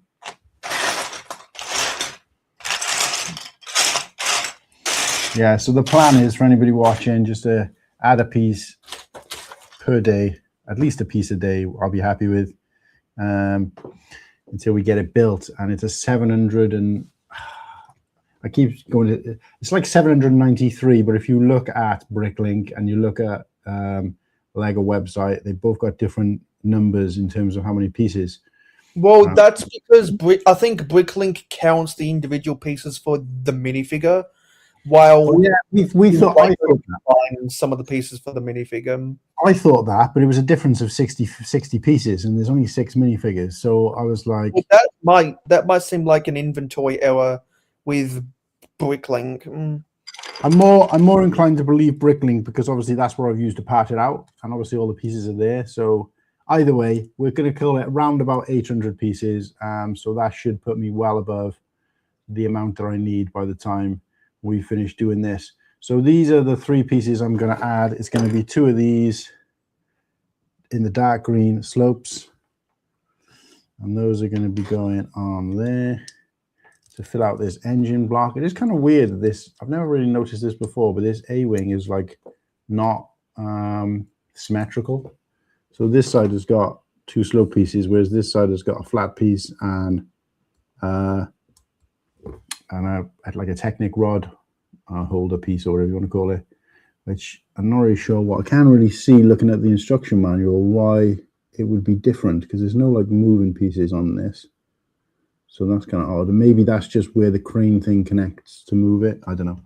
I guess we'll find out. And obviously the more subs I get, the quicker I can find out. So so those 2 pieces are going on, and then we're also going to add on one of these pieces to start forming the kind of shape of the underside of the ship, and that is going to pop on. Let me just check I got this in the right place.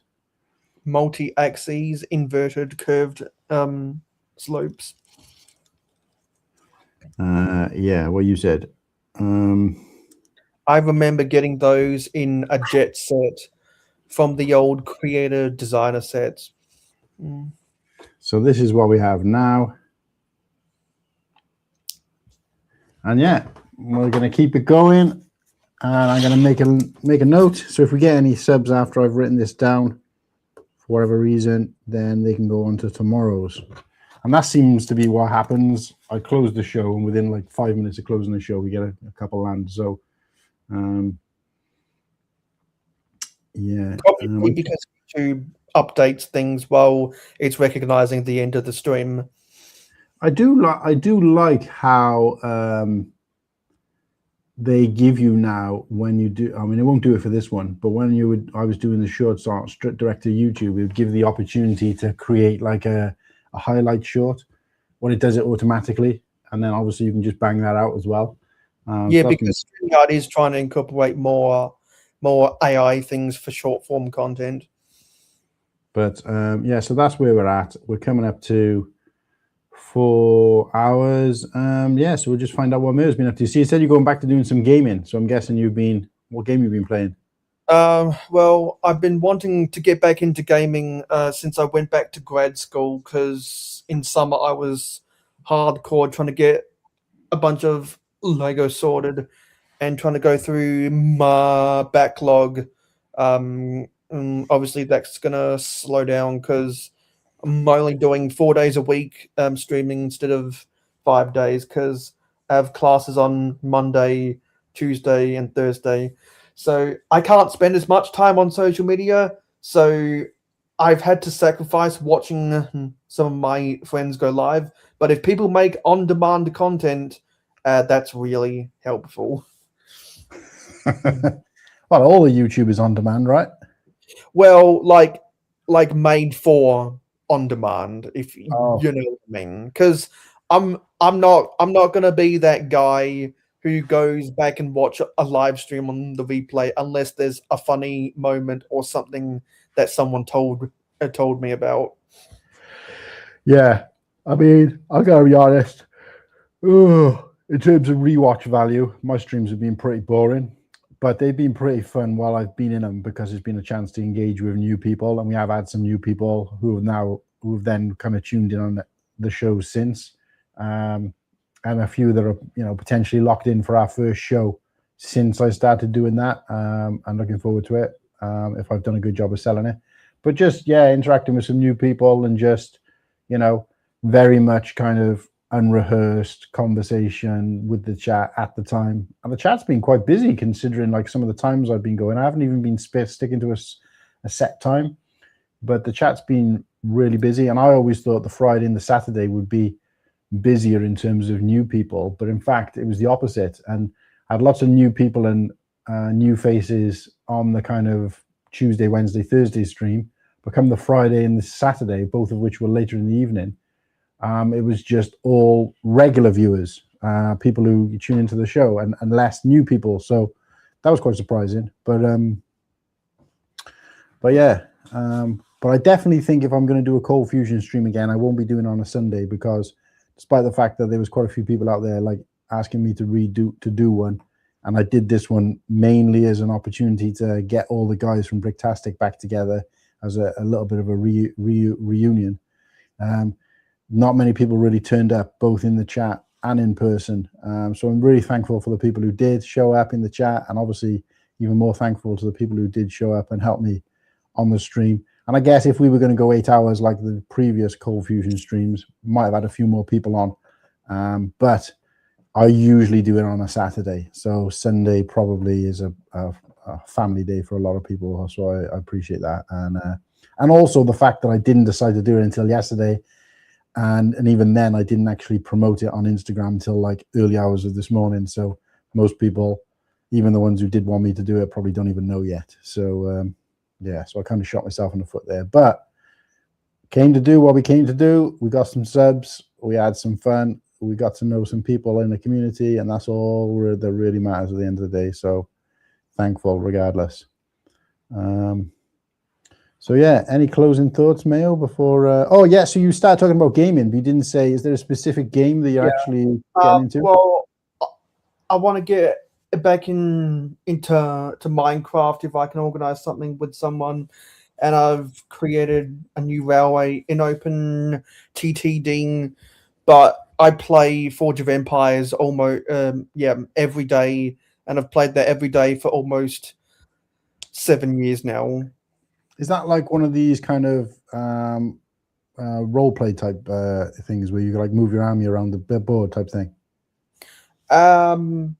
Forge of Empires is the best description I've heard from experienced gamers is a mobile version of what the old Age of Empires used to be.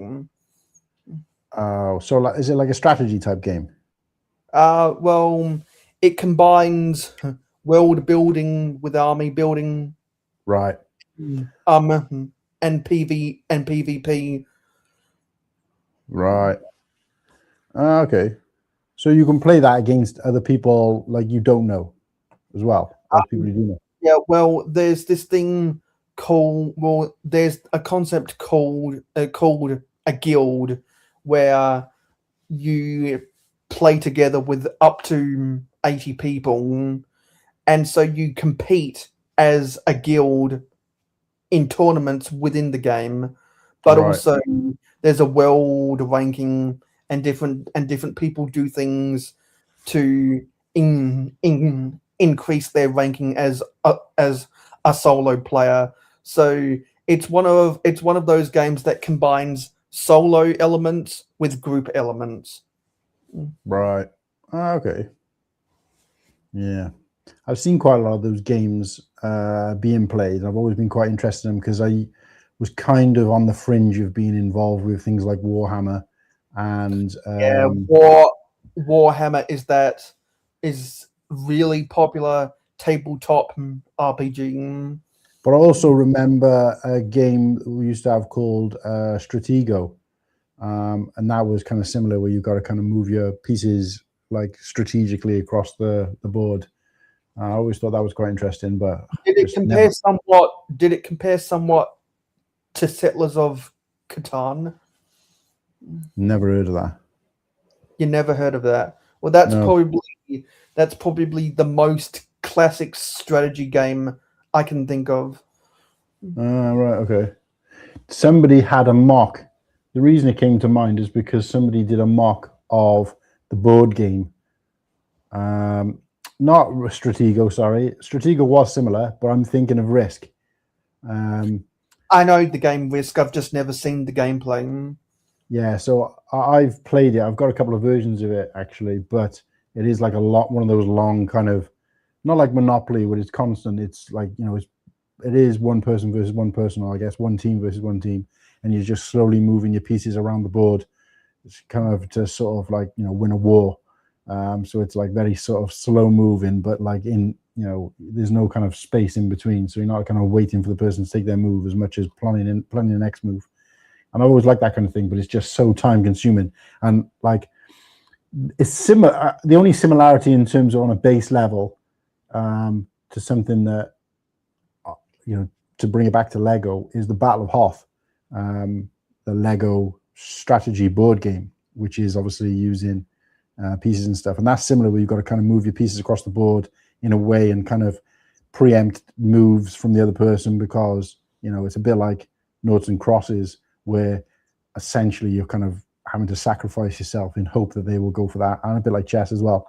But yeah, it's a little bit like that, Risk is. And somebody had built a mock of the board game, like a massive mock of the board game out of Lego, which I thought was amazing. I need to try and find that picture and have it on the thing. So for anybody watching, tonight is part of our Bricktastic Unpacked, which means we're still discussing and talking about our experiences of Bricktastic and the mocks that me and the rest of the co-hosts are picking for tonight for the chat to decide on the winner are going to be from Bricktastic again. So I haven't actually picked mine yet. One of the things I've got to do now in this preparation hour, but now that we've been talking about that Risk one, I think I might actually put that one forward because it's just, for me, like the mocks is not just about like how creative it is and how like good the actual mock is, or even the idea, but it's just the thinking outside the box element where somebody has thought to make a mock of a board game, which I thought is like, it's so, I don't even think you could play it. It's just supposed to represent the actual board game because he'd even made all like the pieces and stuff out of Lego, and I just thought it was just such an amazing idea. Like if I had to guess like 1,000 mocks that I might have seen there, I never would have guessed that. So yeah, the last time I went to Brick World Chicago, someone brick built a Monopoly board. Yeah. My friends and I, sometimes we would pull all-nighters playing Monopoly, and what we do is we would combine 4 Monopoly boards together, right, and have all of the goes touching each other. So on a Monopoly board, you got 40 spaces. we would Yeah. combine the 4 Monopoly boards to have 160. Right. So you'd have to go round and then round and then I'm guessing like that. and Yeah, then that. yeah, because we played it in an arrangement like a four-leaf clover. Right. That's pretty cool. So would there still only be one go though, or would there be 4 goes? There would be 4 goes. Right. So all of the goes are touching each other. I'm with you. So when you get back to go, you can choose which board you go around next. No, you have to go in. So you go. No, I'll have to do it in the orientation of this. So say my finger is the 4 goes touching each other. You go. No, so. And then. Like a four-leaf clover. I'm with you. Right. That's quite interesting. Yeah.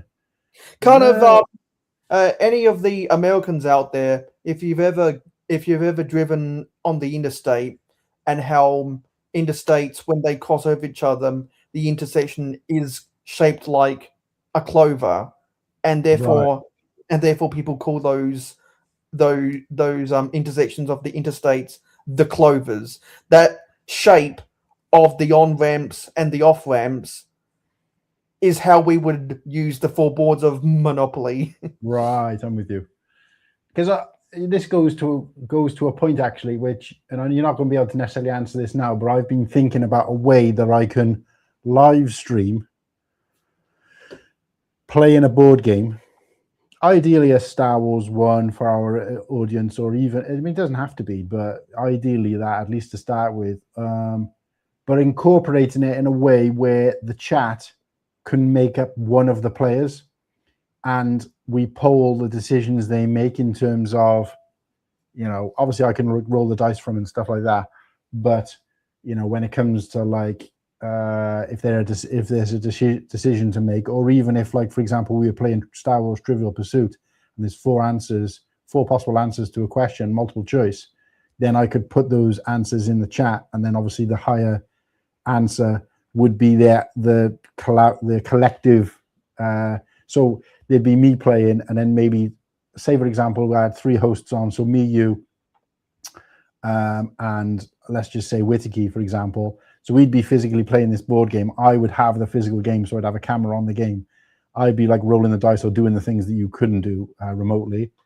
And then when it came to the 4th player, which would be the chat as a collective, so I've been thinking of a way of how I could do that, like the logistics behind doing that. And it'd have to be something where they'd have a chance to have some input. Because if the representation of their go was just me taking their go, then there's not really any reason to kind of stay tuned or connect. And it's not that engaging. Whereas if it was something, like I said, like Trivial Pursuit, where I think most or all of the questions have 4 multiple choice answers, then you could always, when it's their go, I could be like, right, this is your question, poll, you got like 2 minutes to answer, whatever. That's their answer, and do they go through, that kind of thing. So I've been thinking about this for quite a while now. So you've got quite a logical brain when it comes to stuff like that. So you'll have to have a little think about it and see what you think would work. And I just thought we could do like a live stream. Well, just by the way that you're describing it, is it a game where the player characters are moving around? Yeah, potentially. I don't think we want to do anything like, anything too complicated. And I think if we go down the road of like Monopoly, which is already a long game when you're in person, you add that, try to do that on live stream and it becomes like an all-day event, which I don't want it to be that long.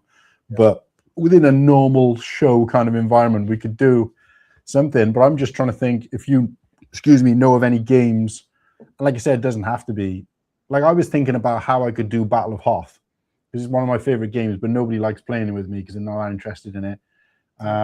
Well, if you want to do something Star Warsy, have you heard of the Lego game from the games theme called Heroica? No. Well, what you could do is you could convert that Heroica from whatever theme they used to a Star Wars theme. So I think Heroica uses a lot of earthy tones, you could replace that with white bricks and reinterpret the rules of Heroica, but for a Star Warsy theme. Yeah, well, this is. Let me see if I can find it. This is. I don't actually know what Heroic it is because I haven't played it. But yeah, I've never played it either. But I've seen some people do videos about their gameplay about it. Or have you ever played Battle of Hoth? No, I don't even know what that is. I've got so many board games. I've got drawers and drawers of board games. So, because we're like huge board game family. So I play board games quite a lot, but I've just been looking through a lot of them and thinking, right, well, that's not going to work because, whatever reason. But I think the main issue with Battle of Hoth is it's only really a 2-player. I mean, you could play in teams, but essentially only one of you can make a decision. I don't even actually know where it is at the moment. I might still be upstairs somewhere, but it is like a kind of strategy game, but it's not necessarily a long game. Ah, there it is. I do enjoy strategy games. So I don't know if this. Yeah. Okay. Yeah. So that is one of the Lego games. Yeah. So we could potentially play this because the only problem with that is there's not really any decisions to make. It's just, I mean, there is, but it's one decision. So essentially, again, I don't feel like I'd want there to be like a collective thing. So that's what I'm saying. If it's a game where there's like multiple choices to make and you can put that in a poll, so it keeps people engaged rather than them basically just watch me taking 2 people's go and pretending one of them is for someone else. Do you see what I mean? So there's not really anything fun in that. So the game would need to involve a way where I could give them the opportunity to choose their answer, even if it's, like I said, collectively. But if there was a way of doing this, because I even got like a plate with like all the kind of micro figures that you get, and because I haven't played the game for so long, I can't actually remember how it works. But I'm just going to be like rolling the dice and saying, right, you've done this, you've done that, and they'll be like, it might be fun for some people, but generally it'd be like, well, there's not really anything for us to do. We're just kind of watching him play with himself and, like an imaginary friend. So I'm just trying to think of a way that I could turn either that game or any other board game into a more immersive kind of experience for people watching, and do a regular thing, even if it's like once a month, where we do like, a board game cafe type thing, Cool Hand board game cafe or something like that, where people come along and whoever's in the chat can essentially form one player. So anyway, it's just an idea I've had. It's a bit harebrained and it might not go anywhere, but if you can think of anything that you might think might work, let me know. Well, have you ever heard of the Minotaurus game? Yes, that rings a bell. Yeah, the one with the labyrinth. Yes, that's the labyrinth, and I think it's where you have to get into the center of the base plate to get something, and then try to make your way out back to the edge. I think I know there's elements of that where opposition players can put a road block in front of the others, and the way you arrange the walls on the board, it gives you the multiple choices about which directions you want to go. I see. Right. Okay.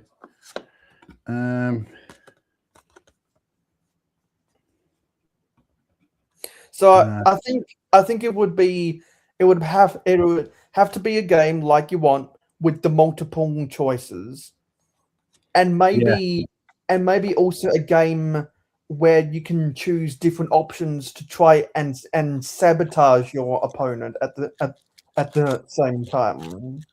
Yeah, well, I'm thinking. I just looked at Trivial Pursuit now, and I was wrong. That the questions aren't multiple choice. I know there is a game I've got where the questions are multiple choice. I just can't think what it is. It just needs to be a game where there's like at least a maximum of 4, because that's all you can put in a poll. But now I think about it, you could ask the question. So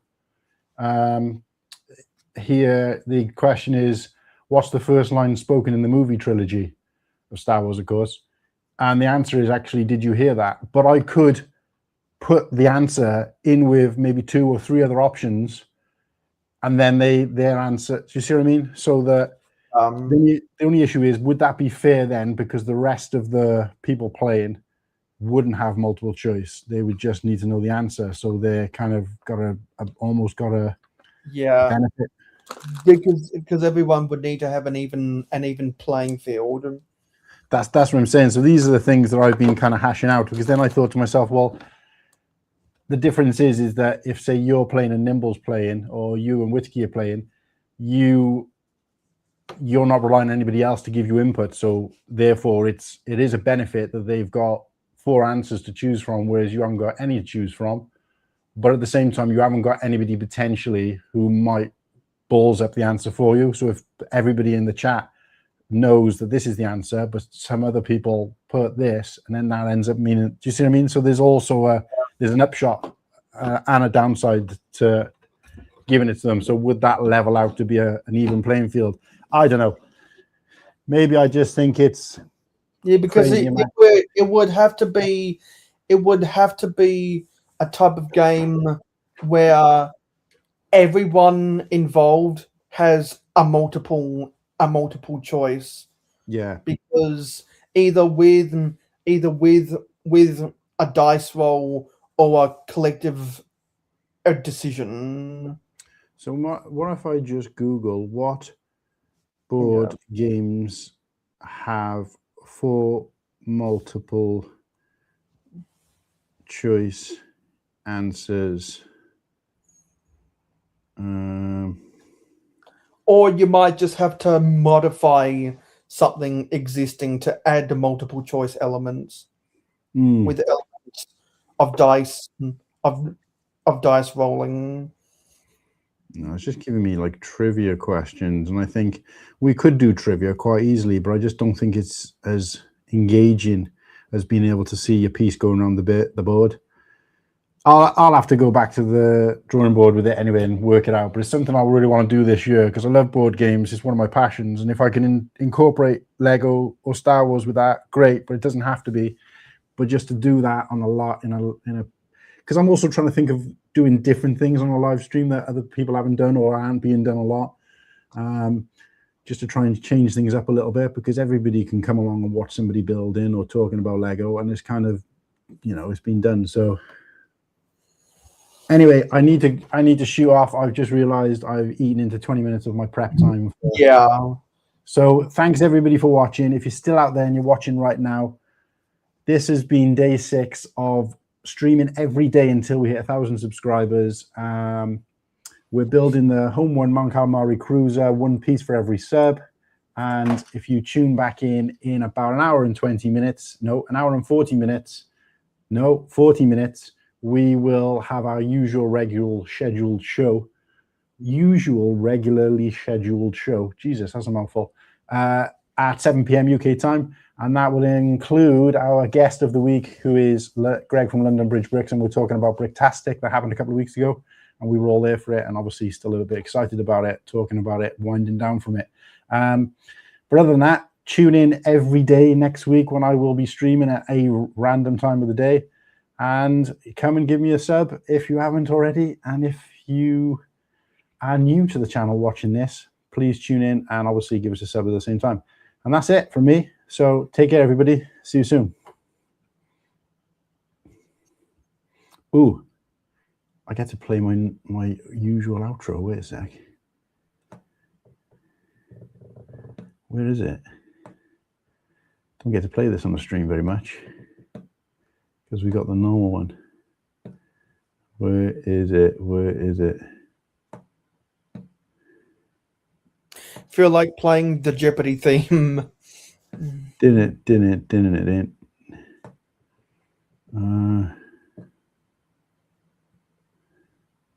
No, that was the right one. Right. That's the background. Oh, I can't be bothered finding it. It's too many buttons. I need to get my mouse down here. But yes, check you guys later. Cheers, Mel.